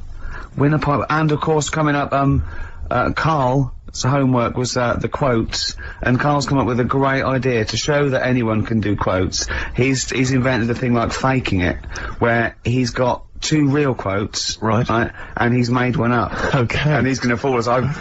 I bet we won't be able to. Oh, brilliant. Sorry, what was the challenge last Look at him looking at us. What's the matter with you? It's just that before, you were like, no, this is good for you. But now it's turning into a game. At your expense? Yeah. Have you only just dawned on you? Carl, well, I'm joking. It's great, honestly. It's really good. What was the Carl challenge last week? You said it, I thought we did the quotes last week. No, but, I gave him a, book on Happiness. happiness. It's all about happiness Right. and what the pursuit of happiness. And it's in sort of like quote form and everything. But, Carl's gonna do a couple of ones and faking it just to show, I mean, cause he's been coming up with fables all week as well now. He comes up with something, he goes, that's a fable, isn't it? And he tells me so he's getting good. Now, To it all. Should we play another track? What have you got something? You got something oh, fresh? I brought in, I saw, Elvis Costello and Jonathan Ross a couple of weeks ago, and he did just an acoustic version of Alison, and I forgot what an amazing song it is, and it's just, he's fantastic, he's the man. Listen to this guitar sound, it's so beautiful. My aim is true, to provide quality entertainment of a Saturday. That was Elvis Costello and his attractions, and Alison on XFM 104.9. I'm Ricky Gervais. Steve Mitchell here, and, Karl Pilkington. Oh, isn't it? It's going alright, it's going alright. Obviously been doing some acting, as you know, I mentioned it last week, doing this sort of comedy pilot. This week, Karl, you're gonna be loving this. I've been doing stunts. I swear to God, I've been doing my own stunts with the guy that once made Christopher Reeve fly as Superman, right? And I was doing stunts. I had to do a thing where my character has to commit suicide. I don't think we didn't bring that up. Were you anywhere near that horse? No? Fine, let's carry on. And, my character has to commit suicide and he has to sort of, leap off a building. So the first shot... that's for something for comedy. Well, we were up on a roof, and obviously they had the crash mats and stuff, and I had to kind of leap off, and land on the mats and stuff. And obviously I was petrified the whole time because I was wearing my glasses. Petrified that they might get broken. So I was like not really doing it properly and kind of leaping like what, you know, people when they can't dive into a swimming pool, and so they put that one foot out first to sort of break their fall. Was it you that told me that you could never get into fights? No, I could never get into fights or go in a mosh pit because of my glasses. I've missed out in life because I can't, because if I was in a fight and I say, come on then, you are, you know, and I was in a pub or something, they just have to whiff off the glasses, just knock them off, I'm done for. I got nothing. Really short-sighted, are you? Yeah, but anything's an advantage in a fight, isn't it? And the fact that they're just a blur is bound to hamper my otherwise brilliant, you know, ninja. So yeah, I've never got into a fight, never been in a fight at all, I've never, been in on the wire. So this was making me sort of a bit worried, and anyway, so then I think, well fine, I've done my stunt, and I did it, and everyone clapped, they were pleased with it, and the guy who said I was very good. So then they drive us to the next location, right, I'm thinking I've done my stunts now. There's a crane, I think, what's going on here? Now they need to shoot me, like, I've already done the stunt where I've sort of leapt off the building. Now they've got to actually see me falling, right? So I have to get strapped in with this huge belt, and they click wires onto me, and they hoist me about 30, 40 foot into the air on this wire, and I have to, and then they drop me at great speed, and I have to scream and shout. You know, it was partly acting. Glasses on? Glasses, by this time I'd managed to get some wire fixed to my glasses so they wouldn't come off my head. I sure they were stunt glasses. They were doing their own stunts. Exactly. Yeah, okay. So they hoist me into the air on this thing. They do a couple of sort of demo versions, you know, and just to gradually ease me up higher and higher so I kind of become acclimatized to it. And, they go about 30 feet up, and they got these huge crash mats, like those great big ones you always see kind of stunt people have. And they set up the camera and stuff down below, and while I'm up in the air dangling there, they remove those crash mats, and they replace them with those really thin ones that you always see, like, teenage gymnasts using on Blue Peter. Do you know what I mean? The really thin ones they used to have at school, right? And I'm looking down at this, and I'm thinking, now, they may as well have shouted up, if you fall, you're done for, but we might be able to protect the equipment. Do you know what I mean? It was so rubbish. But you weren't going to land on the floor, presumably? Well, the idea was that the wire would stop that. Oh, I see, but there was no that was their safety. That was the safety net. Why did they not leave the real ones in? Because they had to, I don't know, for the shot and stuff, they had to be able to do it. But anyway, what was particularly joyful is one of the other actors pointed this out, right? This is the, this is the health and safety statement from the stunt guys, right? And they obviously have to write up this health and safety statement about how they do it. And it says, we confirm that we have proper safety policies, procedures to comply with the Health and Safety Act 1974, and that we will not do anything which compromises the health, safety and welfare of your production crew, actors or members of the public. If the above situation changes, we'll advise you immediately. I mean, if they think that maybe they do want to hurt members of the public, look at that fat one over there, just try and hit her and bring him down. Don't worry about that one. Don't worry. She can take it. She can take it. But, so that reassured me, obviously, and, now my whole body's racked with pain. Limbs, arms, head, neck. Unbelievable. Well, is the shot worth having? Probably not. You wish you had... Do you know what the cameraman whispered to me? The cameraman whispered to me, he'd probably never use it. Yeah, Steve, you'll wish you hadn't told that wimpy tale when you hear just three random tales of near-death experiences that Karl told me. Right. Coming up.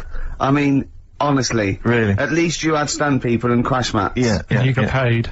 Yeah. The things that he got up to, just through stupidity, well, will put you what? What one of them wasn't through stupidity? Cakes. I'm already excited. The cake one? Yeah. Which one's that? Sorry, you had a near-death experience involving a cake? Hold on, I've got three. I've got the paper round, the nicking slate, and the Mr. Freeze. What's the cake one? Yeah, I suppose. Look at the cream cake. Oh! Yeah. Right, now you're talking in riddles. Can we have these next? Yeah. Play a record. Cooper Temple Claws. Who needs enemies? Good question, lads. Nobody. This is XFM 104.9. I'm Ricky Gervais. Oh, they should print a little book of those. They're great. Oh, how you can relate any song or artist to anything else. Easy. Joyful. Easy. Well, yeah, so, me and Karl went out, for a beer, and it was great, wasn't it? Yeah, enjoyed myself. We started off, and you met my mate, Robbie, didn't you? Yeah. And, some of the stories. Do you want to tell Steve some things about Robin? Robin. Do you know him well? Yes. Well, do you know about his worm problem as a kid? Go on. Right. What I can remember is he had worms as a kid. Not sure how you get him. He never answered me. He was getting a bit touchy about it. Right. This is like the second time I met him. I think he was a bit annoyed that Ricky told me about his problem. What now? Now straight away, you not being there, instinctively, what do you think went on with this story about worms? My suspicion is rather like when you told a group of people that Robin had once sucked milk from a cow's udder. Yeah. Did you mention that as well? Yeah. Yeah. My suspicion is that, like the cow story, the worm story is not true. But and why would he get so sort of uppity about it? Well, imagine if that wasn't the first time he'd done it. Imagine if he did that every single time he was with somebody for the first time and Robin was just met them. He will tell that story to anyone. But they do say there's no smoke without fire. Oh, Robin! I also told him... That's a fable. I also told him that the way Robin cured these worms was because the doctor told his mother, right, to hold a piece of ham or cheese near Robin's anus so the worms would come out for the food, and he believed it. I'll tell you why, though. I said to Robin used to sit on spam to try and get the worms out, and he believed it. But Steve, right, do you remember that story about 3 or 4 years ago where there was some bloke in the army? He went away to somewhere, Vietnam or whatever. He was messing about in the woods. Messing about in the woods? Shouldn't he have been fighting? Whatever. Yeah. Right, and he walked through some lake, and I think he'd cut his toe or something on something, and some worm of some sort crawled in the gash. Yeah. And it was in his body, and the doctor said, we've got to get this out of your body. So what they did was, they said, right, the thinnest part of something of your body that things can crawl through is on the top of your head. So they wrapped where the skull is. So they wrapped some bacon. No, they didn't! They did. That's right. Everyone... So it's gone in via the toe. So what we do is, I'll tell you what, that worm's probably heading straight for the head. We'll put a bit of bacon on it. The thinnest part of the body is the skull. Of course it's not the thinnest part of the body. It's where your brain case is, isn't it? It's the skull. There was a reason for it. And it was like they stuck some bacon on his head. And as ever, the vital piece of information, i.e. the reason, Karl seems to have forgotten.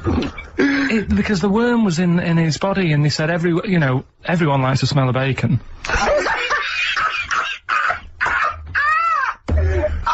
Including worms. Even a Vietnamese lake worm. They love bacon. Remember last week when I said about the little fella with the bone with no brain, and you were proved wrong? No. Please. No. We were saying it wasn't a little fella. We were saying it was a stillborn child. It wasn't a little fella. You're changing it now. You weren't having any of it last week. Right, hang on a minute. I'm getting confused. There was a Vietnamese snake that went inside of a soldier. A little, like, maggot or some sort that you have to get out of your body because it causes problems. Yes, and so in order to get it out of the body, they strapped bacon to his head. Yeah. That is great. This doctor. And did that work? I think so. They had a picture of him smiling. Oh, God, what, the worm or the bloke? The bloke. Oh, dear. Honestly, I hope someone knows the story. Right. It was about 3 years ago, I reckon.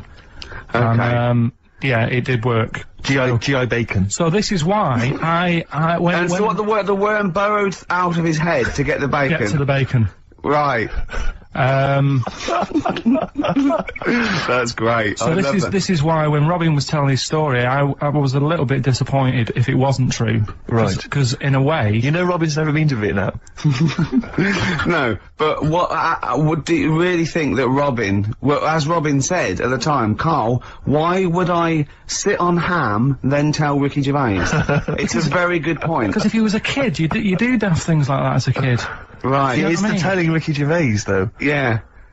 And then, Yeah. oh, bless him. Okay. And then anyway, Robin left, and I tried to chase him, but he got away. He knows. And then we had a few pints, and then Carl embarked on some of the greatest stories ever told. Can you tell the story about your dad? Let me run it by. I haven't spoke to him all week, so let me run it by him. Okay, play a record. Because you know, What we got? we've got one of Steve's. Yeah, well, bizarrely enough, this comes from the Teachers 2 soundtrack, the soundtrack to the current TV series. There's a slight whiff of nepotism in the air. Yeah. Rick, would you like to explain why? Well, that's why you're doing it. My girlfriend works on it. But Yeah. you were going to play this anyway, weren't you? Well, I was actually. Bizarrely enough, I was going to play some I Am Clute, and this is from, as I say, the Teachers soundtrack. And this is called To You. It's a good track. I Am Clute, a track called To You from the Teachers soundtrack. That's also got, I noticed the Electric Soft Parade, The Hives, Star Sailor, Feeder, Turin Breaks, Mercury Rev on there. It's a good little collection. Lovely. Carl has just had confirmation. He's looking smug because someone phoned up and went, "It is true. It's a Laogai chi worm, and you wrap bacon around your head." That's all the bloke knew as well. Yeah. And his name was Gary. Yeah. So I'm not having it. No. And he said, see, that's why the Robin thing isn't so weird. He said, but when you said he tried it with cheese, he said I was having none of it. Strokes, hard to explain. Like Carl, really. Yes. Yes. So, Carl, concentrate. Yeah, go on. So, we'll leave the worm with the bacon wrapped round the head, shall we? Well, if you're ever caught in the jungle, Yeah. Always carry some... bit of Danish. Good advice. Did you enjoy that interview? Not really. Why? Well, I met a guy, funny you should mention that, I met a guy when I was in France recently, and I met a guy, he wasn't a Frenchman, but he was over there, and he saw me, he was a bit drunk, and he came over and he went, "Karl Pilkington's got a head like orange." And I high-fived him and we agreed. I thought, isn't that nice? You know, even when you're abroad, you can find someone who speaks sense. Yeah. And they shaved your head more? No. It's just the They way sort of greased it up a bit just to get a bit more reflection off it. No, they put a lot of makeup on it. They said, "Do you want any makeup?" And I said, "Not really." And that's when I was like at the back where they could have done it. And then I went and sat in the chair, and there's like a live audience there. And the woman goes, "No, I best do some colouring in." And it was like, must She have been gave you a about book to 50 colour in? people. You No, occupied? she started colouring my head in. And she was like had some brown powder. She's doing my head, doing the top of it and stuff. And I was going, "Isn't that enough now?" And everyone's looking and sort of laughing to themselves that I'm having my head coloured in. Sure, she was doodling on the top. She took longer than anyone else who she was doing. I watched like other people who were on. Well, she's got more flesh to do. When you do usually powder someone, it stops at the forehead. You just have to go around the back. Yeah, but the camera wasn't at the back of my head. She was just kept going No, and but going.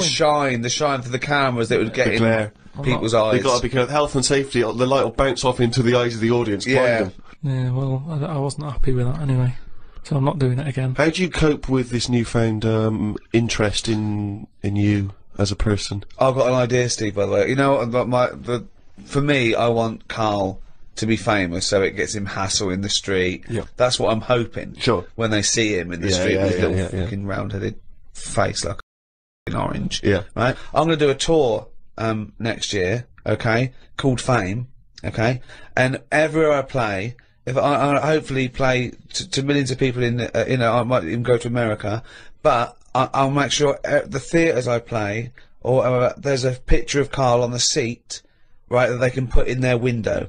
So next year, I want a picture of Carl Or in what their every arse window. with. Or, yeah, or whatever. But if you can make this yourself, put Carl everywhere. So, have you seen this bald-headed twat? Please make up the posters. Just send emails to friends. Absolutely. I want to see pictures, if you own a shop, but a big picture of him. If you just, even if you, your own home, your own flat, get it everywhere. Have you seen this bald-headed twat? This is Karl Pilkington. He's got a head like orange. Get it everywhere. I want to see the world papered with Carl's round head. Happy New Year.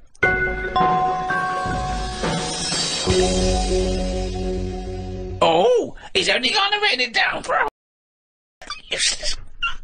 That, of course, signifies another reading from Karl's diary. This is the last one of both 2006 and on any podcast for a while. Let's make the most of it. Let's enjoy some of the wisdom. I also think it's the last time ever he will make an entry in this diary, because you're not going to keep another one, are you? I don't know yet. I might just get a smaller one. But I've found that since keeping a diary, I've gone out of my way to do more stuff. Well, you say that, but... Well, let's find out. Let's find out if that's true. No, but I have. I read a bit in the news about people being injured while trying to cut open avocados. It's a food that ain't worth injuring yourself for. If it's a hassle to get into, leave it to the experts. I have never bought one. I have also avoided coconuts and pineapples. The amount of hassle to get into these things outweighs the joys they give. Yeah. It's the same reason I never bought a pair of Dr. Martin boots. Too much hassle when it's time to take them off. Yeah, a lot of my mates used to wear them in, like, the 80s. You know, you can't just kick them off, can you? It's a big upheaval. Oh, you've got to unlace them, you mean? Yeah, I mean, since I found shoes with Velcro on them, brilliant. Just the way, I don't understand why laces... Is it because you can't tie your laces? No, I can do it, but it's wasted time. You're so lazy. Wasted time. That gives him more time to sit around and look at insects, eating biscuits. How long does it take to take off a pair of boots? Well, 14 it's ridiculous. seconds? He can't fit his days as it is. No, but I don't understand how some inventions sort of catch on and other things don't. But this is what I mean. He's got too much time on his hands. Sitting around at home thinking, why are we not using Velcro more? But there's one Velcro manufacturer going, yes! At last! He said what needed to be said. Why don't you get it sponsored? Because you could wear a Velcro toupee. Because that would be great if we could do that. If someone could invent a little hairpiece for Karl, Velcro's the little bit of fluff he's got on the top of his head, his shiny orange-like head. Pop a little Velcro toupee on. I would love that. I would love to get him wearing a wig. But why necessarily reduce it to a toupee? Why not some kind of carrying device? You know, he could carry goods and things around in there, sandwiches. Yeah, he doesn't look like carrying a bag. Well, what about that? A little thing you carried around, a little Velcro thing you carried a pot on your head for your sort of like keys and trinkets and money and that. Well, no, I've told you about that idea that's out there, but hasn't caught on as well. The tie. Right. The tie with loads of pockets and stuff in it. Yeah, but you got to wear a tie. Yeah, but that'd be quite nice, wouldn't it? I've never wore a tie because I always think, what's the point? It's just hanging there in the way. Can you imagine this image of Karl walking around in his big Velcro shoes, a tie with an apple stuffed in it, car keys, iPod? No, but don't you think it's a good idea? Would you wear it with a shirt and collar or just a t-shirt? No, wear it with a shirt. That's what I'm saying. It's an invention that will smarten up the world. Now, a tie, what does a tie do exactly? Yeah. What does it do? Nothing. Right. So I'm saying make it do something. But I'm saying don't wear it at all. Pop your keys in the trouser pocket. No, or because take a bag. Because the world is getting more and more scruffier, isn't it? When you look I don't know what that means. I don't know what that means. When you look back at, like, Victorian times and everything, everyone wore a hat. Right? They wore a tie, they wore a suit. And it was a nicer looking place to look at. When you see it on pictures, you go, what a smart world that is. Well, you can't see cholera and things on pictures, but sure. No, but I'm just saying, it's better to try and cover it up with a bit of, you know... cloth. Yeah. Yeah. The world looked nicer with more cloth. Whereas now everyone's roaming about scruffily. So what I'm saying is, if we make the tie more useful and give it a purpose, it might come back and the world will look tidier. But a tie... its purpose is to look smart, really. Well, originally it was because we didn't have buttons, so it kept the collar up at the front. That was the invention. It was a useful invention, the tie. Yeah, it was called a tie. It tied together, okay? Yeah. So then, when we had buttons, that we didn't really need the tie, but it was a symbol of smartness, like saying, I've made an effort, okay? But now... that would go away. So now, you wouldn't look smart with a tie. They'd go, oh look, it's like a bag round his head with his apples and oranges and his keys and his sticks he's making a nest out of. So it would be scruffy. It would make the tie scruffy, so it would defeat the object. So now when you're carrying stuff around, I mean, crawling on all fours because your shopping's so heavy round your neck, they'd go, look at that scruffy on all fours. Oh look, but look at his lovely head of hair. It's Velcro! It's a hat! Yeah, well, that's the other problem, isn't it? I can't go back to a wig now. My theory about reading old news is right. It's less bad when you know it's old. It was a story about a weatherman who was fired yesterday for having a nude picture of himself on the internet. But that happened 2 days ago. He's probably got another job by now. So old news isn't as shocking. Well, old news isn't news though, is it? It's olds. What are you doing? Just reading the olds? No, but what I mean is, if someone... Stick the video on of last week's news. I just want to catch up on the olds. Yeah, but then it's still news. News is something that you don't know, isn't it? If someone tells that's you everything to you. That's information, Carl, not news. Yeah. But news is information. No, the key with news is the word new. No, I don't think it is it? It's just information, but they tell you at 10 o'clock at night. It's like, what information's gone on? Bong. Here's some information. Yeah, that you didn't know before, because you couldn't have, because it only happened today. Bong. Yeah, but never mind that. I'll tell you in a couple of days. It doesn't matter as long as you get the same info. Bong. Yeah, we can't call it news, though, because it's misleading. We'd get done. It's called olds. Bong. Yeah, but listen to me theory. What I'm saying is that if someone in your family... You know, it's Christmas and that, I don't want to bring the tone down, but someone dies in your family. Now, say if you're away on holiday, and they don't call you because they don't want to ruin your holiday, and you come home, and they go, Uncle Frank's dead, and you go, oh, when did that happen? And they go, 2 weeks ago. Now, because everyone else has got over it, it's not as bad for you. Because part of bad news is the way everyone's walking around moping, going, oh, have you heard the news? Frank's dead. But because everyone's got over it, time is a healer. That's what I mean about old news. It's better than new news. But according to you, the only news that really matters is stuff that affects you. So it doesn't matter when you, there was an earthquake, when was it? Yesterday. Phew, that's alright then. Often the aftermath is worse than the actual event. 2, you only care about things that actually happen to you. So the doctor goes, you got a kidney stone. Oh, when did this happen? 2 weeks ago. Oh, that's alright then. Doesn't make sense.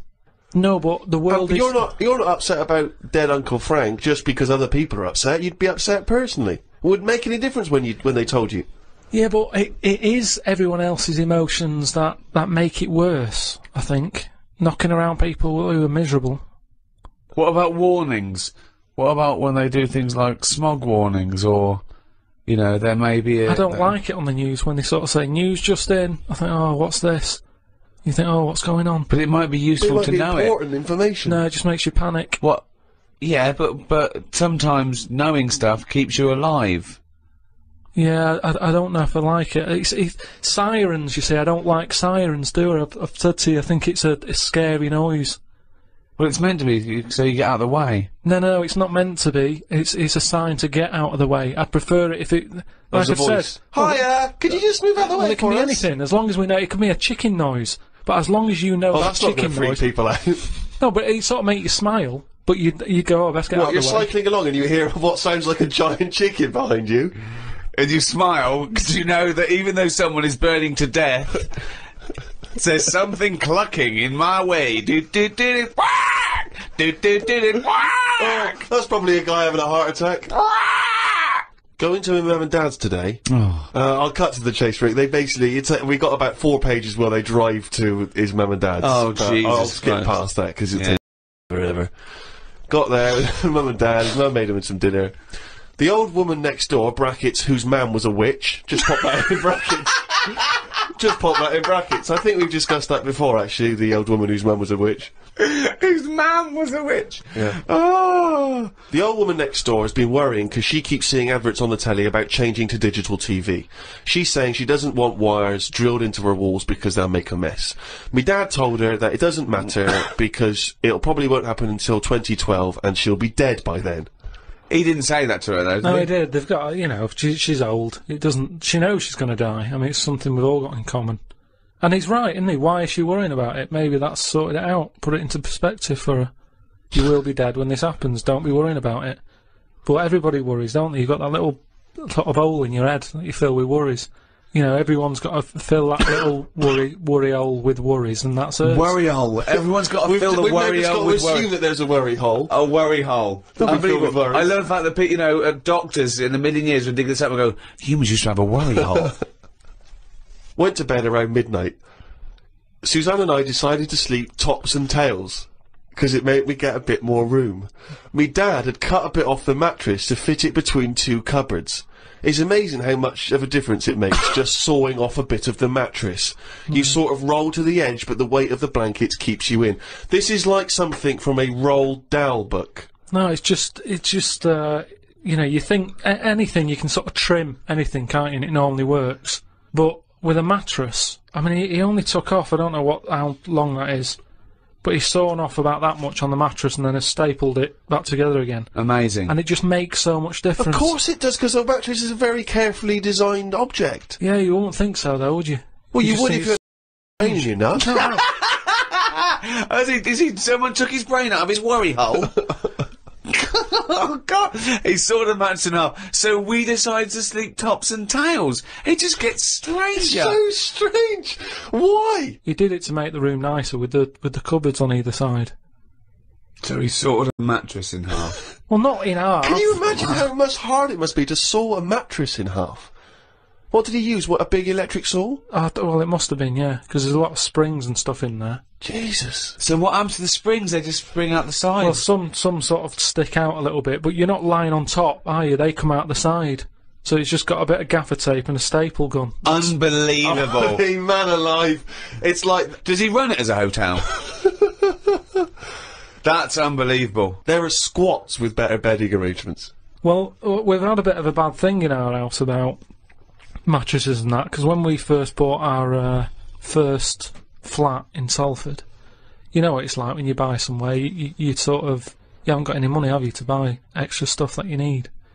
So we bought a bed, right, but there's that rip-off thing with beds where you buy a bed but a mattress doesn't come with it, which I've never understood that, because it's not a bed, is it? Without that mattress it's not a bed, it's a car without an engine. You wouldn't go, there you go, well that seems cheap, well, there's no engine in it. So we bought this like, you know, flat and what have you, and we bought the bed, and then, like, oh, we haven't got a mattress. So my dad got one from Uncle Alf. No, well, from that Uncle Alf fella, because he had one in his van that he used to use now and again if he was, like, travelling round. He'd just keep in the back on this mattress. Amazing. A bloke who drove around in a van with a mattress in the back. So Uncle Alf, right? Well, tell me about Uncle Alf. Well, you know about him, he's the one who slept in a dinghy. Because his mattress was in his car. Yeah, why didn't he go, oh, well, Alf, where's the bed? Left it in the car again. Oh, blow up the dinghy. Blow up the dinghy. I'm not going to go out and get there, not at this time of night. So anyway, my dad got me his mattress, and it just stunk of diesel. And Suzanne was like, oh, I'm not happy with this, and I think she realised sort of what sort of family she's got herself into. Wow, she landed on her feet when she got you. So now she's always a bit touchy about, you know, mattresses and things. Unbelievable. Uncle Alf, of course, sadly passed away when he couldn't escape from his sinking ship. The fire engines were too late. No one got out of the way because they were laughing so much. The madwoman next door saw me and said, hello, Clive. You live in a nursery rhyme. The old man down the road, the old woman next door whose mum's a witch, Uncle Alf who lives in a dinghy. This is like not a real place. It's like fucking Narnia. It's a children's TV programme. Unbelievable. Oh, God. Oh, just all of them there on this broken mattress trying to find the golden ticket. Oh, God. Oh, God. The old fella down the road talked to my dad a bit. He kept bees in the back garden. Oh, for fuck's sake! Here comes the bee man. His Yorkie dog was knocking about when he was messing with them, and it ended up getting stung 150 times. Oh, little bastard! What is he doing? It's not dead, but it cost a lot to get all the stings out. I don't know why people keep dangerous pets and insects. The amount of gear he had to wear to play with them is balmy. I don't think he's playing with the bees. He's not playing with them, is he? Well, what is he doing then? Well, I don't know, but I think you should get the dog the same protection. Yeah, but that's just it, isn't it? It's like, you can't mix your pets. If you've got a snake, you don't have a mouse. You know what I mean? They don't get on. And it's the same with them. Don't have bees. I can't imagine one bit of enjoyment. The only thing he does is the honey. And it's like, well, how much is that to buy? It's not worth messing about wearing a big white suit just to get some honey. There's a shop down the road. Bees are kept for a very good reason, aren't they? What? For honey. Yeah, no, but like I say, You can buy honey for next to nothing. Where do you think? What do you mean? But where does the honey come from that you buy? Yeah, from some proper bee farm. Let them do it. All he's doing, he's not making loads of pots of honey. He's looking after himself.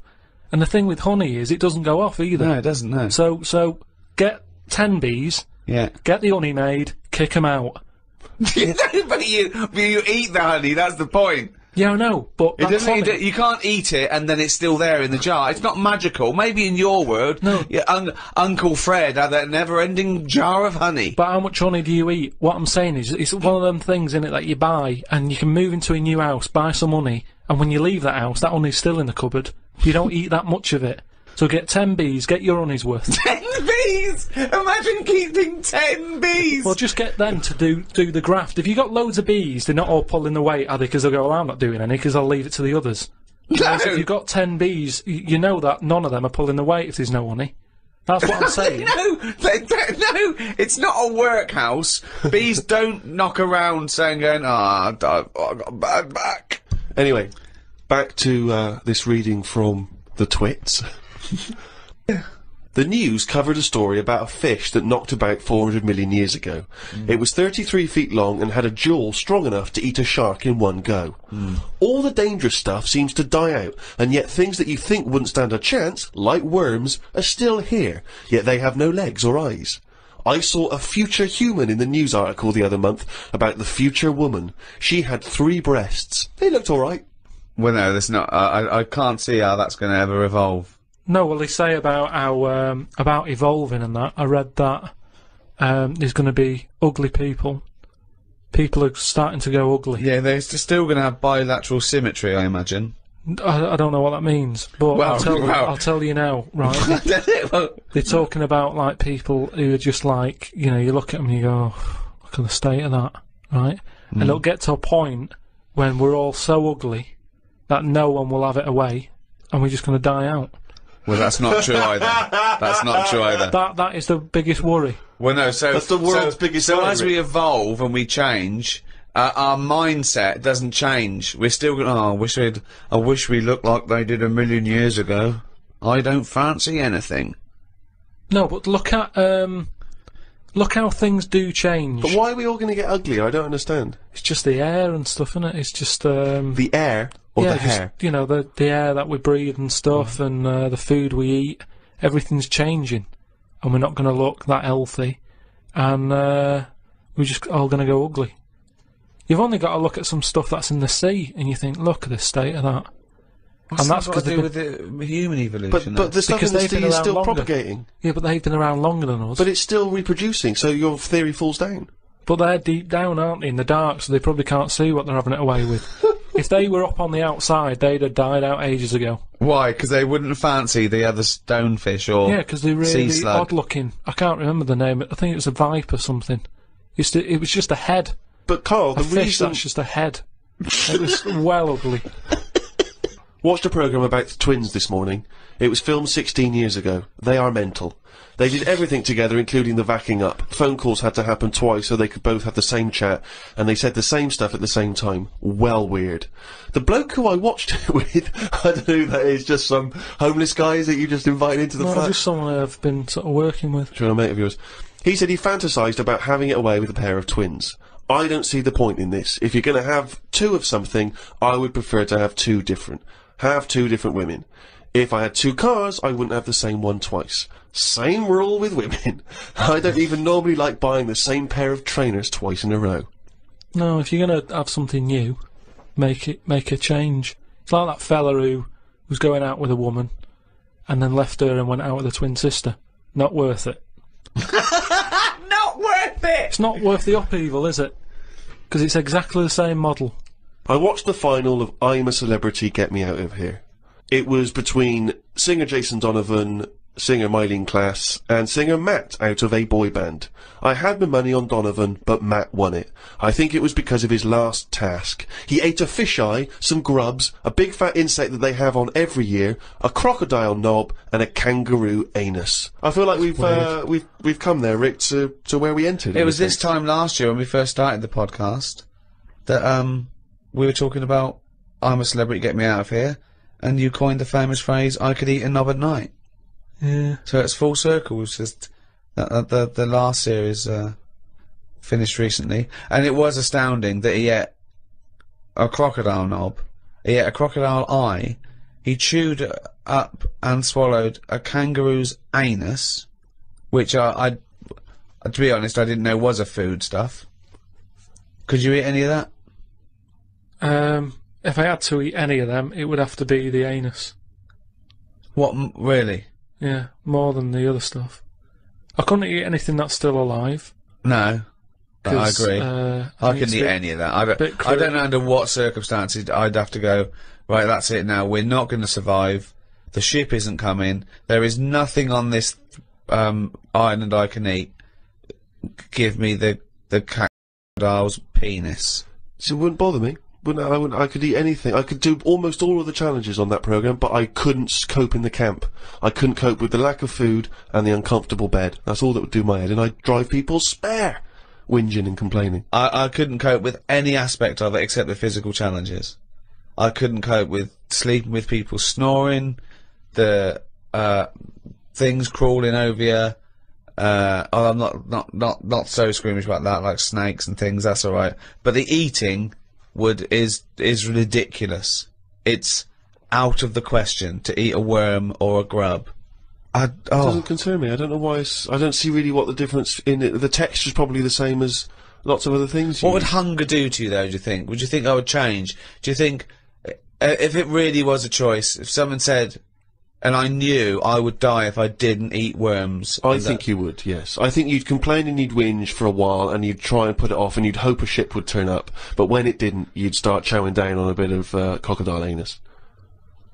But then where's the rest of the crocodile? Well, yeah, that's a good point. Who's been eating that? How come I've got this? You know, you're meant to, work together as a team in bad time, and yet I'm being handed an anus. Forget it.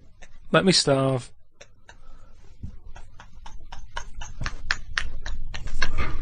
Well, thanks for listening. That was the Christmas podcast. We should say the winner of the last competition we did.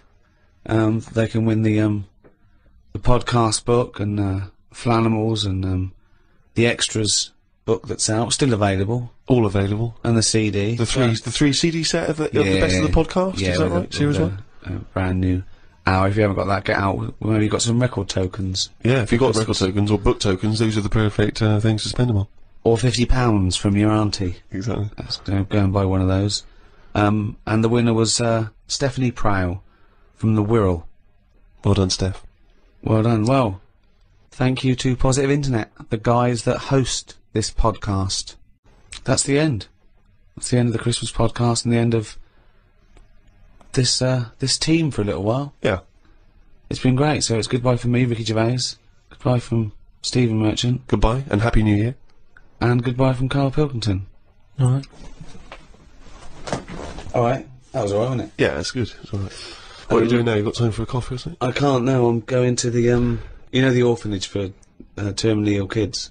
Oh, yeah. I'm going down there. I'll go down there every Christmas and sort of, do you? Entertain them. Oh, well, I bet that's lovely for them. Yeah, no, I've actually written a song I'm going to perform. They see The Office and see that I sing in that. You've written a song for them? Yeah.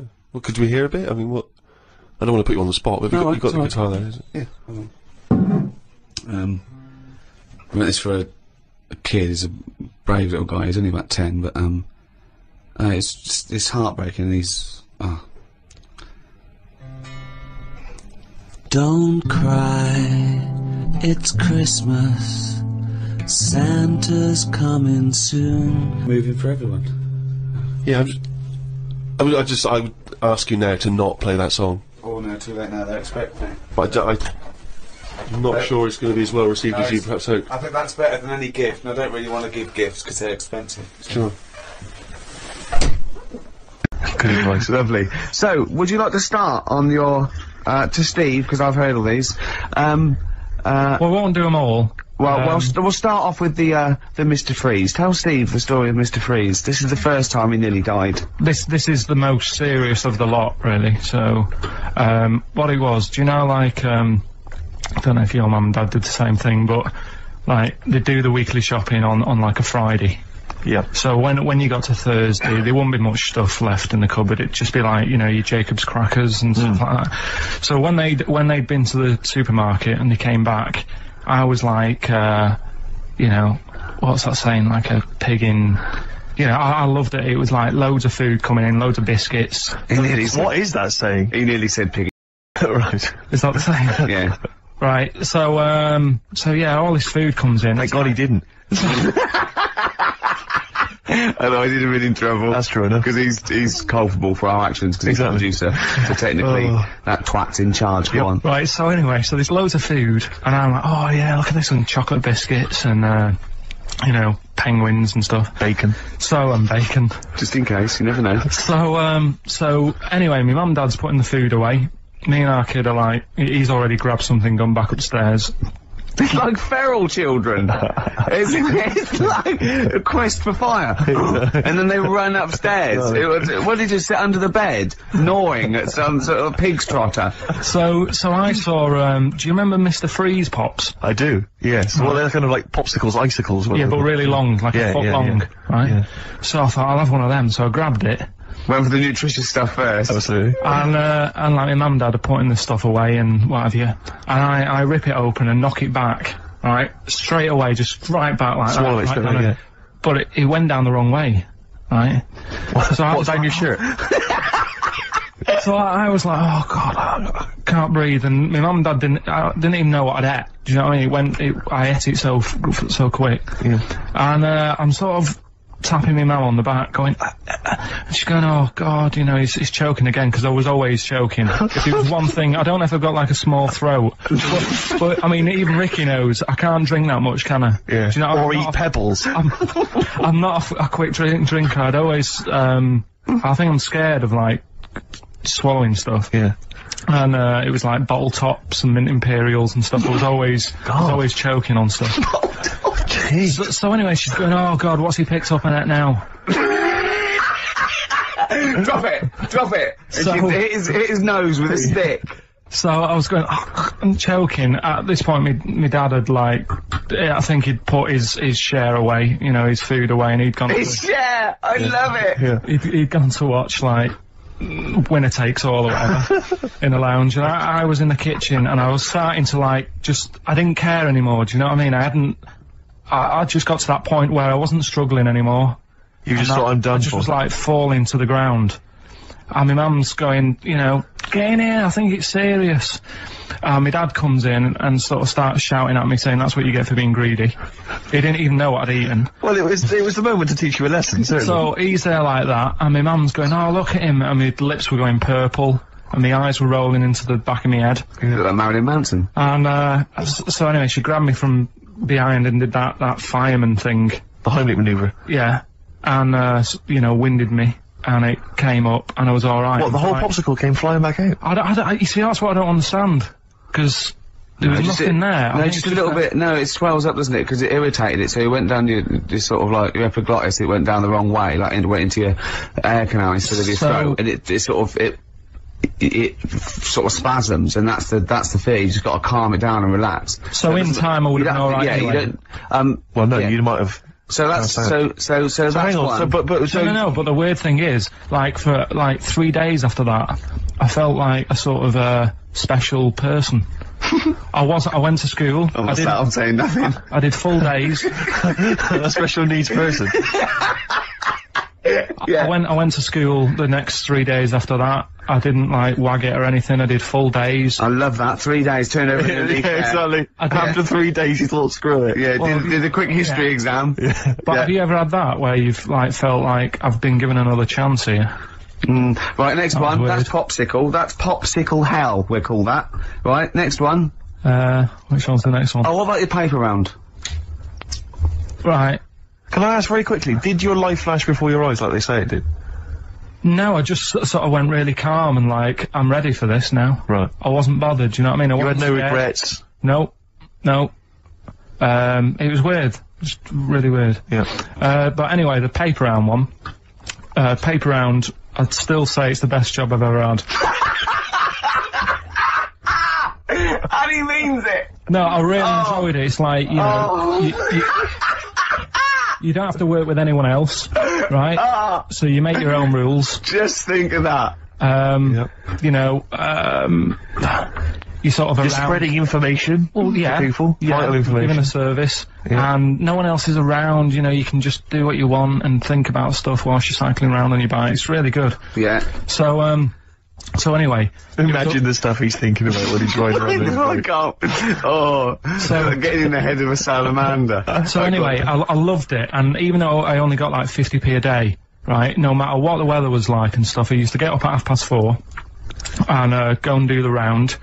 And why'd you get up at 4:30? Because I wanted to watch the Pink Panther at 5:30, so I wanted to get me paper round done. I said, why didn't you watch the Pink Panther? And then did the paper. He went, I can't sit there thinking I've got my paper round to do. You'll ruin it for him. Yeah. So is it a good job or not? So 4:30 I was up and about, and this morning it was like winter, really bad winter, bad snow, you know, freezing cold, really windy and all that. And my mum said to me before I went to bed, she said, don't be getting up tomorrow, I'll give you the 50p. I said, it's not about the 50p. So, you know, people want the papers and stuff. So, conscientious. So anyway, I went to bed thinking, you know, that's it, I've told her I'm still going, so, you know, whatever. Go to sleep, get up in the morning, and put all my kit on. I used to have layers of clothing on because it was really cold. They had like a big anorak on with the fur on. I had like waterproof pants, and I got my paper round bag. And I went downstairs to get out and tried to open the door, and it was locked. So she'd locked it so I couldn't go out. So I'm searching around the house looking for the keys. She must have hid them somewhere. I thought, oh God, you know, I've got the papers to do. So I thought, how can I get out? So I went upstairs, climbed out of the bathroom window. God. Right, and to try and jump out of the bathroom window onto the porch. But the problem was, I had so much gear on, I was like the Michelin Man. So I could hardly move as it is. Yeah. And I'm trying to get out the window, and I'm like, trying to stretch down like that, get my foot on the porch. And my bag got caught on like the hook of, do you know, like how you have a hook so you can put the window open? Right, yeah, the little arm goes on. My bag had got caught on that. I was holding on to the wall and my foot on the thing, so I couldn't sort of pull it away in case I pulled it away and then fell on my head. Yeah. So I'm stuck there. Dangling. My dad comes back from working nights. Yeah. He thinks I'm a burglar.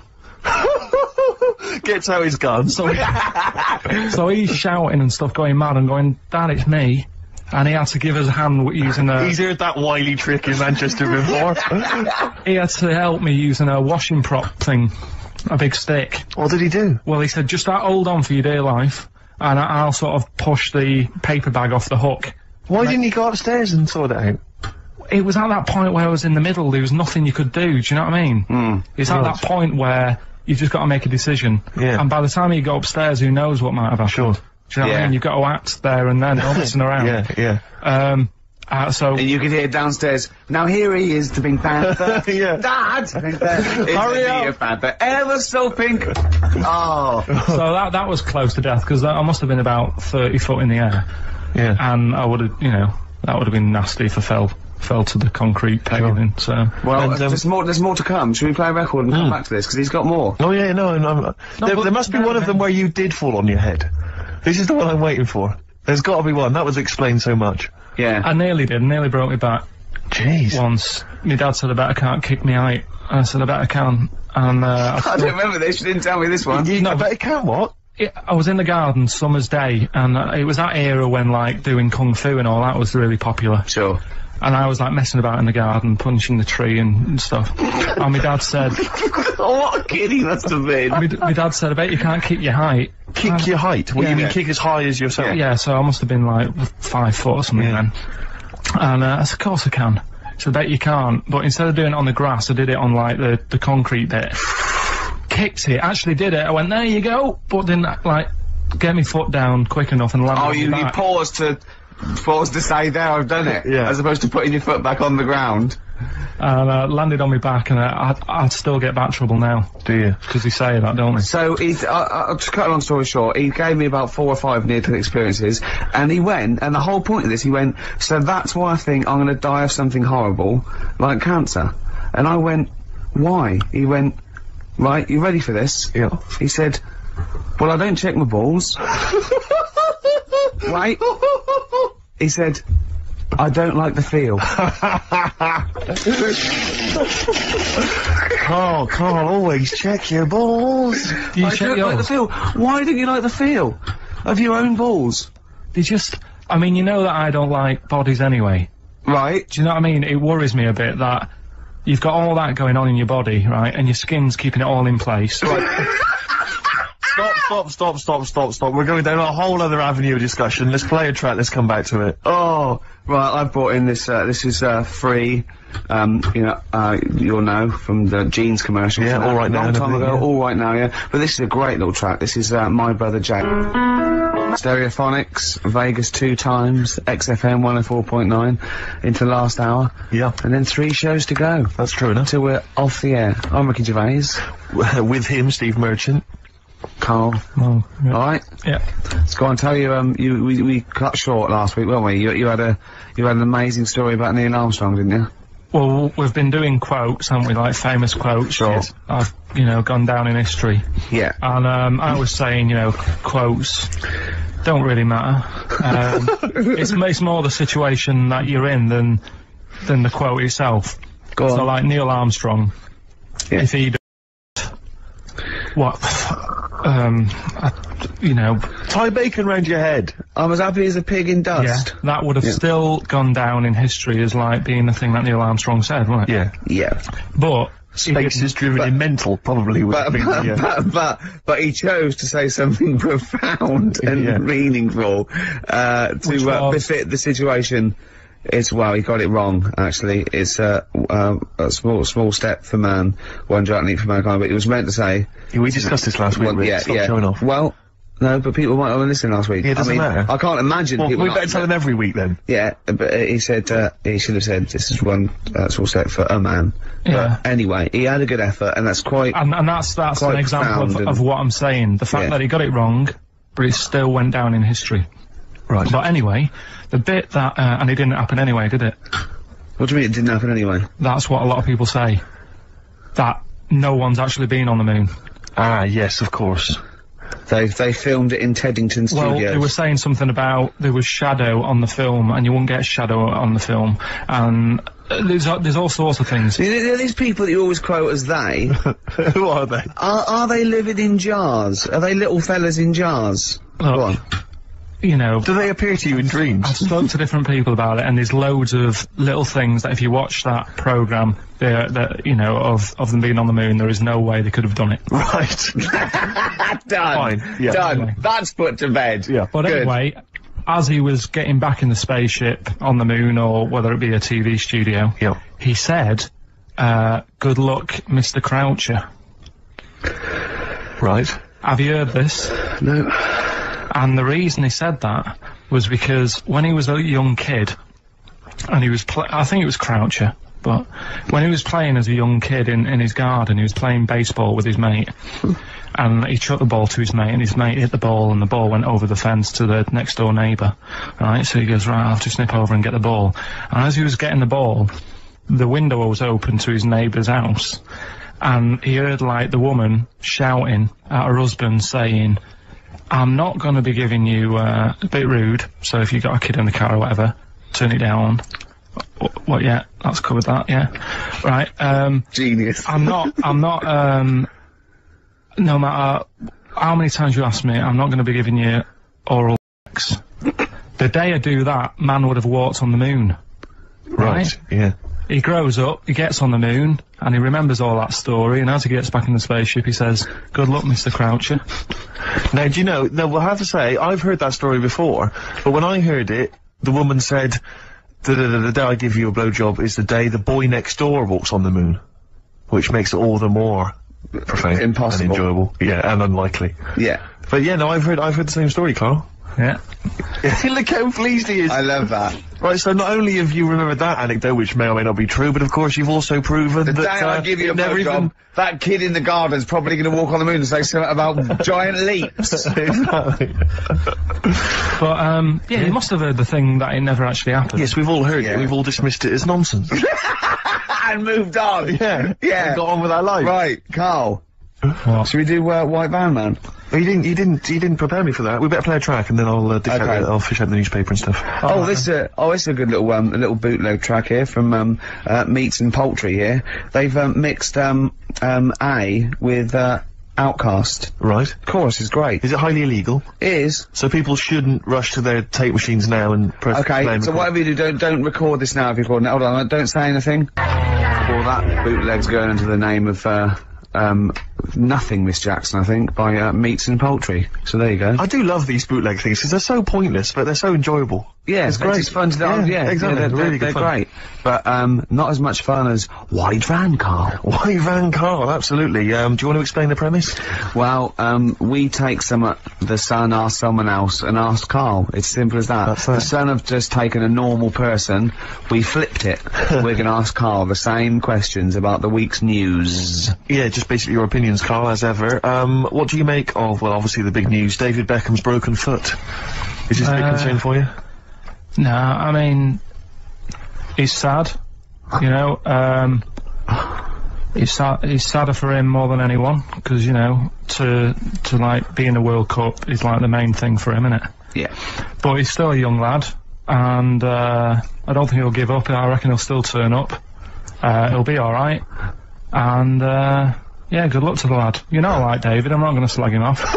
What's words? He says that like he knows him. Like he's popping round for drinks later. Yeah, like we tried to stitch you up. Go on. But, obviously yesterday, was it yesterday, I think maybe Thursday, the Sun printed a big picture of, David's, foot, and encouraged everyone to touch it at midday, because hoping that this would somehow, if we all thought and prayed together, somehow that would help his foot heal. Do you believe in that? No. Do you have any belief in that? No, you're going down the old, like, Yoragella route, aren't you? Sure.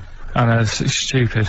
Yeah. I'm sure, I mean, it's nice effort and everything, it sort of cheers everyone up. Hold on, you believe in ghosts and warlocks and licking toads. Why is that any more stupid than all those things?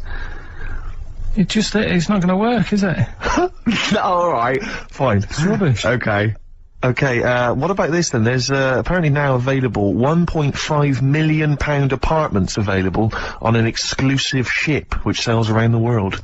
Yeah, it's like, what do you make of that? It's a huge thing, and you live on it, and it's, I mean, in theory. How big is it? It's mental. It's like a town centre. Do you know how, like, people said that the Titanic was the biggest ship?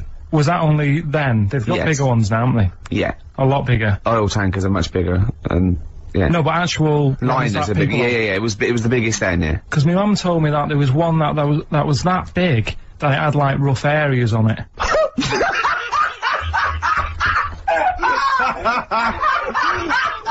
Oh God! Don't go starboard. Oh God! No, but you know what I mean? Right. It was like we're thinking of moving. We're seeing the captain. We're thinking of moving to a nicer area. Oh yeah. I've heard they're very rough in aft. Oh God! Oh, that's they steal your tires. That ship's so big that was rough areas. Oh. How big is this one that you're talking about? Well, I don't know. It doesn't give me the specifications here, but they're huge. They're huge. In theory, I mean, it's that thing with it's obviously marketing, but they're gonna solve the overpopulation crisis, where soon we'll all be floating around the sea. Yeah, but yeah. I can see that, because I mean, think about it, right? I've been talking to Ricky about it. I was hoping to buy somewhere in London, but there is no way in this world that I can afford it, right? And you look at all the wasted space, like with the Thames. All it's doing is like collecting crisp packets and stuff and Coke cans, and people have to clean it up. Whereas if you got a load of boats on there, problem solved. Yeah. Would you live on a boat? Problem solved. What's his name did it, didn't he? What's that programme? Was it Bergerac? Noah. Oh, Bergerac? There was one where he lived on a boat. I think it's quite. That was a shoestring. Yeah, I'd give it a go anyway. Noah. I'd like to see you living in the air, maybe in a giant hot air balloon. Yeah, all right. But no, the boat thing. Because it is going to get bad as well, isn't it? They're saying that the water's melting or whatever. The water's melting. The ice is melting. Yeah. And there's going to be more water and less land, so in the future, it's probably going to be the way we're going to be living, isn't it? Have you seen that film Waterworld? Nah, I don't fancy it. Because Is that what happens? sort of predicts that, yeah. What, are they saying that the ice thing Exactly, is melt? yeah. But at the same time, I was thinking about this a couple of weeks ago. If you get, I think I read that, like, a big chunk of ice, fell off one of the ice, what do you call them? Caps. Ice caps. Something like I think they said it's the size of the Empire State Building or something. Right. It snapped off and went into the water, and it's melted. And they're saying, oh, it's bad news, you know, that something that size is melting. But the way I look at it, if something that size falls into the water, it's like a big ice cube, and it's gonna freeze it up again. You with me? Not really, Carl. Go on. Right, you get a giant ice cube, the size of the Empire State Building, stick it in the water, it's gonna make, it's gonna stick back on again, isn't it? Well, no, only if it freezes up again. Yeah, well, it will freeze up. The water's going to get cold again because you've just put a giant ice cube in the water. So when you put an ice cube in a drink, the drink doesn't freeze, does it? No, the ice melts. If you put one the size of an Empire State Building in your glass of Jack Daniels, it's going to make it freezing. It's not going in a glass of Jack Daniels, it's going in the ocean. I know, but I'm using my fables. Imagine a world. Use your brain instead. Imagine the world, imagine the sea, like the Arctic or whatever, as a glass of Jack Daniels. Okay. A big ice cube falls into it. Yeah. It freezes, it melts back on again. So we're alright, I don't know why everyone's worrying. God, thank God for that, I was getting panicked. Oh, fine. Do you understand what I'm saying? Yeah, no, you're right. Yeah, that will happen. Should we play some more music and then come back to White Yeah, this is better than ever. This is dynamite this week.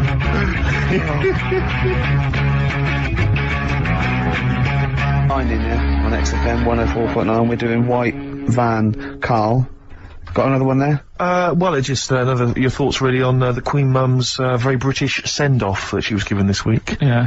What do you make of all those people queuing up to see her? Did you think that was incredible? Right.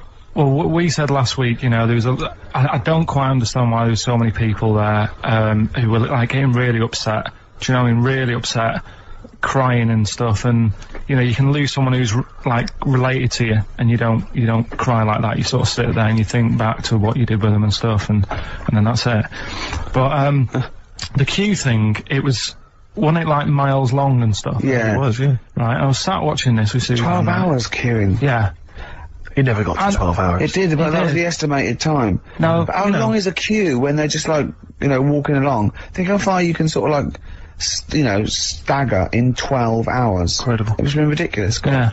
But again, you know, if they want to do that, it's their time and that, isn't it? And it was at the weekend, so they could have. It's not as if they got out of work to do it. No. You know what I mean, they used their own time, so good on them. But I thought, right, what they could have done. Remember when I studied Che Guevara? Yep. Yeah. Right. And don't be offended by this. It was just an idea because they did it with Che Guevara. Remember when they cut him up? Yes, they cut him up, yeah. What was the reason for cutting him up? Well, they cut up Che in order to try and, you told us that they were going to send bits of his body to Fidel Castro and various other people, wasn't that right? As a warning, wasn't it, though, to all the people, like, one to... Yeah, my understanding was that they cut him up in order to, so they could bury him in different places, so that there'd be one shrine, there'd be not one place that you could go to in order to make him into a martyr. A little bit like that. I've like... I can vaguely see where this is going. 6 queues, and it's like, number 1, you can, you know, go and pay respect to her head, or whatever. Oh, God. No, but I just was thinking the way of speeding it up. I'm not having a go, I'm not, because they haven't done it, so it doesn't matter. God. But they did it with Che Guevara. Yeah. Everybody would have felt like they've got close to her, and it would have speeded it up. No, I mean, but I can understand... Can I just say that genuinely, Carl is not being disrespectful here. This is his best idea to cut down the queues. So don't phone in. He's not suggesting we should have done this. He genuinely is. Well, but I mean, he's not doing it to be nasty or wacky or you know. He thinks this is a good idea. So can I just throw a thought at Che Guevara, who was like a powerful man who did a lot for the world and what have you. Yeah. And are you aware that I feel slightly responsible for this, because have you heard of the quote, a little knowledge is a dangerous thing? Yeah. Okay. Steve, next one? No, just a very quick question. I can understand those that have queued for 12 hours to see the head. I'd be a little bit annoyed if I got there to find a toe. I'll tell you what, though. I'll tell you what they could do without chopping her up. they could put about 9 queues, each could see each hip she had. That's true enough. Because she's had about 9 of them, so it'd just be, if you want to see the whole body, it's a 12-hour queue. If you just want to see a couple of the hips. Here's another suggestion for you, I've just thought, right? What?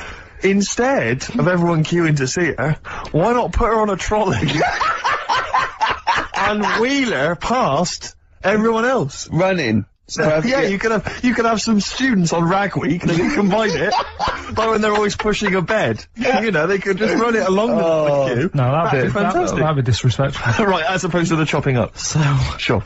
Right. But just an idea. Just I apologise now. Anyone's offended. Anyone offended, I'm sorry. But Yeah. Okay, finally, this is more frothy. Liz Hurley lying low, apparently, at Elton John's house to try and avoid the press now that she's had a child. That's a good place to go to avoid the press. Exactly. Yeah, yeah, Elton John's house, Everyone seems to be friends with Elton John, doesn't they? Every celebrity's When friends did with... pop into Elton John's house? What, has he run into some sort But of... it was like when Robbie Williams was a drunkard and a drug addict, he went to Elton John's. Yeah, and who's the other fellow that went there as well? Was someone to, to recuperate and shoulder to cry on? Is he giving out false passports? But I don't know if people have seen his history. He's not the man of, I mean, I know he's cleaned himself up now, but, maybe that's it. Maybe he's got this kind of insight into how to deal with celebrity. Yeah. What do you think? I think it's just genuine mates with him. I think he's just like a friendly bloke. I think she's been doing too much lying low in the first place. That's part of the problem, isn't it? High five, Carl. That was a genuine joke from Carl there. And he's so proud of himself. Look at his little face. Too much lying low. Oh, that was my man. I agree with you. Why can't she just go around to her mum and dad's or something rather than Elton John, where everyone's looking? Yeah. Yeah. Yeah. That's the point, isn't it? Yeah. So that was good. Yeah. Very good. Yeah. Right. What music we got? We got Bit of Flaming Lips. Flaming Lips. Excellent. There's the classic Race for the Prize. Should have been a big hit. Never was. Sadly. The Flaming Lips and Race for the Prize. Just playing that, Rick, for everyone who emails us saying we get a lot of emails every week, but obviously don't really respond to them because we're very lazy people, but we obviously appreciate it. And I play that particularly for Claire, who's emailed in saying her friend Sarah Prosser would like some Beatles. We're not going to play the Beatles this week, but Sarah apparently loves us more than words can express. More than Carl could express. Absolutely. I'm going to stop you there, Pete. You don't want an advert. Spread your love. On XFM 104.9, I'm Ricky Gervais, with me, Steve Mitchell, and now it's Carl's bit. It's the re-education of Carl. He's like Liza Doolittle, and now he's coming, or Lawnmower Man, if you've seen that film. More like Lawnmower Man, if you've seen the film, you'll know what I mean. And his homework was to just study quotes, really, on happiness and stuff, and general well-being. He's not a big happiness, quote fan, are you, Carl? Not really. So what have you done? You've come up with something, haven't you? Right, yeah, I told you, right? Because a lot of these are just things you say every day. They're nothing special. So what I'm doing... Well, you say them every day. Well, the sort of things you come out with and you don't even think about it, do you know what I mean? Yeah. They're on the TV all the time. People on the radio are saying these sort of little quotes. Sure. And, what I've done is, remember that programme on Channel 4, Faking It? Yeah. Where they got some, like, posh kid to be on a door and all that. What I've done... Imagine if that was the pitch for the show. Dear Channel 4. You're just gonna get a posh kid on a door or something? Yeah, Yours sincerely, Carl. Come in. Yeah. TV producer. Yeah, yeah, go on. So, what I've done, this little book of quotes, happiness quotes, I've picked 2 that are real. Okay. And I've made one up. Right? And we've got to guess. And you've got to guess. Okay, then, go on. Well, I'll tell you what, Rick, why don't we, when we've heard them, we won't confer. No. You'll write down yours, A, B, or C, and I'll write down mine, and we'll see how it Okay, works. Carl, off you go. Right, and just because I'm looking at this book, it doesn't mean I'm actually reading. No, I know, Don't worry, we're clever. No, we know, we can't see yet. Like, Yeah. call my bluff. Yeah, go on in. Nothing is worth more than this day. Okay. Yeah. Yeah. Alright. Yeah. The way I see it.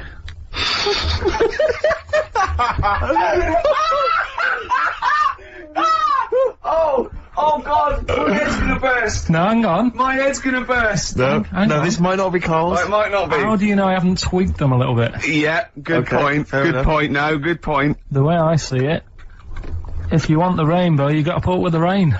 Yeah. Okay. Alright? Alright, yeah. Okay, no. It's not, yeah.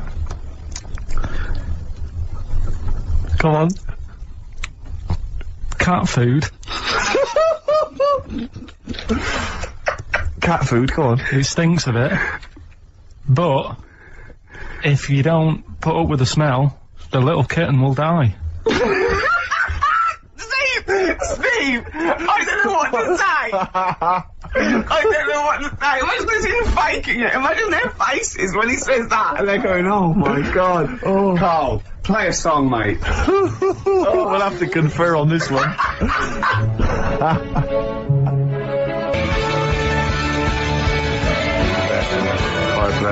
Well, that's just amazing, Carl. Just read them again. Two were real, one was fake. Go on then. Right. First one. Nothing is worth more than this day. Excellent. Next one. What does that mean? Well, cherish now, cherish your time. Okay. Because you can't get it back, and you know. That's the way I saw it. Carpe diem, whatever it is, seize the day and all that. Okay. If you want the rainbow, you've got to put up with the rain. Yeah, of course. Yeah, rough with the smooth. You know, it's not all plain sailing, but, you know, rainbow's beautiful, but it comes because of the rain, which you might not like, so make the most of everything, and, good. Cat food doesn't smell good, but if you don't put up with it, then the little kitten will die. Right, now, Carl, that is a good effort. Now, that one's yours. I mean, obviously, right? Right, no, but it's a good effort, right? I mean, it slipped seamlessly into the others. Yeah. I don't think it didn't. No, but it's good. I mean, we knew it was that one, but, what I will say is, it's good, but what you don't know, maybe subconsciously, is, I mean, it's very similar to, the putting up with the rain and the rainbow, but that's good. Why do you think that? Well... What does mine mean?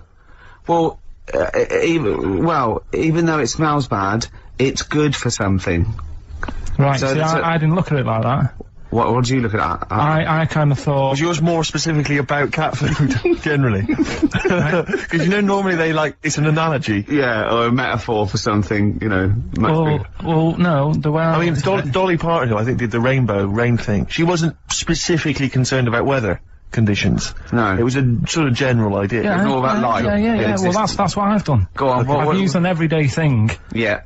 And put it with today's problems, right? Go on. So, like, my girlfriend, she might like to go shopping for clothes. I hate it. Right. But because I love her, I put up with it. Ah, that's nice. Yeah? Yeah. So, you love that little kitten. You can't stand the smell of the stuff you got to feed it, but because you love it, you go, well, you know, I'll pull with this just for a few minutes, and then I can, like, squeeze its head later and give it a little... Sorry, can we go back? You know, stroke its head and stuff. Oh, right. Yeah. Sorry, it was a bit of a slip, was it? Squeeze its little head. Yeah, well, that's just the thing that I do with cats. Put it in a bag and drown it in a lake. I can feed it and then I can throw it against the wall. So you didn't see it like that, did you? No, that's very good. So it's about love, is it? It's about putting up with the bad things for something you love. Yeah. Well, that's nice. But Carl, you seem now to be convinced and rather smug that you've tricked us and that you fooled us and that we didn't understand it. Well, I say that's your fault, not ours. No, it's not, though. I mean, look, that man in Forrest Gump, he was a bit of a nutter. And he came up with the life as a box of chocolates thing. Yeah. Now, if that was in this book, you say, oh yeah, brilliant, you know, good bit of work. But if he was sat here doing the show with you, you'd be taking the mickey out of him. Sometimes I feel he is. No, but, Carl, I could, in fact, if people are out there, we're too lazy, could you write down everything Carl's ever said? Because I think we could publish that. Yeah. He said one today, he saw my, salamander, it's not a euphemism, he saw my salamander and it's just sitting there in the tank. Your exotic pet. Yeah, and he's worried about there not being a lid on, and he said, I went, what are we worried about? He said, well, he said it sits there for 24 hours a day, obviously planning to get out. Well, it's got nothing else on its mind, and it's the daft thing is he has actually got the lid ripped up a little bit, like it's got nothing else to think about. And it'll be looking up there, and it's going to get out. But what's the worst that could happen? What's it thinking? What do you think it's thinking, this salamander? It's got its eye on the DVD player. I could have Ian be down the market. Well... Oh, God! Are they dangerous? Can I just say something? Are they dangerous? I think the salamander's thinking exactly the same things as you. I mean, to look at you, you've got the same expression on your face. You know what I mean? You're dressed in green as well. You've got a little round sort of Hamburglar type head, like the salamander. Very similar. And yet I think you bonded with it, didn't you? Yeah, but I probably would have tried to get out, but my little paper round bag would just hang on the corner. Yeah. Listen, can we have more nepotism on the show? I know that we did that earlier with the We haven't got long, have we? We have my housemate. You remember I was working out with him last week to Helen from Big Brother's dancer-size video. That's just frightening. Yeah, we've kind of let that slip a little bit. I've got to be honest. But anyway, he's joined this band. They're called Fujiya and Miyagi. Slightly difficult to pronounce. But anyway, this is a track that I think's been getting some play by Nick Luscombe and John Kennedy on XFM. They got a gig this week at the Pool on Curtin Road. That's 18th of April, Thursday. Let's play it. Can I just say I've got a fridge freezer for sale, 400 quid or nearest offer. Fujiya and Miyagi performing live Thursday the 18th of April at the Pool on Curtin Road. Admission is free, Rick, so I imagine you'll be heading down there. Yeah, I will. Well, I've enjoyed this show. Yeah, it's been a good one. It's great. It's been great. Carl, any more? I'll tell that story that you were telling me about your dad when he was driving. Well, it's just that you were talking about... Well, I mentioned Forrest Gump. Yeah. And, the Forrest Gump types. When my dad was when he was a taxi driver. Yeah. You used to have to, sort of do your bit for the local area. Oh, God. By taking the Forrest Gump people to Blackpool. Yeah. Is that what they're called now, the Forrest Gump people? Is that what the organisations that support them ask for them to be referred to? A minibus with Life is a Box of Chocolates.com. Well, Forrest Gump type. It must be, so you work with these people? Yeah, the people with learning difficulties. And they used to get 5. Coming home must have been a busman's holiday. So he got 5 of them in the cab. Yeah. And they had to go to Blackpool, and 4 of them were really good, behaving themselves, didn't mess about, weren't fighting and stuff, but there was one who was just causing loads of trouble and he couldn't control him. Oh, and what you've got to be able to do with people like that, you don't want them to get stressed out because it's not good for them. It stresses them out, and you could end up with a bit... Thanks, Dr. Carl. You could end up with a bit of a riot on your hands. So he thought, I'll nip this one in the bud right now. And he pulled up just on the outskirts of Blackpool, and he took the one out that was causing problems and put it in a wheelie bin. Oh, no. Oh, I'm sorry. I apologise. He did what? Oh, he did it for the good of the others. He put it in a wheelie bin. He was having a good time. He thought it was one of the rides. Can you stop saying it? Him. Yeah. He was having a good time, and once he calmed down, my dad went back and picked him up, and he was fine. He had a good time. He left him in there the whole time the others were in Blackpool? No, he left him there, not the whole day, probably about an hour and a half. In a wheelie bin? In a wheelie bin. Why couldn't he get out? Because, his arms were trapped on the thing. One of those one... What, he tied him up? No, do you know, because he was a big fella, and, he managed to get him in so his arms were down the side like that, so he was a bit trapped. Wasn't he screaming and crying and stuff? He was making a bit of noise, but, do you know what I mean? What you feel served him right? Well, but anyway, I didn't really want to talk about it. You just brought it up because of Forrest Gump. Did do his, family know about this? Is this the first time they'd have heard about this? He didn't get asked to do it again. Because he had another problem similar to it where he had a little minibus, and it was his job to take a load of old women to the bingo hole, and it was miles away. And he took him there. There was no problem. About 10 old women in a minibus. One of them was causing trouble, so he pulled over it. No, right? So he took him there. Everything's fine. He dropped him off. They had a lovely night. Yeah. Right? They had a lovely night. Won a bit of cash. Coming back, it's a bit of a late night, and they all started moaning at him, going, "I want to be dropped off here. Take me there. I want to be dropped off first. I've got to get up early. Blah blah. My husband's expecting me. I'm already late. Take me here first. Take me there." And he just pulled up in the middle of nowhere, said, "Get out." And he made them get out, and they all called for taxis. They charged that company who was meant to be taking him home in the minibus, and he got the sack. Well, a similar sort of story. You can't be dealing with it when people don't sort of just calm down and, like, solve the situation. Yeah. They're just all like, I don't want to be dropped off first, take me here first, take me. Yeah, so he acts like a madman to counter it. Just looks good. Oh, that was All right, great. we've got a crack on, haven't we, really? We got... Says so much. Yeah. Yes, Nick Drake, a song for the ladies this week from the album Brighter Later at the time of a city clock. That's Goodbye. it. Yeah, Goodbye. see you next time. Bye. Good Fortune, PJ Harvey on XFM 104.9. I'm Ricky Gervais, obviously, Steve, Carl. I've got a real one for you. This is a logic question, not a stupid one. Just very quickly. 10 black balls in a bag and 10 white balls in a bag. Yeah. How many balls do you have to pull out to ensure you've got a pair of the same colour? Well, what's stopping you putting your hand in and pulling out? Jesus. Because I asked for the minimum number. So how many do you have to pull out to ensure you've got a pair? That doesn't say all of them, that'll ensure it. No, what's the minimum number you have to pull out? 11, because if the... Why do you need 11? What? Because there's 10 black balls, 10 white balls, yeah? Yeah. Say if you're, for some reason, you pulled out all the 10 black balls. Yeah. Right? Yeah. You'd have a pair, wouldn't you? You'd have a pair. After the first 2? Yeah.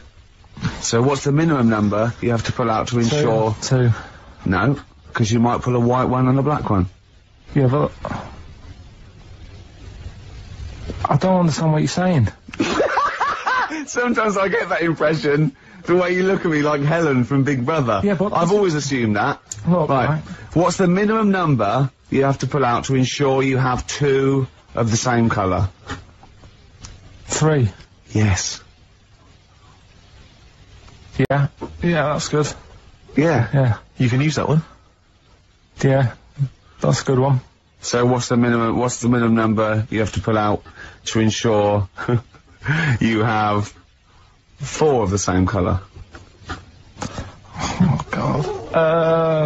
8. Was that a guess? I don't know. I understand the first one. We've done it now. Okay, alright, we'll leave it there. That's good. Good. Okay. Now White van, Carl? this is, this is where we... Oh, it's too much.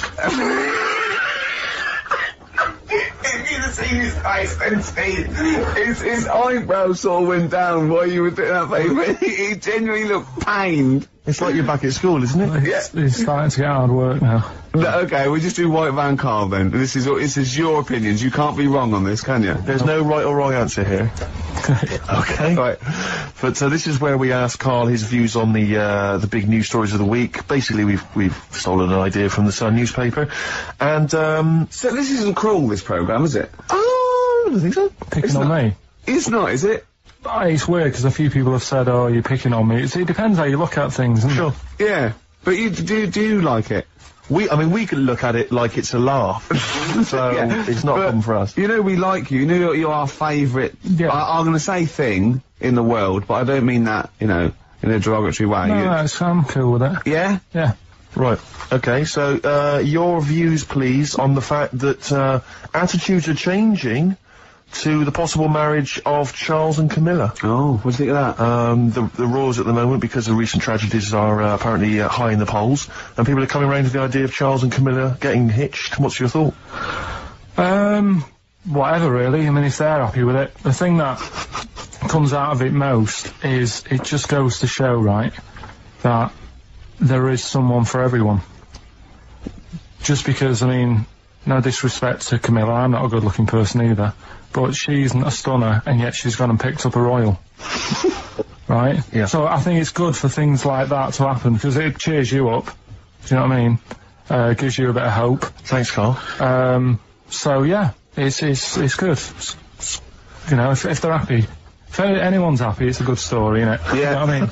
Yeah. You know, he's had a bit of bad luck. And now he's got someone else in his life, so... While he's doing this, I'm just doing a list of questions to ask him what he thinks of things in the world. Okay. Is that alright? Yeah, no problem. Okay. Okay, what do you, make of, well, now listen, this may be a non-story, or it may be the biggest story that's about to break. Ulrika Jonsson and Sven-Göran Eriksson's affair. Are you familiar with this? It's over the papers today. Apparently, Ulrika and Sven are going out, although there appears to be no evidence for this. Yeah, I don't even give it time of day. Do you not? Right, well done. Doesn't affect me whatsoever, as long as he does his job well. Yep. And what's she doing at the moment? Presenting Dog Eat Dog, I think. Right, you know. As long as she does her job well. As long as they both do their jobs well. Well, yeah, at the end of the day, that's going on with a lot of people out in the world, isn't it? Do you know what I mean? Just because he's an England boss, as long as, you know, we win the games and that, he's doing his job. If she's, you know, gets a dog winning a prize or whatever. No, okay. It's not worth it. Carry on. Do you know what I mean? Yeah. So, Dog winning a prize. I haven't seen Dog Eat Dog. What's it about? It's alright. It's Right, so that's it. Yeah, it doesn't matter. Okay, what about this then? Are you, disappointed by the nation that, a third of us are apparently unaware of St. George's Day? 23rd. Is St. George's Day the one with the snakes that we've talked about? No, that's... Are you one of that third, do you think? St. George is the patron saint of England who, killed the dragon. Yeah, I mean, there's too many of these days, isn't there? That's the problem.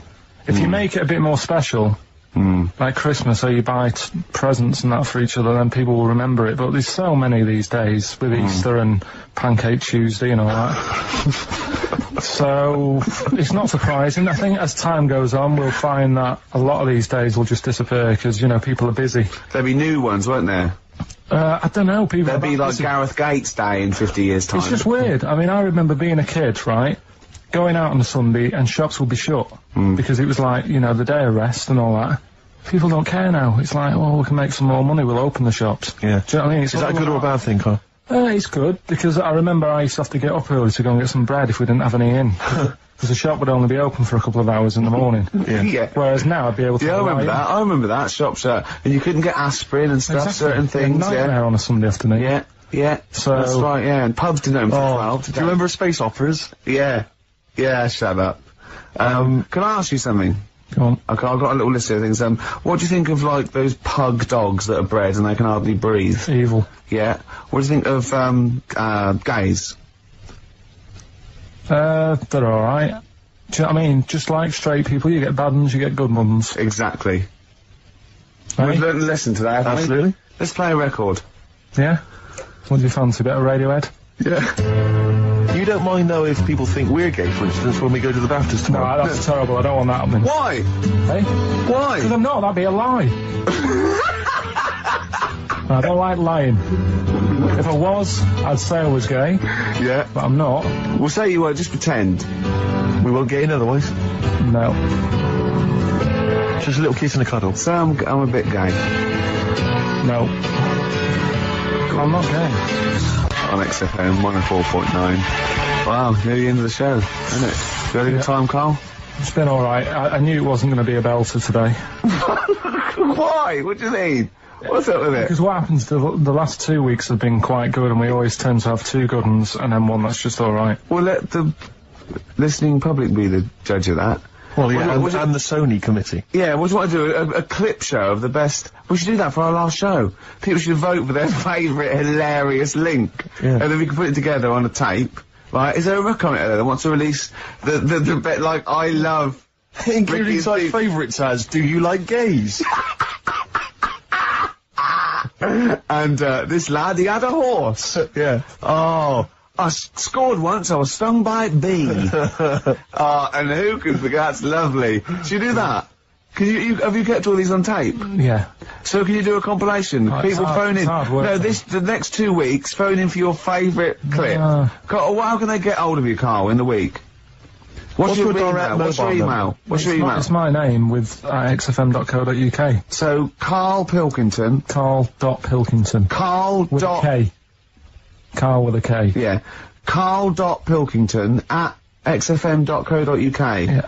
Vote your favourite link of the last 3 months, and we should make a little compilation and sell it.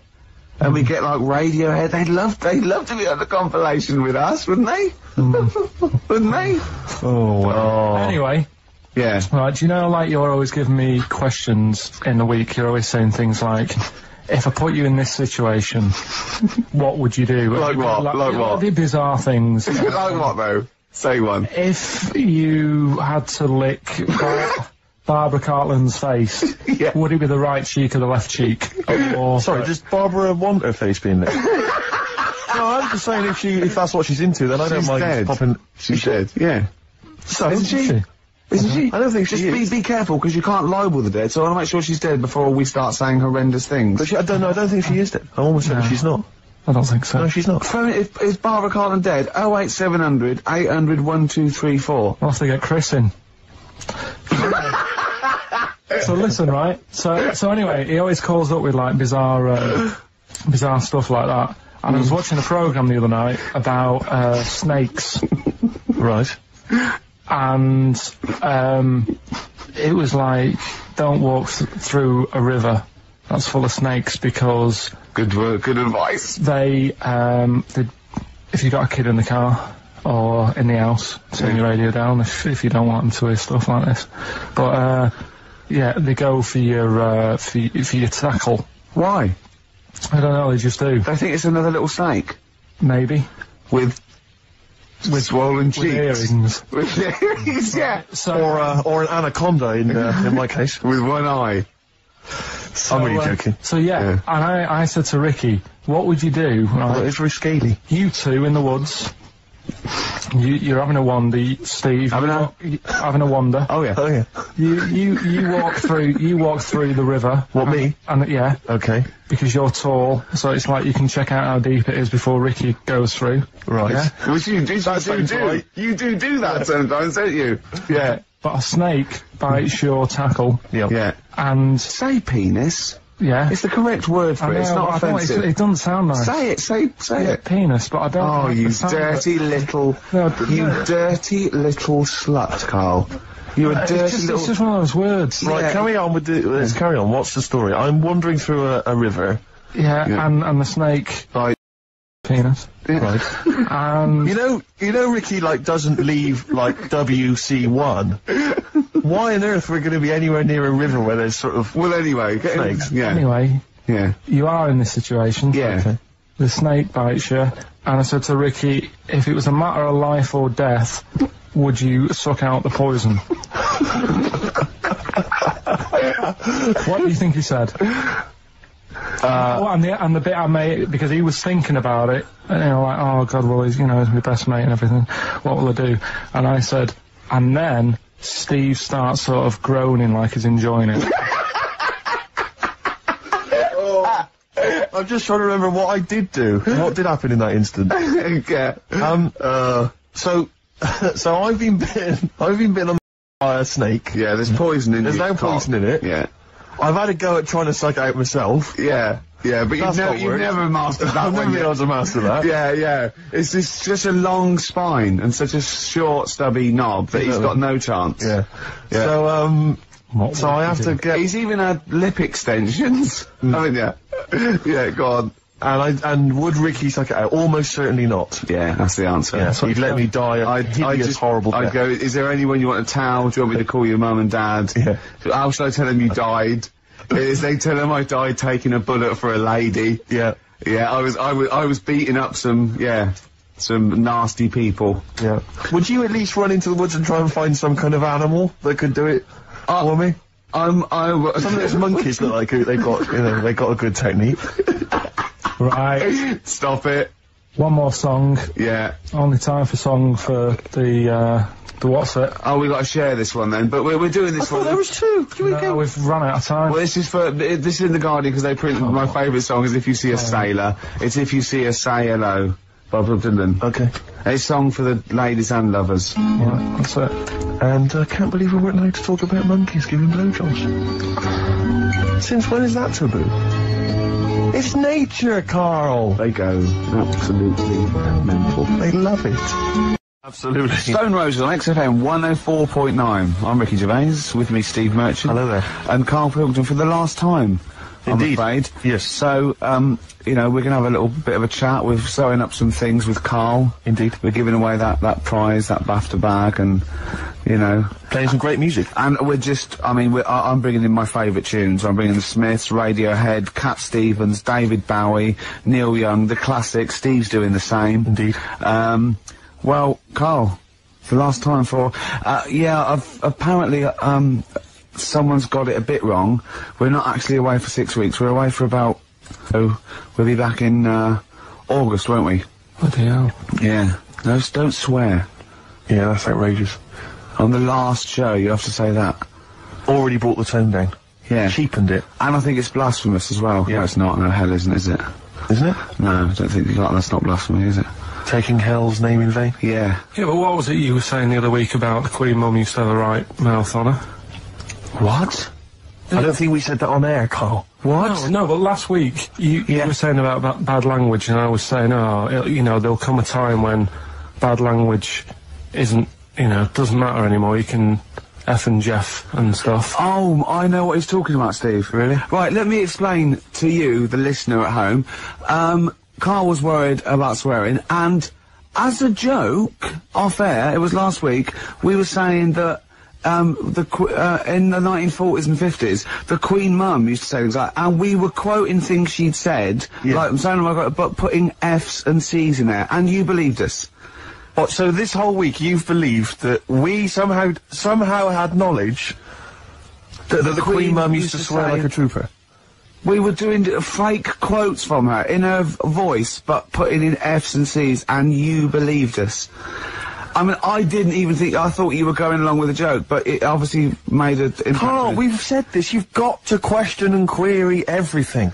You can't take things at face value, certainly not if they come out of the mouths of Ricky Gervais. Yeah. Alright. Yeah, sorry about that, Karl, it was a little trick. Is there any other things now that, as Is you there look back anything over we've the said that time you've been we've thinking played about with that it? I can tell you now that was a lie?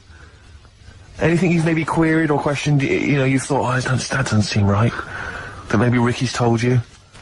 Something might come to me later on, but... Okay. Well, what about, Karl, I mean, we love you, right, obviously, we know that, and we've got great affection for you, we look forward to this, I'm gonna miss you, really, and I'll tell you what, you've got a heart of gold.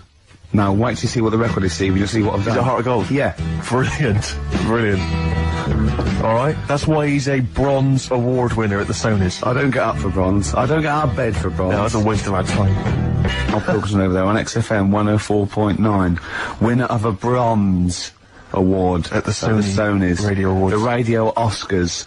So Man Phil alive. Jupiter said. That's what he called them on Liquid News. I'll tell you this, Rick, I'm not used to being on a table with losers at an award ceremony. No, I don't. I'm glad. I didn't want to come in to do the final show. No.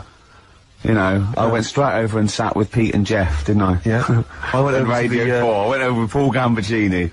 I went over to BBC World Service. Yeah. You know, it's a lot funkier. A lot cooler. Won an award. Yeah, they award. swept the boards. Yeah. Bronze is nowhere. What was the mood? What was the mood here? Silver's, what was the mood here? The mood, because the day after, because people, I mean, let me tell you that, I think XFM deserved an award, and I thought it was criminal, actually. But what I did like about it, that we certainly had the room, because Pete and Jeff said good luck to us and Christian, that was really nice, and then someone else mentioned this, James Nesbitt. James Nesbitt said, XFM and stuff, so it certainly had the... Gambaccini said something about it. Yeah, so it certainly had the room, and for a local, you've got to realise it's a local radio station, you know, and it can't compete really with Radio 2 and Radio 4. But what was the mood the day after here at XFM? It was alright. I mean, I think we expected a few more, but... you shouldn't take these things seriously anyway. But what I didn't never take awards seriously. But what I didn't realise is you have to pay thousands of pounds just to nominate. Just to get into the running for an award. So you've already, you know, they've squandered thousands of pounds. No, it's not thousands, is it? Well, it mounts up because you pay to enter. And then the table. You've got to buy, like, mini-discs and that to send your stuff in on. Sure. With Sony mini-discs. Oh, I see what you're saying, Karl. I'm not saying anything. No. And also then you've got to pay for the table. Right. And the food and the drink. I mean, it's a few grand. I swore on live television as well that night. Yeah. But I've never done that before. I mean, I've sworn before, but never accidentally. And we were being interviewed for, And Christian was sort of like, quite, you know, being a bit boisterous, and he must have brought out the worst in me, and I just actually said the F word, and I apologised straight away. I didn't want to embarrass Phil Dupas. He was doing a good job. He does that himself, yeah. But I was thinking about yesterday, and you're saying a bronze isn't worth having, right? Yeah. But, say like... We're only joking, none of them are worth having, but they're very nice. They're very nice to win. Bronze is pointless. Well, you say that, because, like, bronze is like coming last, isn't it? Yeah. Yeah. Right. Yeah. Can you tell me the name of the person who won the marathon this year? No? Yeah, but that's because we're not sporty. I'm sure there's lots that can. But then, the guy who came last, who was in the swimsuit, people remember him. And no, I don't remember his name either. No, what's his name? No, but he was 6 days late. I mean, he was really Yeah, but what's his name then?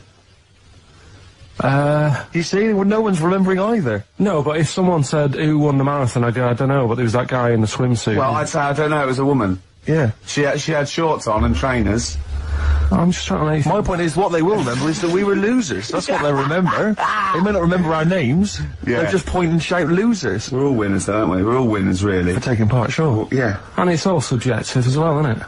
Go on. I mean, I'm not going to moan about awards, because you've won a lot of them. It's like saying they don't mean jack. But at the end of the day, right, there's some shows that won awards and you go, yeah, that's, you know, that's worth an award. I think you've got to treat it, I mean, some awards actually boost your profile or career or your cachet or everything like that. Some it's just a nice night out when it's nice to win, but I don't think you should really take any award that seriously. What worries me though, Rick, as I mentioned on the night, is that when I was at school, I mean, you look at me now, you probably think he's an athletic kind of guy, he's a sporty dude, you know, but at school, bizarrely, that was not the case. No? What, were you a bit of a lanky beanpole? It turns out. You're joking? Yeah. Oh, right, okay. So, yeah, I got a silver, in the high jump. Yeah. And I've done better in the high jump, right? Did no training whatsoever, did no practice, just turned up. You were 2.5 foot taller than every other person in your class. Yeah, but wait a minute, people think that if you're tall, that makes you easier, it makes it easier for you to do the high jump. Surely not, because I've got all that leg to get over the pole. That makes it harder for me, surely. Don't talk rubbish. What are you talking about? Well, of course the taller you are, the more chance you got at the high jump. What, explain that to me. Oh, what, are you, okay then. So, is it harder for a 6-foot man to step over a matchbox, or a baby midget? A baby midget? That is tiny, Rick. Hang on. Here's something I've learned, remember? Go on. Back to, like, show 4 or whatever. Go on. What is it? Show 4? The flea can jump over the London Eye? No! No, it can jump the equivalent of, if it was a 6-foot man, it can jump about 6 inches high. A flea cannot jump over the London Eye. Yes, it can. Yeah, it can. And tell your kids that. Carl. Oh, remember? Oh, a flea can jump over the London Eye, and an ant can lift 3 Volvos. But you're talking about fitness people and that. Remember when we were in the pub, right? Yeah. And your mate Johnny was in there. Yeah. I think it was. Yeah. And he was talking about that guy who got done, right? Because he entered a wheelchair race. Yeah. And there was nothing wrong with him. His legs were all right. Yeah. Now, he got done because he shouldn't have been involved in it. Yeah. But don't you think that really he's really good for doing that? Because he's not normally in a wheelchair. Sure. So he's not used to how they move about. Yeah. His arms aren't as strong as the other fellas who are always in the wheelchair. Sure. He had his mate pushing him, that was the problem. Yeah, it was motorised. Yeah. I'd give him a gold plus. Just you know, you're taking a bloke who's not used to doing something.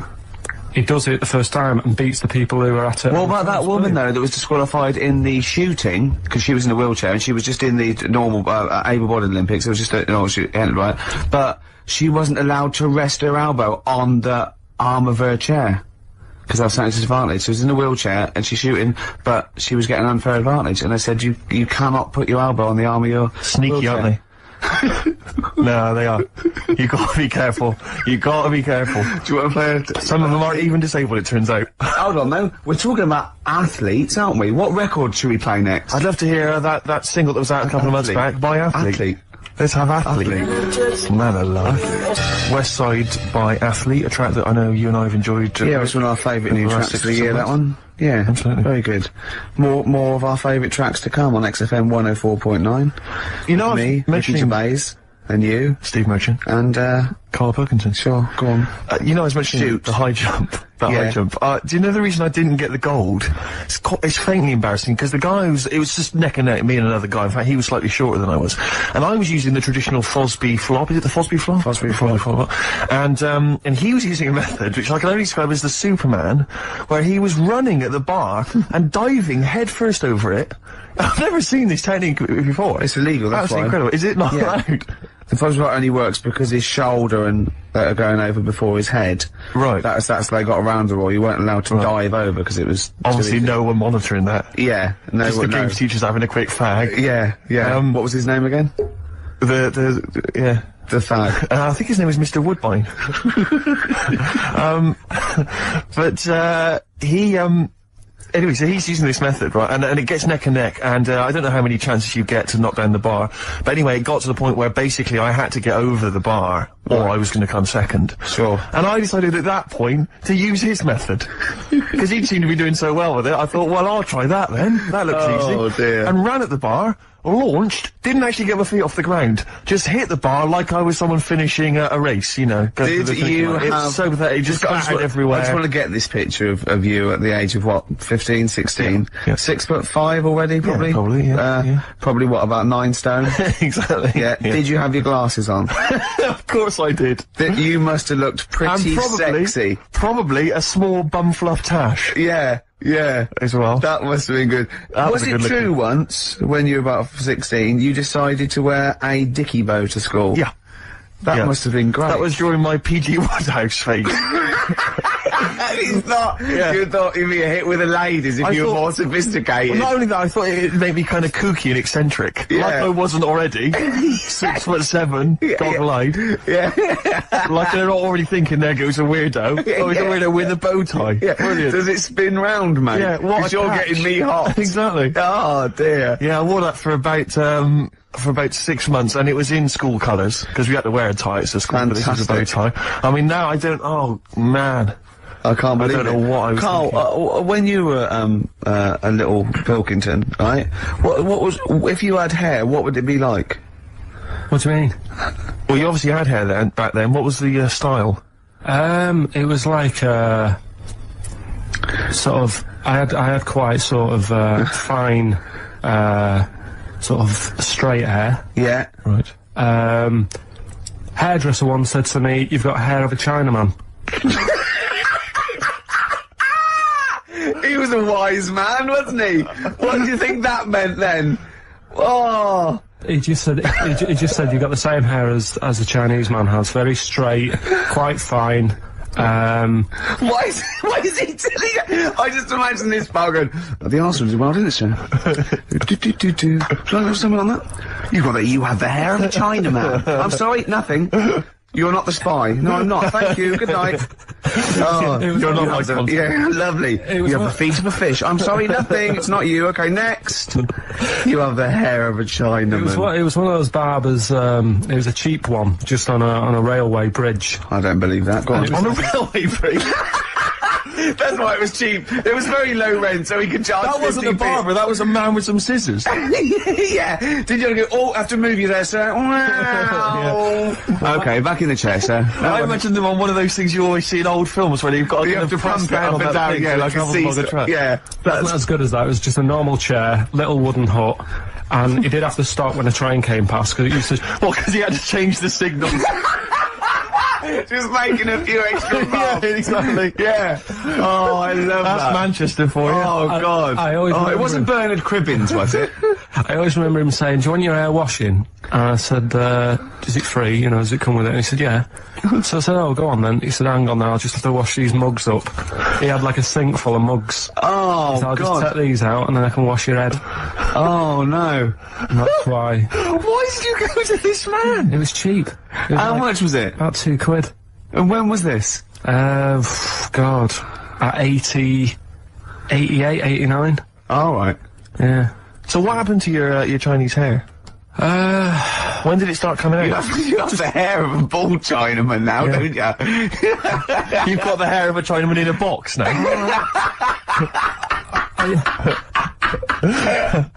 I used to just work a lot of hours, and I think That's what made it fall out. Yeah, of course. No, it's not. It's genetic. You can't stop It's it. not genetic. Of course it is. Your dad not?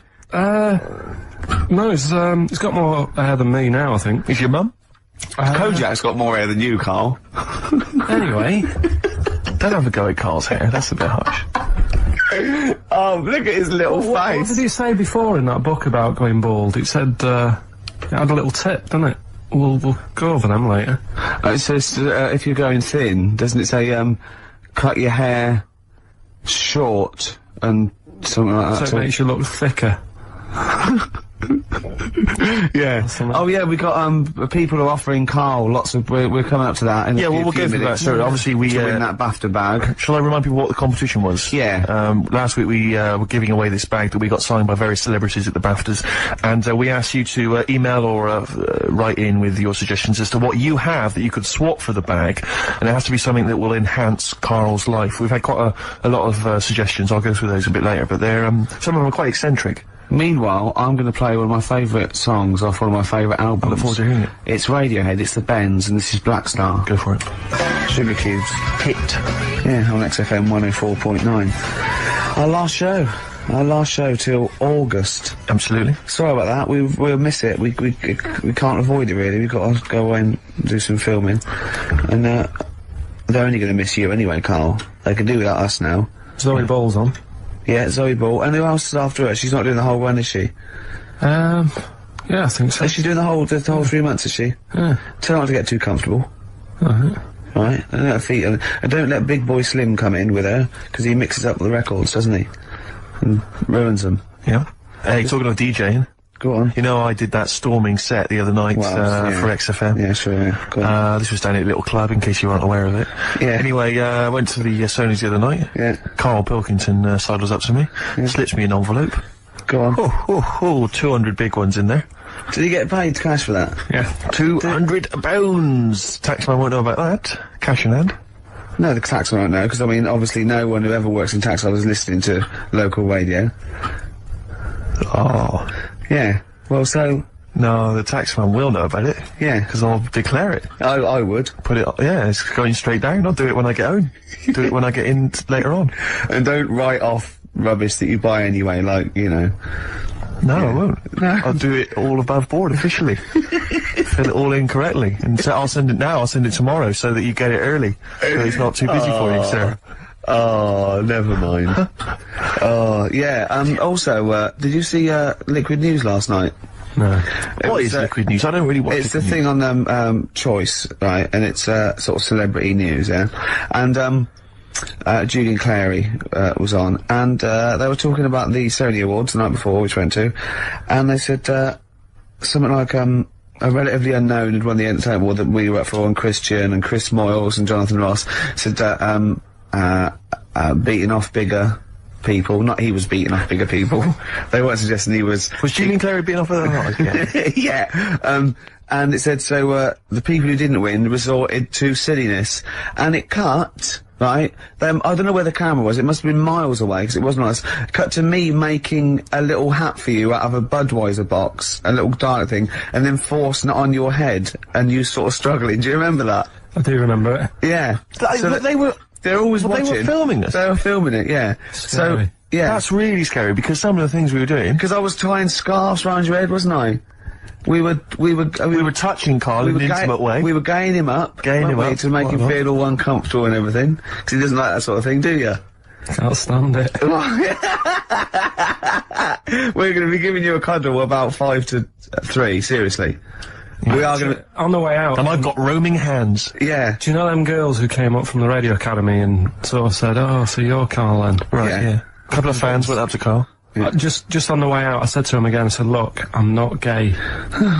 Because they were convinced I was. Yeah. That's because if you remember a couple of weeks ago, we teased Karl that he had to go as Steve's partner, to the BAFTAs, and they really meant partners. You know, after the show, when he was walking home, he was going to go buy a suit, I actually said, they will ask you. He went, well, what if they say, and as we walk in, Steve Merchant and his boyfriend, Karl, well, they might say that as you walk in, they might overdub it on the television, so he was going, well, what about my mates in Manchester?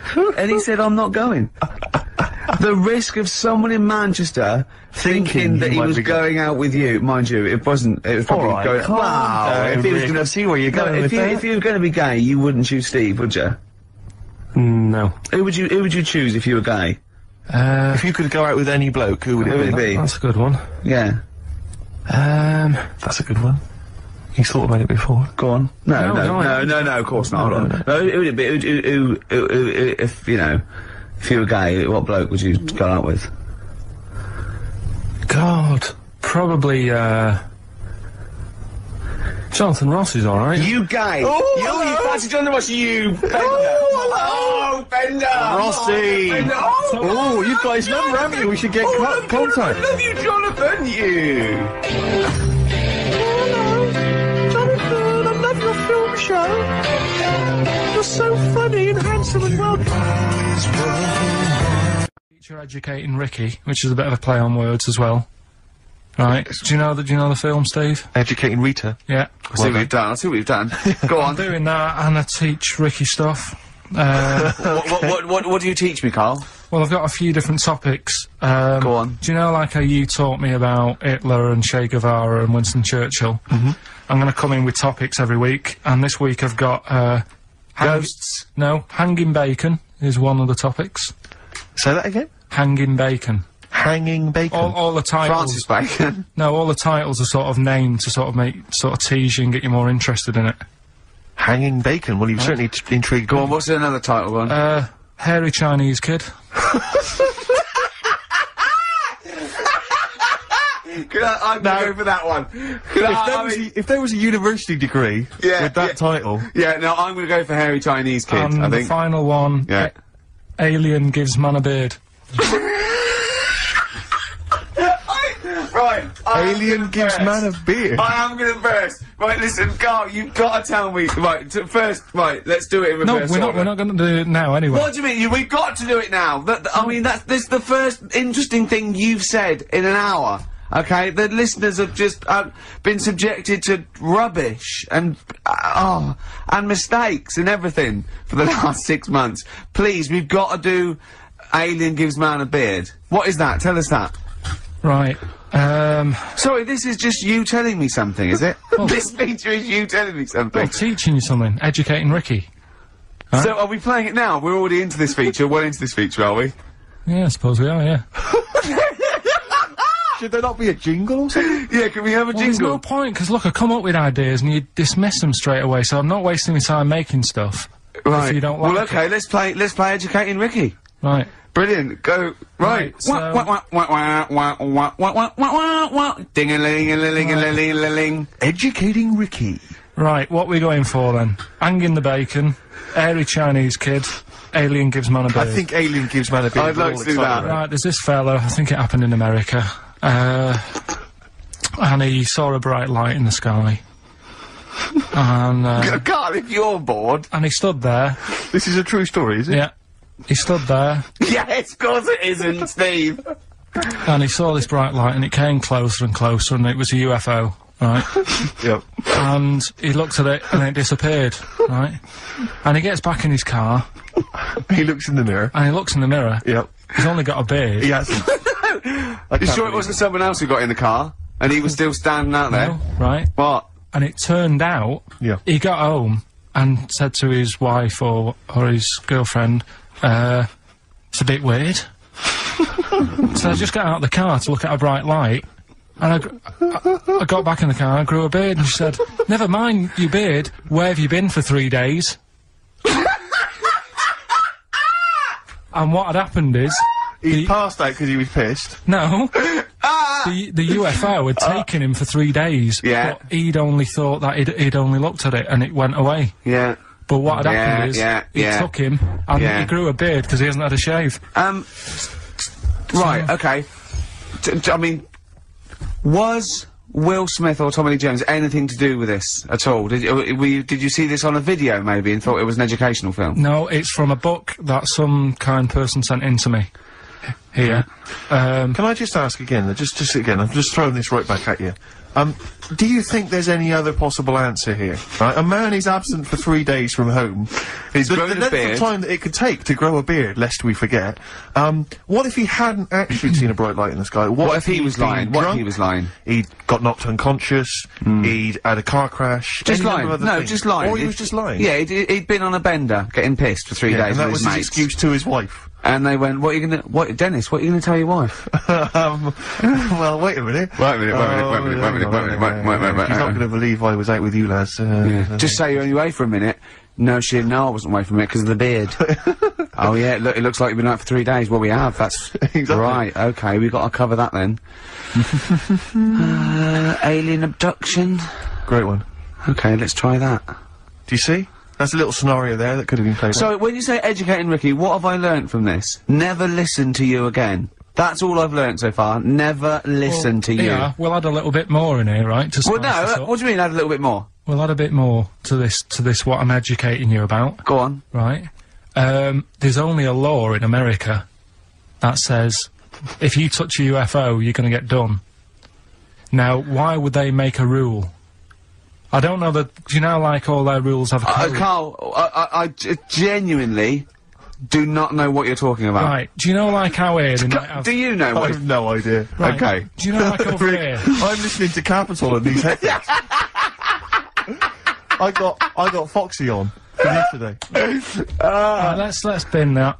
No, wait, it's great. No, I want to hear about airy Chinese kid. But we've got, thanks for staying, listening. Right, okay, educating Ricky. What have we got? Airy Chinese kid, go on. Right, yeah, this is the, I didn't want to do this.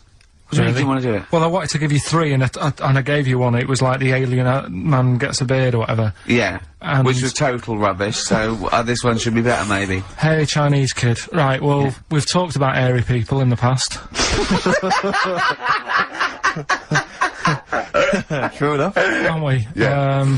You know, the little kids who grew up in woods and hung around with wolves and that. Yeah, again, you're confusing it. Yeah, they're not, there were some people that were born very hirsute. They were not the people who were brought up with wolves. Yeah. You just put that together in your Homer Simpson type mind. Right, well, this is like a sort of close to that sort of story. Yeah.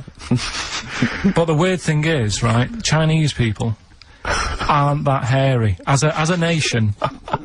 No, seriously, that's a well-known fact. They don't have that much body hair and stuff. Okay. So this little kid who was born over there, he was like covered in stuff, Was he?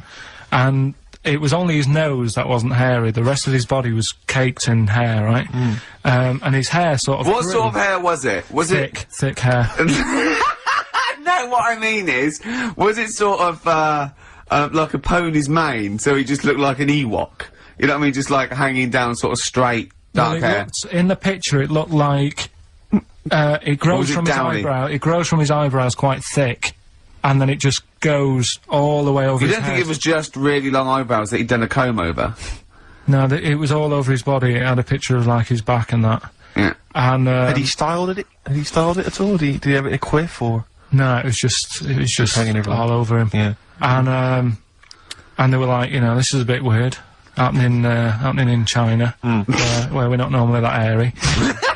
That was the scientist speaking there. Yeah. And the local press and that were getting him down, calling him monkey boy and all this. Oh, And thinking Chinese press. but the doctor, Yeah. Oh. They're cruel, aren't they? the It's like doctor, those game shows.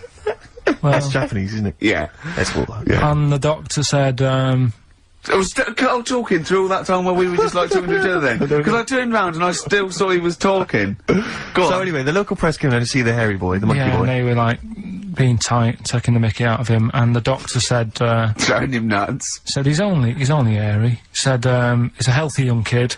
The only faults he's got is he's got a little bit of eczema and a boil. And he said everybody should just treat him the same, and I think he grew up a healthy kid. Yeah, so that's the, That's That's the end of the story. that's not a story.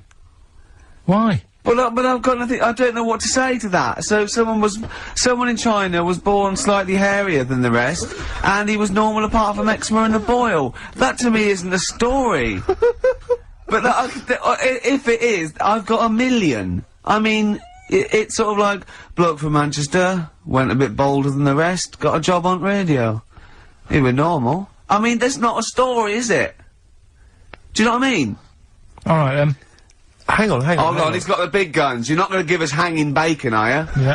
Come on then. Come on. Come on. This is it. No, this is a good one. This is the one. And this is a story, right? Do you know the saying, chewing the fat? Good one. It's one of my favourites. Yeah? Yeah. Do you know what it means? Talking. Right. Well, do you know where it came from? No. Right, what they used to do years ago, when people didn't have much money... Is this the same as throwing the baby out of the bathwater? No, it's not the, well, it's not the same saying, but it's... No, but I mean, is it as wrong as that was? Well, let me tell you, and we'll see. Okay. Like, people go out to work, and with the money, they'd buy food. Oh, yeah, go on. This is a good system. Go on, what do you mean? People go out to work and with the system... And if you were quite well off, you might treat your family to some bacon, right? But do you know, like, in these days, if people earn a lot of money, they might buy a nice suit. Or a car. Yeah, so, what are you saying? You're saying... Wait, let me get this straight. You're saying that you go out to work and get money to buy things to live, and if you get sort of enough money to live and you've got some left over, you might treat yourself on, like, a suit or a car or something? Is that what you're... Yeah. Oh, but back then, if they earned money, they'd say... This is olden times. Yeah. Okay. Let's get some bacon in. Right? And what they'd do, they'd hang it in the kitchen. Or to show it off? To show it off to all the neighbours and friends. Because if you had hanging bacon, it was like, he's doing alright for himself. Yeah. Some lovely bacon. So he had loads of bacon hanging up, and people would come round, right? And once they stood in the kitchen talking about whatever they're talking about... In olden times. They'd say, do you got a bit of rind? And they'd rip a little bit of rind off, and whilst they're having a chit-chat... Chewing the fat. Chew on the rind. Well, I think that's probably true. I haven't heard that, but that one to me sounds true. Do you see the difference between that one and a man was abducted and grew a beard? Can you see the difference in why I accept that story? Different stories for different things. Different stories for different things. So, see, that's a nice story. If it's true, I don't know if it's true. I mean, but it seems totally possible, viable, quite interesting. I won't be quoting that myself until I've verified it. But that's, you know, I won't be telling anyone the bloke got in the car and he had a full-faced beard. Why has his car been towed away? Because it was a quiet road. Was it? Wasn't in the way. So. Are you filling in the blanks again? That wasn't in the book, was it, that you read? See, that's the thing. Sometimes I think you make up bits of the story as though they were fact. That doesn't seem right. Well, that's all you can do, innit? So that's educating Ricky. Will we? Brilliant. Do that next week. That is brilliant. No, I think that was good. I did. I mean, I enjoyed that. I learned something from that. I mean, well, I want to get. I mean, this is all from one book, is it? Yeah. That's an interesting book. With the, I don't want to dwell on it, but with the hairy Chinese kid, what did they say about that? What was the, I mean, was it once there was born a kid who was slightly more hairy than everyone else, but yeah, it's alright, he only had a boil. How did they word it? How did this capture your imagination? There was a picture. It was a picture that grabbed me, first of all. Yeah. Sure. And it was like, God, what's up with him? And that's when I read it. Did you see the boil and the eczema or just the hair? No, you see, because his face is like, just under his eyes is sort of nice and smooth, and his nose is sticking out, and that's not hairy. But the rest of him, it looked like he had a sort of a balaclava on or something. And then I read on, and it's like, this is a hairy kid in China. Yeah. Yeah. So. Yeah. Okay, good. Anything else in there? Because, I mean, I like that. We'll do more of that next week. How is that alongside, hanging bacon, alien abduction, a hairy Chinese kid, and a little interesting fact about the derivation of a phrase? What do you mean? He didn't understand a word of that. So, last week we started good sort of play on words that we had going. Go on. The well-known film Educating Rita. Yeah. That's become, thanks to Karl Pilkington's brain, it's become... I've tweaked it a bit, and now it's Educating Ricky. Brilliant. Right? And that was a new feature we started last week, if you weren't listening, where I teach Ricky stuff. What did you teach me? Taught you about that little Chinese hairy kid. Yeah, you didn't teach me anything. You said there was a kid that was born that was slightly hairy than other Chinese people. Where the saying "chewing the fat" came from. I enjoyed that. Was good. That was interesting. Good. And a man who had a beard because he was being abducted 3 days. Again, that was rubbish. Lest we forget. That taught me more about you than about alien abduction. But what happened last week is, go on. We sort of talked about it all in one go. And you can't... Whereas this week you've done what? You've spread it out over the show. Well, I spread it across the 2 hours, because I always found that if you try to be taught too much in one go, you just can't take it in and it'll be wasted. Is that your experience of school? Yeah. They taught you in 3-minute bursts. Yeah, and not every day. Yeah. Every other When month. you felt like it. Yeah. Right. So that's what we're going to do. Right. So we've got Educating Ricky coming up. That's Educating Ricky across the 2 hours. Okay, and what I do is, I've made little headlines again, and you decide which story you want to go for first. Well, give me the first headline. No, not yet. We'll do that in a bit. Give me a teaser. Hang on a minute, I'm telling you what else. Right. So. Okay. The way this works is... What would you rather be, Carl? I teach you... Superheroes. 3 things. A frog boy, yeah, that you could leap onto a house, but you had to go first and leap onto a house. You're this frog boy. And that could be useful, couldn't it? That's very useful, yeah. Right, amploid, where you've got your hands and microphones, and you can talk into your hand and your whole body. It's like 100 decibels. You can go, "Oi, come here!"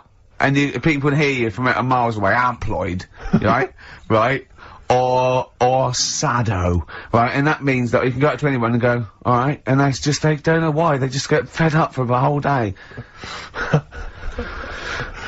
Which of those would you prefer? Don't answer now, have a think about it. The frog thing, do I look like one, or...? No, you're just you and your little Ben Sherman shirt and everything, and they go, and people walk along and they go, "Oh, look at that young child on that roof. He's gonna fall. I wish Frog Boy was here." And you go, "Blah." And you go down, you go, "Blah." And they go, it is him. And they don't recognise you when you're squatting. They go, "I don't know who you are." And you leap up there and save, and you come back and they go, "Where's Frog Boy?" And you're standing up and you go, "Don't know, he went that way." Yeah, I'd probably have that one. Would you go with Frog Boy? Yeah. Okay. Good. Okay, go on. Right, so, did that just go out? What? All that.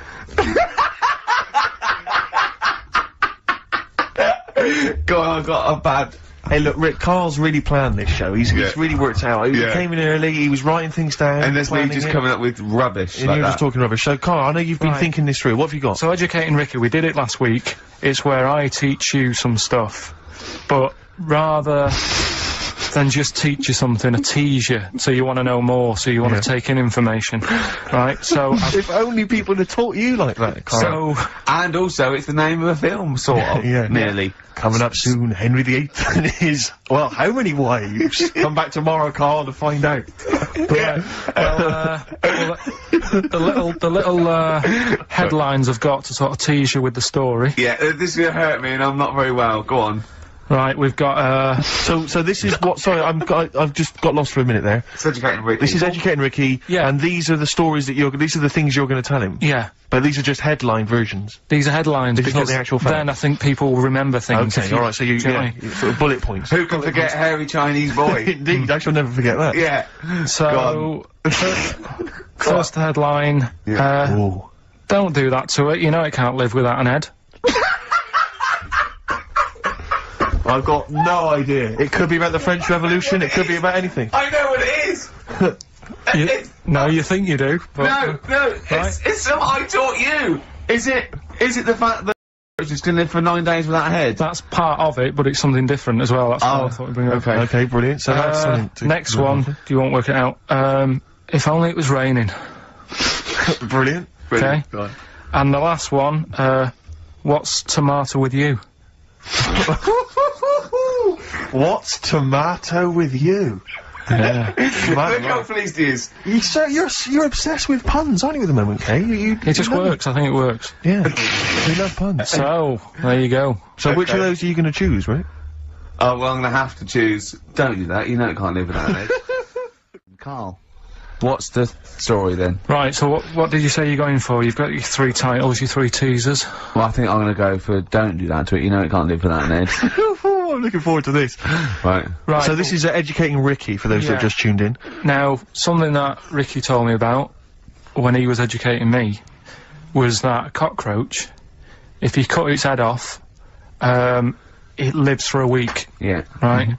And the only reason it dies is because it can't take on water. Sure. It doesn't have a great time in that week, though, does it? I mean, it doesn't get much done, I don't imagine. It just needs water, and because it can't find any, like its eyes, it eventually dies. Yeah. Right? No. So what? No, it's not. That's not. It's anyway. You can't drink. Anyway. So have you heard that one about worms? Okay. I have. Go on. If you cut a worm in half, a lot of people have said in the past that it'll turn into 2 worms. Right. But that isn't actually true. Okay. Who said that? No, it used to be like, you know, kids at school said it on, kids at school and stuff.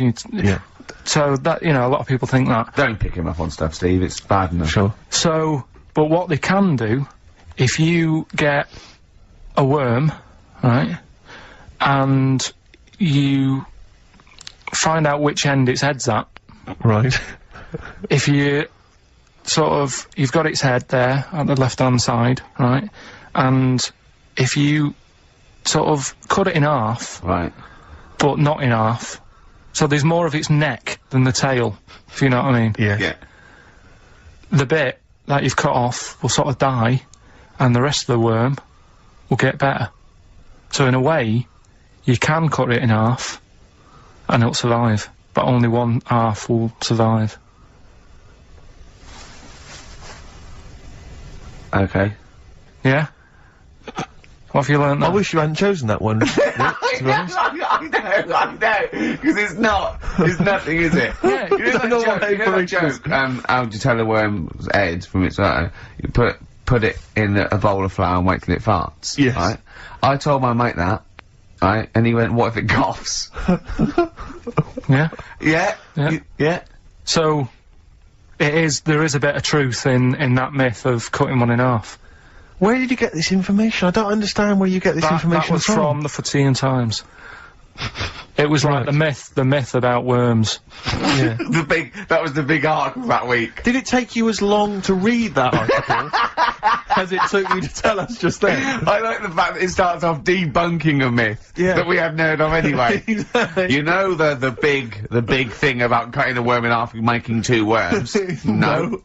Yeah. What's the other one? What's the other It's not the thing to do either, by the way. Don't go doing it. No. It's not very nice. It's cruel. But it can get by and if it's you pointless. do. Yeah. There's no scientific worth in that. Well, there you go. Okay then. So the others now, you see what I do. No, I'll tell you the other titles. You're not having them yet. That's the whole idea of this. People will be driving or about to go out doing the shopping. They'll think about that now. What was the other 2? Well, the other 2. They won't think about that. They've forgotten that. No, they will. No, they've forgotten that already. If only it was raining. And what's tomato with you? Right, I'm looking forward to that one. No, you've got to tell me tomato with you. Look what's happening. You see, you already want more education. And this is what listeners will be doing. I tell you, I wish you were a teacher. I so wish you were a teacher. Do you know what I mean? Kids would be saying, I know it's 3:30, but I don't want to go home, I want more. Yeah. And that's what I'm doing with you. I'm teaching you. Why are you teaching me things about not to cut worms in half and what's tomato with you? Please tell me what's tomato with you, Carl. In a bit. Rick, I'd say he's thought the show through, he's teasing the audience, you're excited, they're listening. Yeah, maybe. No, it's Educating Ricky Part 2. Oh, is it? Yep. I wasn't even listening. He's doing all the work, I wasn't even listening. Oh, and he spilled some water on that. Right, what's this one again then? Right, what's the teaser headline? Teaser headline is, what's tomato with you? Brilliant. Yeah? Go on then. How excited were you when you came up with that? You couldn't wait to come in and tell us, could you? I think it's a good one because you won't forget it now, will you? Okay. I mean, like the worm one. What's so special about the worm? You know, a lot of people think that if you cut a worm in half, 2 worms will grow, but no. What happens is if you cut the head end slightly nearer the tail than the tail will die, but the worm with the head will be okay. So, It's exploded a myth, hasn't it? Taught me something. Right, so the second one, part 2 of educating Ricky. What's tomato with you? Yeah. What this one's about is, ages ago. This is scientific.